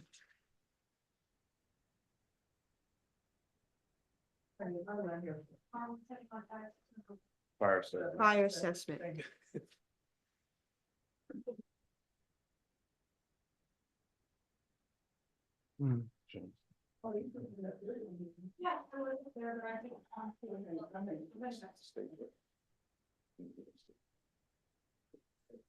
You already read it?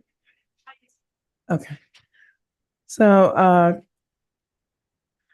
as a result of the budget meetings and comments from commissioners to look at the possibility of reducing the fire assessment, we prepared analysis looking at different options, a variety of options, $2.35, $2.25, $2.11. We also looked at options of reducing or increasing the fixed. So the fire assessment have two components, the fixed tier and the variable tier. Variable tier is $2.35 for the value for the parcel, and the fix is $125. So we involved the consultant, Mark. I did send him the analysis that were prepared. Mark also prepared analysis as well. And with the guidance of city manager, it was decided to reduce the variable rate from $2.46 to $2.35. The impact of doing that is that it reduces the revenue of the fire assessment by $73,000. So and I'm just going to say it real plain, the 11 cents reduction means that revenues for the city is decreased by 73,000. So the existing budget that we have reflects a reduction in the fire assessment from the amount that the consultant calculated to show that the city is entitled to a reduced number, and it's been reduced by that 73,000. Commissioner Jones? As we requested, I'm glad to hear that reduction because this commission requested that. What would have happened, or I think we asked Mr. Lawson before, on the fixed amount, which that's $100, what you said? $125 per parcel. Mhm. Is it all possible to reduce that rate at all without it being detrimental? I mean, severely detrimental. So the reality is that, we need our money in order to pay our operating expenses. If we are really committed to reducing the fire assessment in particular, then I would say, okay, at the same time, then we should look at some of the capital budgeted items, because I would not touch operating. I would not touch personnel.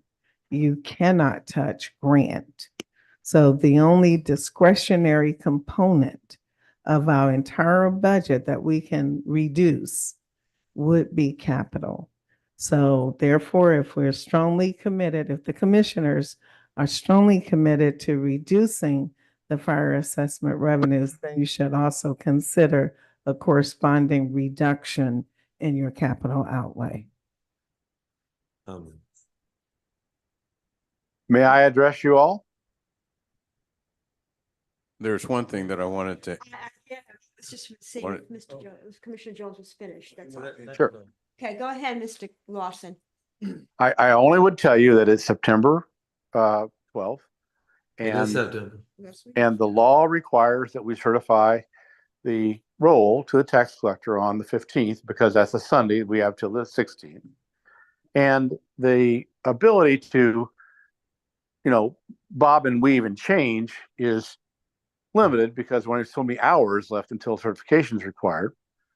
Happy to look that in ensuing years, but I will just caution you with this. Every dollar you change here, I would assume doesn't really affect your fire budget, like she said, capital. But again, when you begin to reduce capital, no matter what you do with the fire department budget, your chief will tell you, you begin to affect the lives of the firemen who respond. And so traditionally and generally, whenever you reduce the fire assessment, you typically fully fund your fire department budget. And what you end up doing is going to the bottom of your budget and finding something at the very low priority that you find this money from. Now, having said that, I will do whatever you ask be done. And I think that the way it was presented to me was this was a smart thing to do at this point in time. Your finance department identified that the net cost would be about $73,000 to your budget. Your finance director has accounted for that, and that the document that we prepared focused on what we were told to do was to lower that. We can talk about the permutations, but we're just doggone close to the midnight hour of having to certify the roll. And that I've got Miss Erin Pomeroy, who does certify the roll, ready to turn this roll around tomorrow at that rate. But it's difficult to make lots of changes at this point. I will, however, do whatever I can for you all. And like I've told you before, I enjoy you. I respect you. I respect that you're a small city, and we'll do whatever we can. But the document tonight would allow you to make that slight reduction, and then we can begin to revisit in ensuing budget periods. But again, I stand ready to try to do the best I can for you all. And I thank you for that opportunity. Well, I can appreciate that feedback, Mr. Lawson. And I know you've been with us for a while tonight. And on that survey, I mentioned about the word poor. And the word poor, the young man said that, yeah, we have to mention that the city of Palatka is a poor city. And that fire No, assessment. I disagree with you. You are a rich city. You don't have a lot of money. Yeah, right. You are a rich place. I want to tell you that. I respect you. You are a rich place, but you just don't have all the funds that some other places do. Okay. Yeah. Yeah. So that's why I want to task you tonight with finding a way to reduce that. And we could still be comfortable funding our fire department with the fire assessment fee, because overwhelmingly people complain about that fee. And I remember when we initiated that fire assessment fee, there was a promise to the people that we were going to try to get it lowered. And so that's what I'm working hard to. And I know this entire commission is Right. concerned about passing that cost on. And so that's my concern. So that's why I had that ask. Okay. Sure. And I've told you before, you're a water balloon. You're not the federal government. You get a print money. You're a zero budget operation. So every dollar you cut one place falls out of your budget somewhere else. And I've learned that because it's a public safety issue, that the fire department tends to get funded, something else does not. I will do whatever you ask we do. Okay, we can move on. Okay. So tonight, all I would ask you do is you adopt this resolution as it's written. We'll get the roll certified to your honorable tax collector timely, and you will have $73,000 less, which the finance officer has accounted for, and we'll pick up where we left off, looking at this again, as already directed in your resolution, to look at how we can reduce it, just with the understanding that for every dollar you reduce that fire assessment, however, whichever tier it is, it will have an impact likely elsewhere in your budget, or it will begin to impact the efficacy of your fire department. And that's the long and the short of squeezing a water balloon. If you squeeze it one place, it bulges somewhere else. Thank you, Mr. Mark. Lawson. Okay, do we have a motion to approve? Motion to approve. Second. We have a motion, a second, all in favor? Opposed? Nay. I'm going to bed, and I wish you all well. You are highly thought of from where I stand. All right, Mr. Bye-bye. Good night. Good Good night. Thank you. Motion Bye-bye. passed 4-1. Thank you. Bye-bye. On to employment matters direction, with Ms. Kaiser, who's going to do the opening for that. Ms. Jones is gonna start with the introduction. Mayor and Commissioners, I just with what's been going on through this process of the grievance that Ms. Cardy, just some steps that have already been taken from an HR standpoint to let you guys understand that the grievance process was flowing as per our grievance policy, and the steps that we've already attempted to resolve to a resolution back, and I think it was in March, when Ms. Kaiser actually brought the concern to Ms. Cardy, her supervisor, as outlined, and they could not reach a resolution through all of their analysis and different options that were offered. So they did not reach one. And so Ms. Kaiser took it to the city manager, which is the next step to try to get it resolved. So we looked at different things. We had 3 different meetings, one on 410, 426 and 51 in regard to trying to come up with a resolution.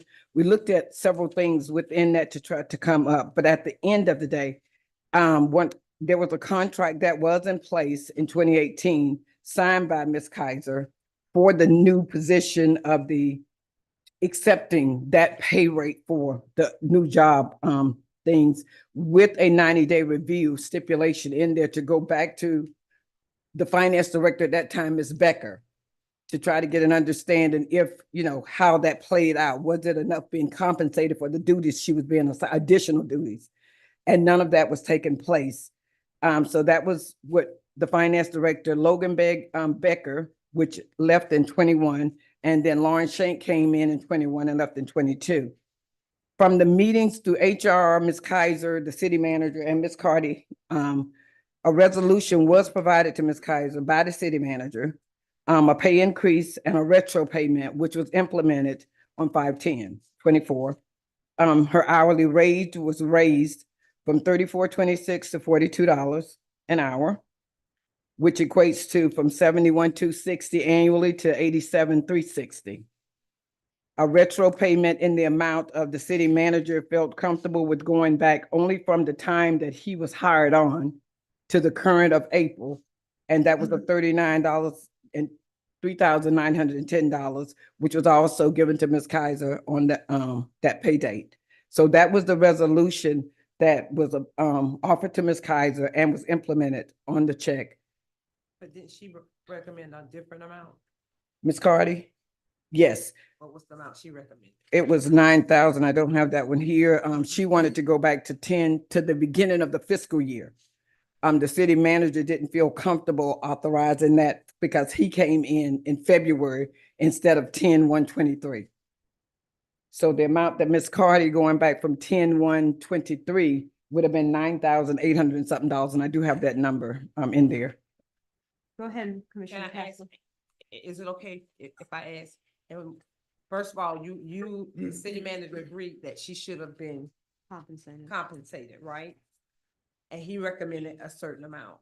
You recommended a different amount, Ms. Cardi. Can you explain to us why? Can you give us justification as to why you recommended that 9,000? I don't mind walking up there. Yes, ma'am. Okay. Good exercise. Okay, so I guess I looked at everything and all the work that Jill had been doing. And once it came to our understanding and we all began to understand it better, I just said, look, the wisest thing to do, we're not going to go back all the way to when you signed this agreement, because that was way back in October 2018. The most, and then I didn't get here until May 2023. So the most that I would feel comfortable with, you did not bring it to my attention until March 2024. So therefore, it's in the middle of the fiscal year. I'll feel comfortable going as far back as October 1st, 2023 to give you remedy. And that was the best that I was comfortable with. And then I respect the city manager. He said, look, I wasn't here. I came February 9th. So I'm going to start her from February 9th. And the difference between my approach and the city manager's approach was about $6,500, something to that effect. So, given the fact that you had the chronology with the various previous finance directors, right, not addressing this issue, previous interim city manager and city managers not addressing this issue. I want to commend you guys for what you've done to this point. And, I'll just lay mine out there and what you recommended, I think we should, go based on your recommendation. I was gonna say that next. Yeah. Kaiser come up. Right, because Ms. Kaiser has not had an opportunity to present herself. Yeah, So Ms. Jones was just trying to make sure you understood the background. Okay, I didn't Okay. know how everything was shaking. 1 minute. Right. Yeah. Okay. And the only reason it is at this level is because they've already presumably gone through the grievance committee. I don't know if the grievance. We don't have a grievance committee. Okay, there you go. All CIR states that we do, and that's a delegated advisory board to this commission, and that is governed by state law. Okay. It's supposed to comprise of 3 to 5 members and advise grievances that have been brought by employees. Okay, well, why we didn't hear from them prior to it coming to us now? We don't have one. Miss We don't have one. We have. Miss Jones is gonna read the grievance policy. The proxy to them? Here it is. You look. Before you speak, Jill, please, I just want to speak to the attorney and the city manager. There are some timelines in this policy, and it appears that it wasn't followed at that point. So even with your recommendations, how did you guys get to a recommendation and it supersedes what's in the policy? Right. We cannot start with a practice that isn't policy, and we, we can't say, well, yeah, we think that this person, and this have nothing to do with you, Jill, directly. We can't go, well, I think she should get this, because when we went over the salary survey, we actually adopted it for everybody. Right. And guess who else wasn't in that salary survey? The commission. Commission wasn't. Okay, so because I'm gonna tell you right now, if that's what we're doing, you got 5 more people to start considering. Thank you. So don't open the can of worms unless we're ready to actually defend what we're about to do right now to set precedent. Okay, so I want to err on the side of caution with legal advice, not what we feel that we should do. There you go. I don't need that. Appreciate it. Good evening. Thank you for allowing me to discuss this with you. Yes, I did start this grievance policy back in March, early March. I have been, as I say, feeling that I wasn't properly compensated, and I believed from 2018 that it would be corrected during the salary study, because the salary study was supposed to go out and compare your job description that you made specifically for that job, for that salary study, because every employee was asked to review their job description, make sure it was accurate, make sure everything was in it, and give it to your supervisor, who then provided it to the HR director, or the HR at that point. I did that. I was very surprised when it came back at 2% above my current rate, given that the few cities that were allowed into the salary study, I doubted that there was any person to compare to what I do for this city, because I am the pension administrator for 3 local plans, as well as the financial services supervisor. When it didn't get corrected then, I had no evidence, no proof to substantiate my belief. That proof didn't come until March, because in March, I had already indicated I was retiring in October, and I had been directed by Ms. Cardy, my supervisor, to revise my job description, to remove the duties that were going to be now handled by an outside company. The 3 pension boards in the past, every year, had been paying $21,000 to the city so that they could have a pension administrator. So the pension could have a pension administrator, not the city, the pensions. They paid out of their money to the city. When in March, I deleted all those pension responsibilities, at least most of them, the bulk of them.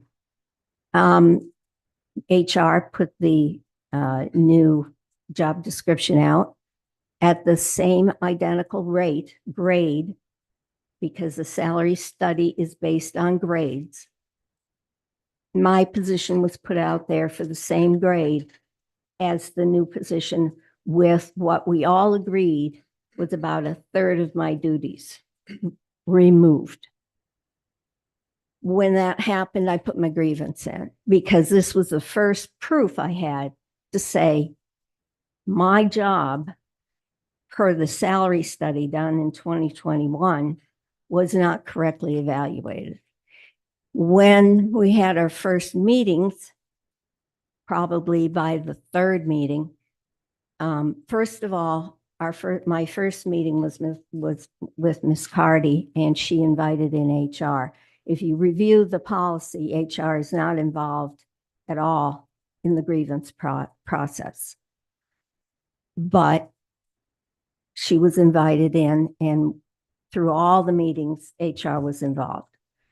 When it came time, no resolution was offered. I moved my grievance up per the policy to Mr. Bell, City Manager Bell.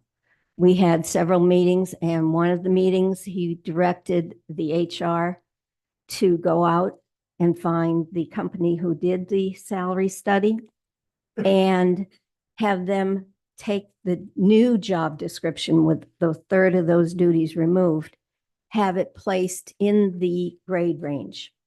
That company, HR found out that that company no longer existed, and Mr. Bell directed her to then, or she took it upon herself to find other local job descriptions that matched the job description that she put out on the website. And her analysis came back that the new job description is at the correct grade.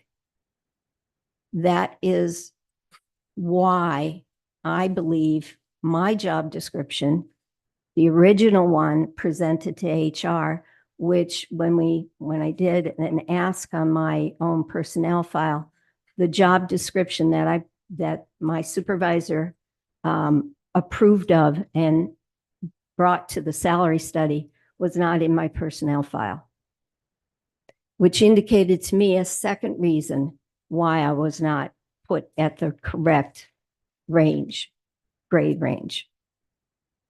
So at that meeting, Mr. Bell decided that he would move me up a grade range, and that he did not feel comfortable doing retroing back any further than when he was hired.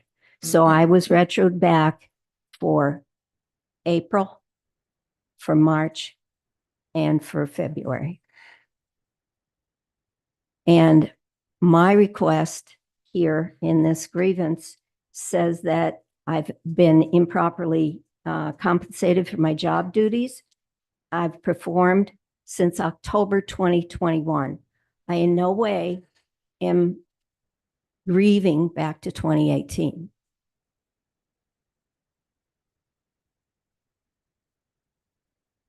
May I add something to that, please? Certainly. So as a result, is that okay, Cinnamon? As a result, today I did request that Human Resources give us a value for what is the amount, like if the adjustment that we figured out after all these meetings where Miss Jill should be and where she is currently, right? If that had been reflected back in the salary survey when it started, which was October 1st, 2021, I wanted to know what was the value of that dollar amount, And so Ms. Jones have that information? Yes.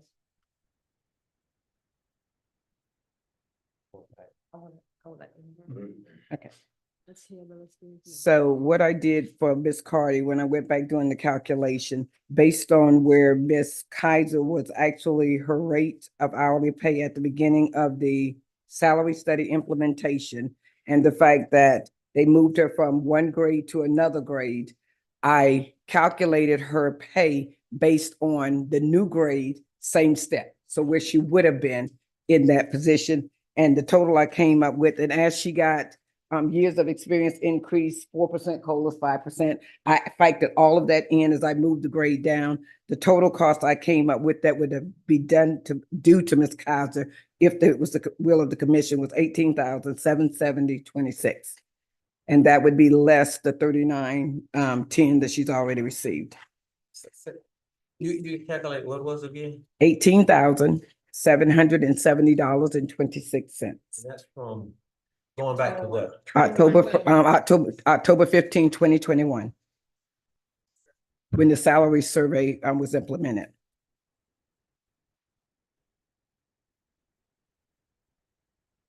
I feel if she's due that, I'm in agreement with it. I don't know where you all stand, but I think we need to let Ms. West okay.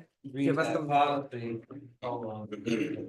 because it appears that there are some limitations and there's some expirations. The grievances have a time period that they need to be filed. And I don't know if we're within that. That's 3 years ago. Have you reviewed that, Miss Yeah. Council West? Sir, so the grievance procedure is in your packet. I've already mentioned the fact that this needed to be sent to a grievance committee in order to comply with the procedure. But there are, Commissioner Jones is correct, there are timeframes regarding when a grievance is brought, the timeframe to address the grievance by the department or supervisor. And consistent with that, on March 20th, I met with Jill after she brought it to me, and I met again on March 22nd. And Miss Jill did make me aware of the 72 hours that I had to make certain that I met with her because we went over the grievance policy. So that's Carter. okay. Of what year? No, see, the grievance policy what year, ma'am? doesn't say what year. It just says 72 hours. right within, it says, see, here's what it says. All supervisors and department heads shall arrange to discuss a grievance within 72 hours after the grievance request has been brought to that supervisor. So I made sure and adhered to that. But I have 3 if days. I heard it correctly, the complaint was prior to you getting it. You No, just got. No, So sir. you didn't tell them when you said when the salary survey, maybe I'm, No. so you. The grievance was filed. Yes, I filed my grievance in early March She filed the actual. 2024. of 2024 because I had no evidence to support my grievance until I found out that the job was advertised at the same grade as I am currently occupying That was this different replace job. the- Yes. Y'all gonna let me talk. That's the replacement job to replace your position? Without No. any of the pension responsibilities, because the pension had already decided in February of 2024 to hire an outside company for $70,000 plus a year to do my pension job. Okay, I understand that. Right. So just before we make this decision, we have had employees hired and doing position. And then Mr. Bell is an example. Then we hire new people, same job with a higher rate. So when I say setting precedent now, think about what's being said and what we're saying we're gonna do. We're gonna go back and retro, folks. It's not the same job though. It's not the same job, absolutely not. I spend, and I documented that in your packet, Right. because before Miss Carty was hired, I asked my staff and myself, we kept track of our hours of what we were doing. And that's how I can document how much time I spend on a regular basis on pension. Which we all agreed in the meeting was about a third of my time. And I That- required them to do that. Yeah, I required all the staff that I took over to document their time. Back down. Yeah, okay. Stay on policy. Well, and you Good policy. you do remember that when you commissioners found out that you were paid incorrectly for a year, you retroed back to when the mistake was made. And that has happened for multiple employees back multiple years. It's not a new precedent. It's the norm. Okay. So with that said, we have to make a decision. I'll give direction on how to move forward with Ms. Kaiser's grievance. So, well, you didn't ask this question. The grievance went to the city manager first, No, it went to Ms. No, it went to me, and then, went to me, then and then it went to the city manager, and then. y'all didn't agree. Then he sent it. Well, he then said, make sure and meet with human resources. And so that's when I involved her in at that point. Yeah, We agreed on the reclassification. Right. What we had a question about was how far back we go. And if I may, Yes. my hesitation was that there was an agreement that was made with Ms. Kaiser when she took on the new wage range that said that there was 90 days for an opportunity to come back and revisit what the wage range was. So was the 9 days, is this within the 9 days? No, that was right. And in her defense, though, let me mention that she pointed out that between the 90 days and when I came on board, there were several finance directors that came through and several city managers that came through. And so she felt it difficult to bring that issue to their attention because it was I think to use her words, a revolving door. And she didn't have a basis by which to assess the difference in. Until recently, until March. And so balancing those two factors, the fact that there was a document that was signed, agreed to, there was a 90-day period that wasn't adhered to, with the fact that there were, it was a revolving door, so to speak, and didn't have an assessment value. To balance that out, I felt it was appropriate to at least make her whole back to when I started as a manager. Let me address the revolving door issue. Don Holmes stabilized the revolving door. Cause A city manager. we stabilized it with Don Holmes, and he was here up until 2022. I have been, this is my 7th city manager and my 4th finance director. And I agree, Don Holmes was here for 3 years. However, It could have been. I longer. didn't have any basis Right. for my grievance until the job description was put out there. Right. And I also direct your attention to the packet showing that Don Holmes actually signed off on an employee to move 3 grades up with no documentation behind it. Well, I just want to at least. So clear the- this is not a precedent. This has been done. I just want to clear the revolving door up because it's been stable since Don Holmes had been put in place, and it's been stable since that time. Because he left on his own, he retired. Thank you. So how do we want to move forward? What direction do we want to provide? I'm also in agreement with Commissioner McCaskill. I think she needs to be made whole. She did the job. She worked for those hours for that position, and I think she deserves to be compensated for that.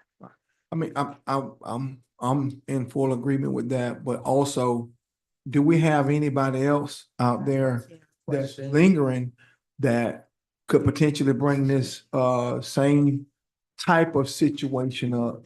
And if we, again, when we talking about policy, we can't do it for one if we don't do it for everybody. So where does that put us as it relates to anybody else bringing things in about their job and their role, the additional responsibilities, and if they're tracking their hours as well? I just want to put the whole thing out here so that we're fair to everybody. Exactly.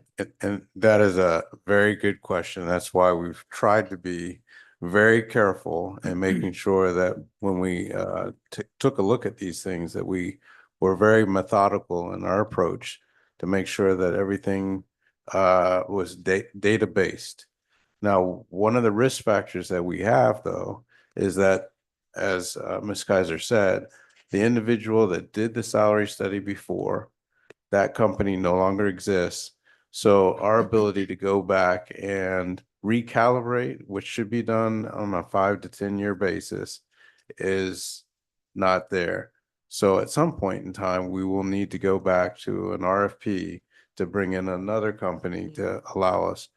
Part of what we base everything on is we take a job description and we say, based on this job description, which describes everything that the person is doing, what is the appropriate step and grade for that position, right? Irrespective of where they are, what is the appropriate today for that job description? And based on that feedback, we methodically look at what the data says in terms of the cost impacts. Right. I appreciate that. And again, I'm all for making sure that people get paid for what they're worth, and she certainly deserves that. Now, the other piece of it is, in order to be fair to everybody, I guess we can just kind of make a recommendation to give a time period for people to come forth if they have anything, so that we can cure this whole thing and make sure that we're fair to everybody.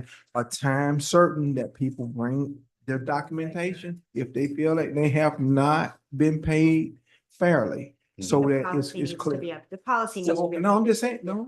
Go ahead, Ms. Well, if we're gonna pay this is still within the policy. I'm not. And if I may, Madam Mayor, I want to stay on Commissioner Borum's trail, that we need to make our employees aware that they have the opportunity to do so. It's important that they know. We got to get it out there and then make it time certain, but we got to do it by all means of communication. Make these employees aware, do identification, I'm sorry, and get the word out so those employees can have fair opportunity to come forward. Okay, with that said, is the direction, I've heard 3, is that the direction of everybody at this point? So we can move along.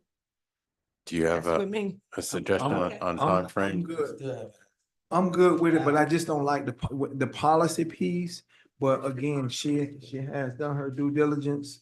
Again, and then to be fair with everybody else, I think we need to make sure that we cure this process. So we need a time frame of making sure that we get it out there, and then a time frame for those folks to respond. Does that make sense? What do you think would be a reasonable time frame for those people to respond? For us to advertise and get the word out, and then for them to respond? For them to respond, yeah. Ms. Jones, do you have ideas? Yeah, and well, I was just asking, the communication piece will be simple to just send it out to all employees. But how far are we looking? Are we going back to the beginning of the salary study for people that were not compensated? So we're going back 3 years. To be fair, we would have to, if they're basing it on the salary study. 2021. I gotta say something. Okay. I think we gotta listen to ourselves what we're saying. Those people who made those decisions are not here.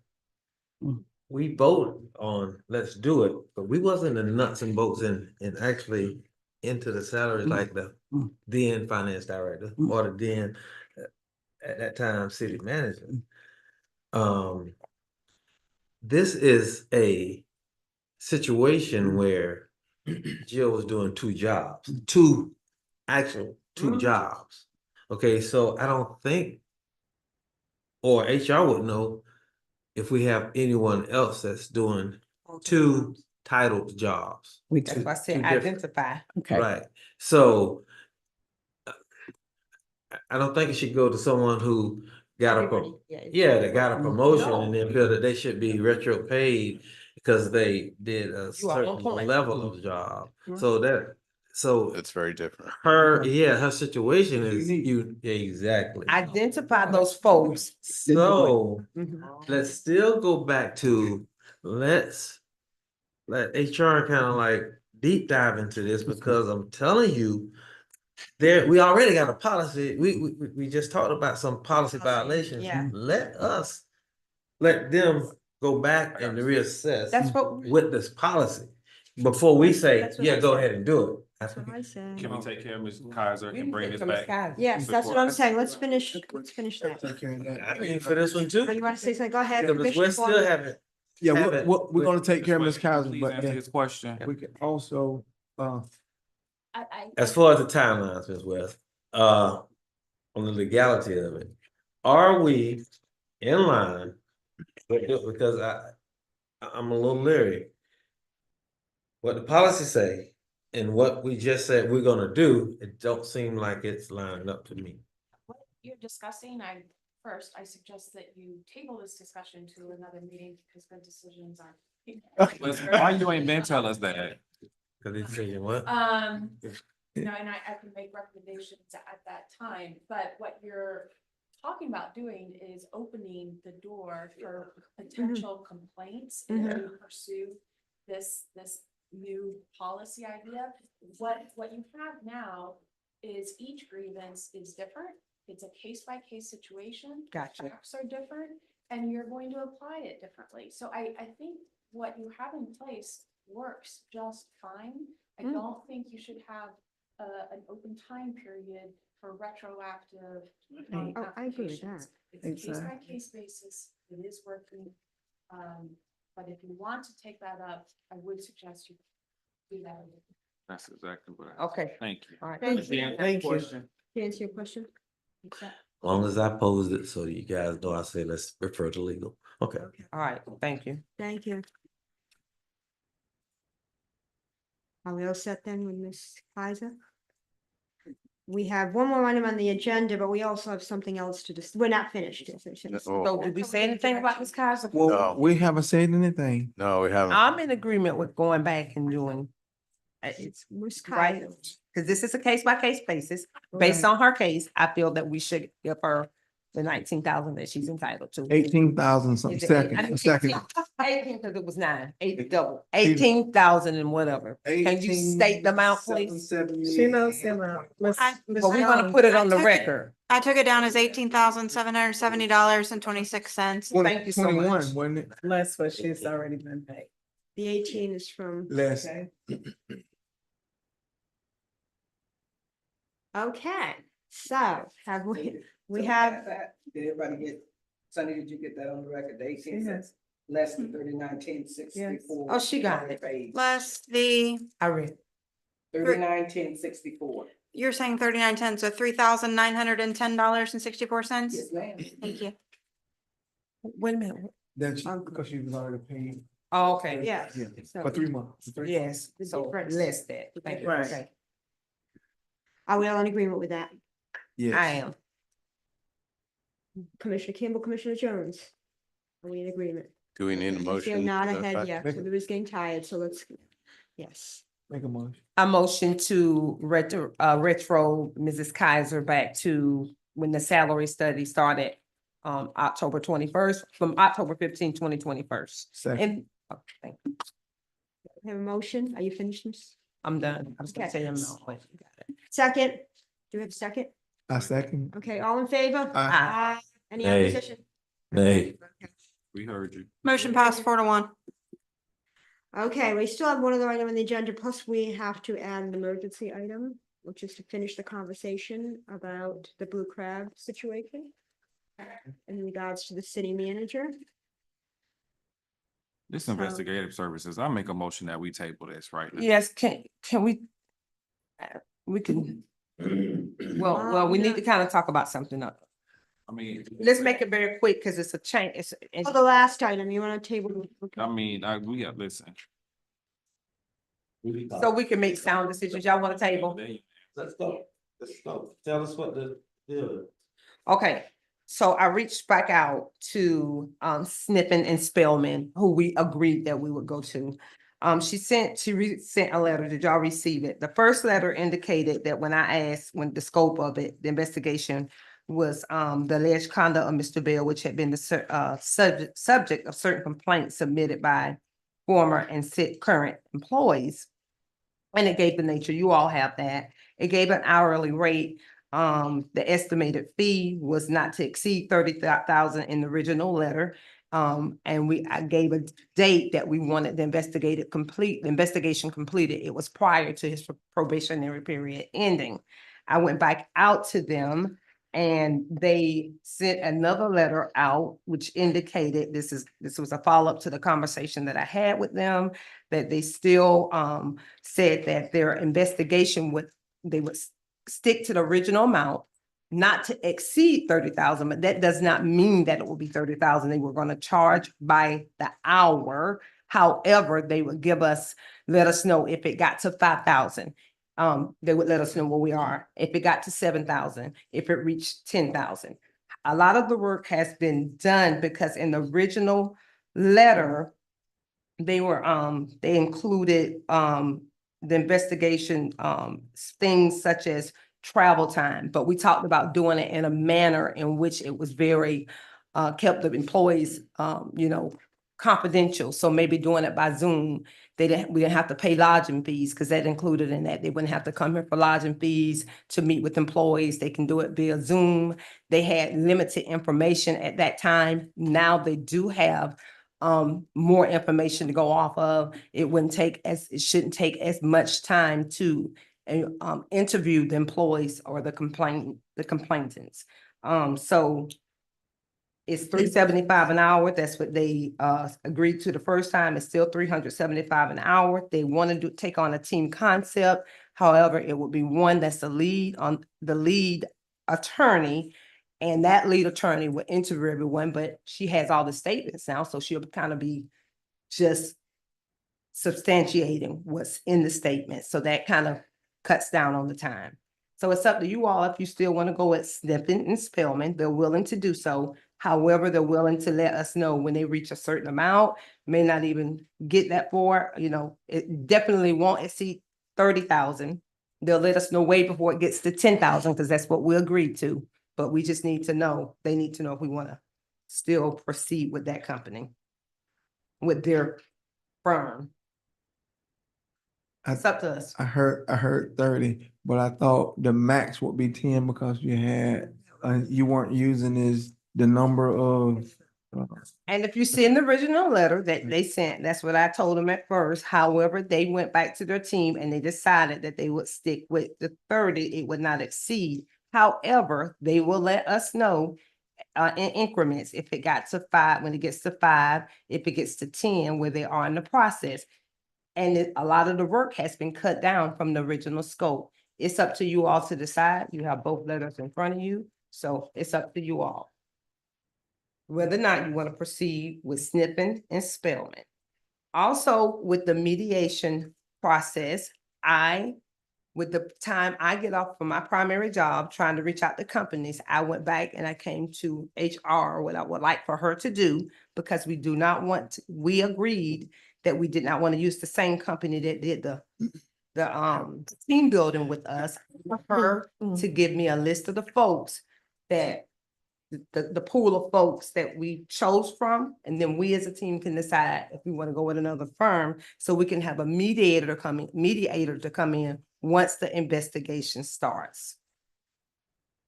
Are there any questions? I'm going fast, but all of this is before us. We can decide what we want to do. I thought the last meeting we said 10. But that's. I said, I went explain. back to 10, they went back to their team. And their team decided they were gonna stick, the last meeting we said 30 because of the time frame. When I went back to them, they said that they want to use a team concept.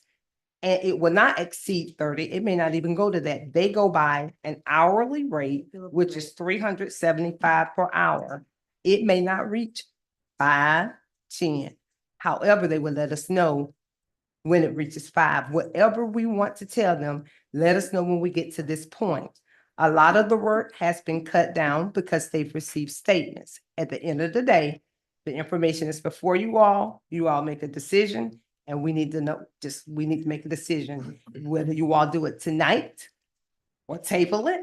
The information is here before us, and then we can move from there. We've been tabling this item for a while. I mean, this investigation.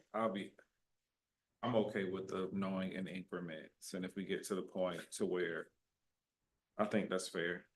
I think that's fair. I think we need to get it going. We need to start it and get it. going. We agree with this investigation, and it has yet to begin. Because if they get to the 10,000 and they haven't gotten what they need and they already have statements, it's up to us to decide, hey, give us what you have and we can go from there. Motion But it's to approve. second. Got a motion, second, all in favor? Aye. Aye. Any opposition? Now, with the mediation, would you all like for me to, when she provides me the list, Mrs. Jones provides me the list of pool of people to go with a different company other than those folks to have? Okay, and I will jump on that immediately so we can have a mediator here so that they can work alongside the team or with the team to include teaching diversity and do some team building. Right. Are we good with that, team? Yes. Yes. Okay. Yes. Okay, and then to the last item that we really have to discuss, that's very important, is this whole incident of not following policy and the check issued in regards to Mr. Bell. And we have to add it as an emergency item, correct? I would like to add that it's this administrative situation as an emergency item. Yeah, it could be new business or emergency. New business. New business. Yeah. I would like to add it as new business. Thank you. Second. Have a motion, a second, all in favor? Aye. Aye. Okay. Given the circumstance, anybody want to mention or discuss anything? I know everybody's tired and it's getting late, but who wants to discuss this? What's the term that you used, Commissioner Jones? I know that we said we use norm, and then I think you said get into the practice of. Am I right? Correct me, fellow commissioner. I don't know. Yeah. Okay, because this is the norm that our city managers write $50,000 checks or go over 25,000, or is it something that we're going to get into the practice of? It's Is it policy? Yes. These are just questions that I'm posing as talking points to facilitate this discussion. The policy is a maximum of 25,000 that the city manager has the authority. So with that being said, are we saying that he violated the policy? Yes. With that being said, what are we gonna do as a team, as a commission? What's our decision? What does the policy say, or what do we do? And council, can you give us some guidance in this? No, she can. Okay, all right, so we have identified that our city manager has violated the policy. What are we gonna do as a commission? I'm passing the gavel. I'm making a motion, but yet again to terminate Mr. Bell immediately. His position immediately. On grounds of, Violating city policy and releasing funds without authority. Second. The motion is second. All in favor? You're the one who's supposed to call. Roll call. I have a motion and a second on the floor to terminate. Here, it's going me here to what call the question? Okay, somewhere. Yeah, no, you go ahead. To terminate Mr. Bell, the city manager's employment due to violation of policy. And release of city funds, tax dollars without. And releasing of city funds without commission's approval. I It's a motion and a second. And you can call the question Call the now. question. call the question. Yes, Did you say you had a question? Do you have a Yeah. question? I had yes. a question. Go ahead.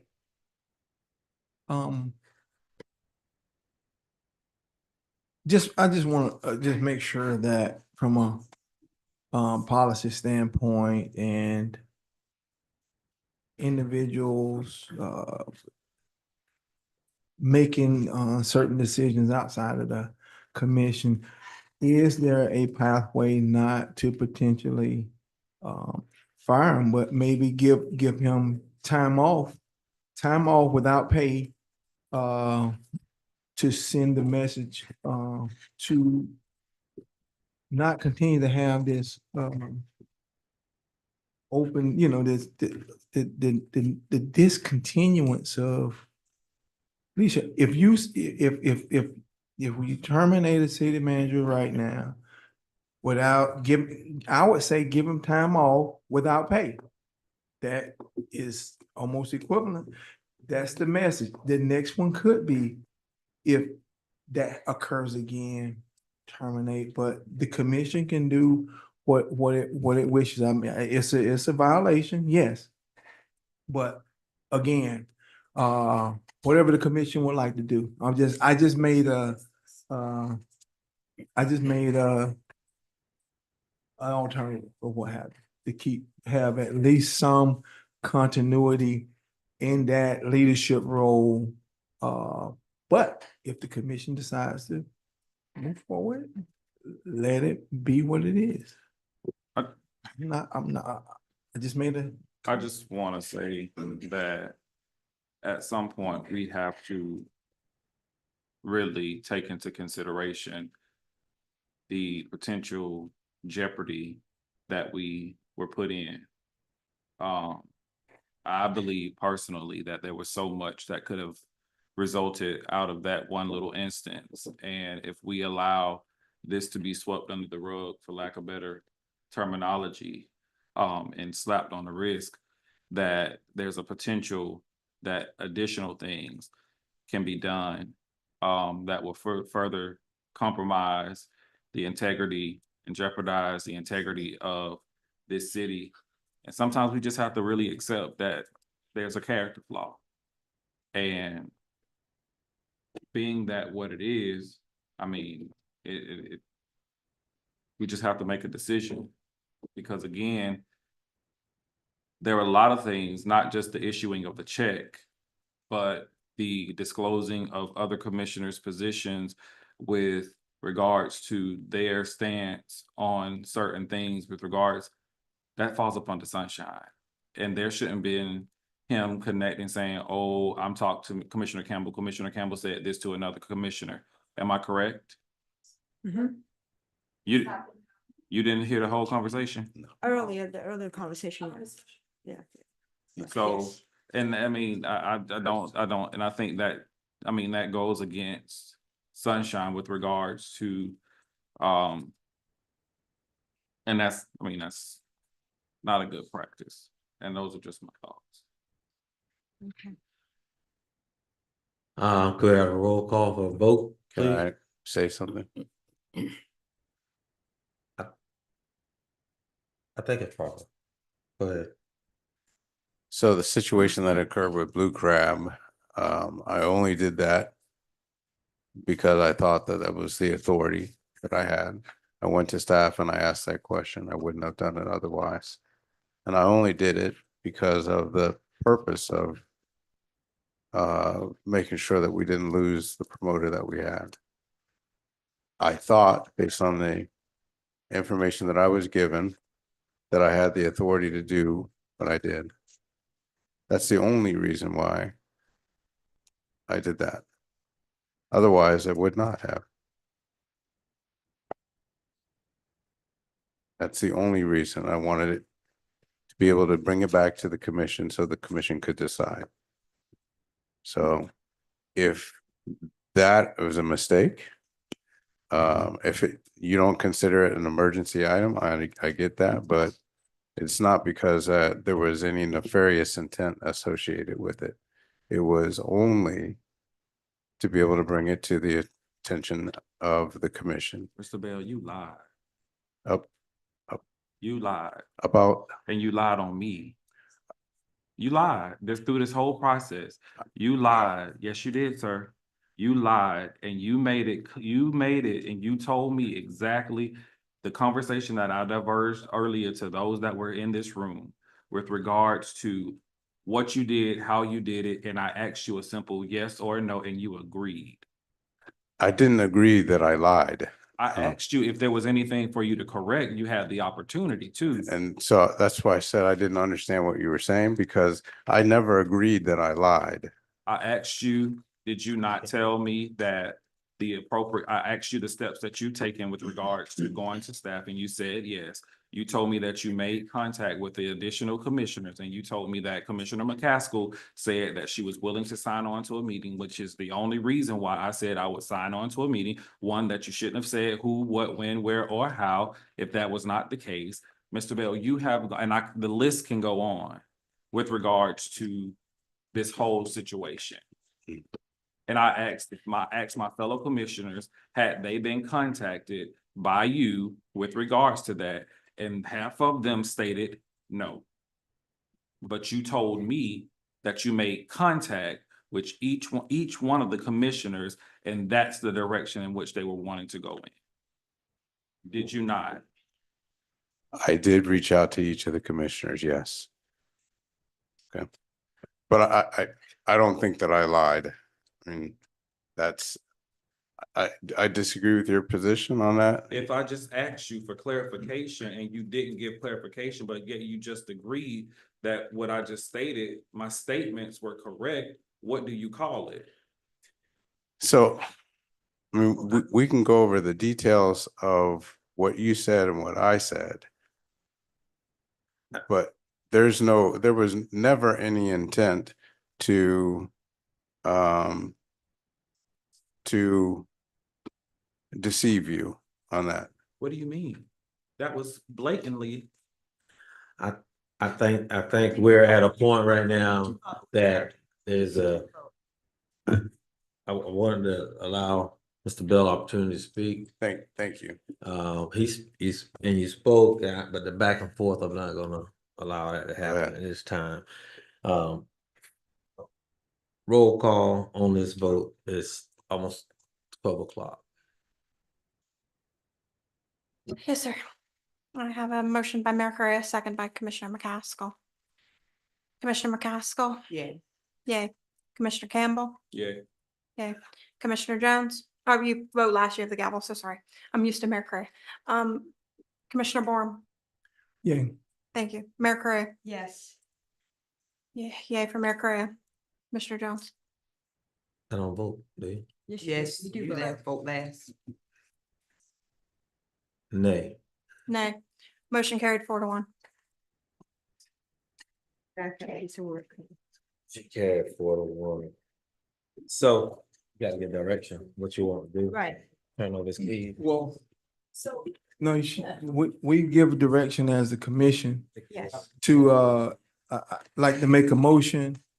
Well, the meeting is not over. No, it's not adjourned. The meeting is not adjourned. I like them make a motion to have Ms. Cardi as the interim until a time until we have secured another city manager. That's the motion. Motion on the floor. There's a motion on the floor. Is there a second? Are you gonna ask her if she accepts? No, there was no second. Okay, then no sorry. Is there I a like to second? put a motion on the floor. Well, we gotta finish this one. Okay. Is there a second? Well, That one died. nobody said anything. Okay, go ahead. I would like to put a motion on the floor to for stability purposes and maybe for a contract of 1 year or for 1 year stability. Bring someone in, bring in former Mayor Hill bring him in as interim city manager. I think that's a good idea. Somebody who's familiar with what we got going on, helped us push this city forward. To get some stability in, and it could be a contract basis. I didn't say a permanent, but somebody who could step in and hit the ground running. That's I your put that motion. on it. I put that motion on the floor. Second, for the sake of discussion. We have a motion, a second for discussion. Okay, discussion? One of the things that you said in your motion was we need stability, bringing someone in that has the knowledge and of city government that has already been here. If that person is willing to do so, I'm willing to go in that direction. But for the sake of the city, having stability and us being able to move forward as, you know, as expeditiously and as forward moving as possible, you know. So I second that. That's if he's willing. If he's willing.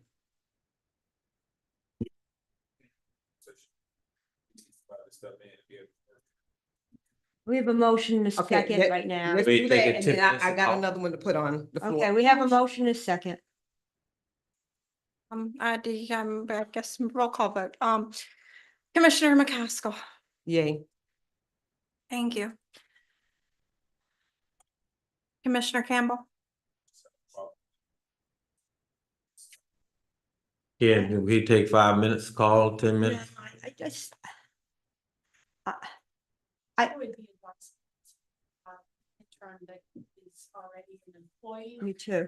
That's been, you know, familiar with the issues. There are so Okay. many issues in the city right now.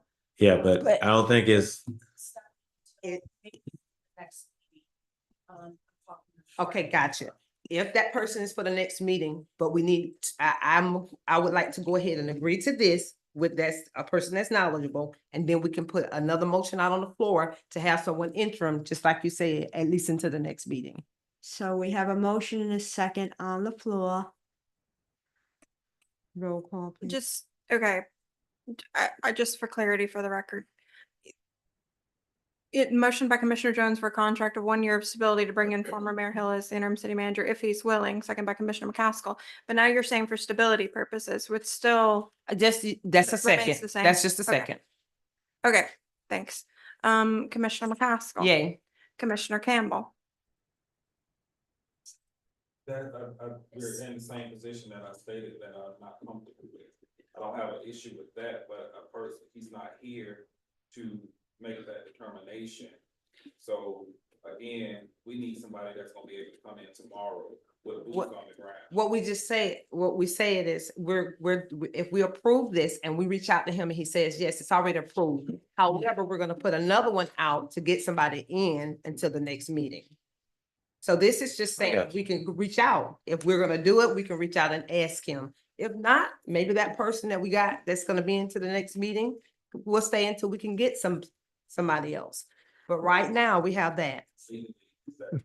What position does that put us in? My suggestion is first things first, you establish an interim for the short term. And then you have a broader discussion on. who you Long, want on the to long, have. me too. So even if it is for a 1 year contract, instead of identifying and locking in one person, have some options available for your discussion. Okay, And that can happen on September 26th. so he needs to withdraw his motion. I'm not Right? withdrawing my motion, Ross? just vote, and then No, that's we'll not, go it's from there. not, it's not, because I don't want it to appear as if I'm not for. Right. I want protocol to No. be established. Because at this time, we don't have anyone that's in that. Listen to what position. she's saying. I got what she's saying. Okay. So I'm trying to inform Mr. Gotcha. Commissioner Jones that taking in consideration the thought process of what's coming from legal, taking in consideration what your fellow colleagues have stated, it's not that we are against it. We need to establish first. Somebody who's gonna come to work. Who's already That's here. our interest. Yeah. That's what we're trying to get you to understand. It's not that it's a yay or a nay. Well, let me tell you my total concern with that. We don't have anyone on staff that's not right now it. to do that. That's not true. To do, well, who do Wait. you, who? Let me ask this. in the past, okay, I don't know if Mr. Bell ever identified anyone other than, well, he had his ACM that he would pull it in place. However, Mr. Holmes, who did Mr. Holmes, when he was here, the previous city manager would have sit in as interim when he was out. Well, And Assistant city manager, in the absence of that, it falls into either the chief financial officer or the chief, of police. so that's where I'm going. With that being said, and that's do why- we wanna does he withdraw his motion first? Yes, yes. Okay. Has to happen sequentially because the interim. That's what, okay, can you withdraw your motion? Has to be withdrawn so we can stop this again for the short term. Do you want me to amend the motion? No, go ahead and withdraw, I'll tell you where we're going, then we're gonna go back and you put your motion in. You're gonna put your motion back in and we'll tell you how. Appearances, you've got commissioners who have expressed that they're uncomfortable voting against, they don't necessarily have a problem with the person that you picked. Exactly. But you're putting the first here, so if you would. Gotta do it this way first. Have the interim in a short period of time and cast a broader net for potential candidates to fill that role for a 1-year contract period. I think that's what your fellow commissioners. So if you can withdraw and then we can put the interim in motion for that. This have been done before, Okay, well, that doesn't mean it was done right. and all you guys have to do is vote, because I'm exercising my right and my authority up here, so you can either be with it or not at this time, and I think you'll be able to follow me and what I'm saying, so. Okay, so at this point, he's not willing to withdraw the motion. Okay, so we'll go ahead. Oh, And okay. then can we just go ahead and after that, do our interim after that, legal? Okay, go ahead, Commissioner Jones. The roll call remains at Commissioner Campbell. Commissioner Campbell? No. Commissioner Jones? Yay. Yes. Commissioner Bourne? No, for the sake of giving information from our city attorney, not to put the cart before the horse. So no, at this time. Commissioner Bourne, no. Mayor Correa? No. No. Motion failed 3-2. Okay. I motion to have the chief of police as the interim city manager until we are able to establish someone to fulfill that role or go into a contract with someone. And going in the order of operation, it goes next in the absence of a city manager to our chief financial officer and then to the chief of police. That's the way we did it in the past with Matt Reynolds and others. Okay. I motion to have our chief financial officer as our interim city manager until we find stability. Second. The motion is second. Call for question. I have a No, she's question. Okay, question. She was very reluctant when that was brought up, so I have a concern about that. She was surprised and she seemed reluctant to serve in that role, so I would like to ask her. She was surprised. She's still waiting. Well, can we, just as we would have asked the mayor, can we ask And I her to believe, accept? and I believe that she has had the experience of an interim. Yeah, I have been a city manager for Would you accept? City of Yes, she here. Quincy. And yeah, I've done it.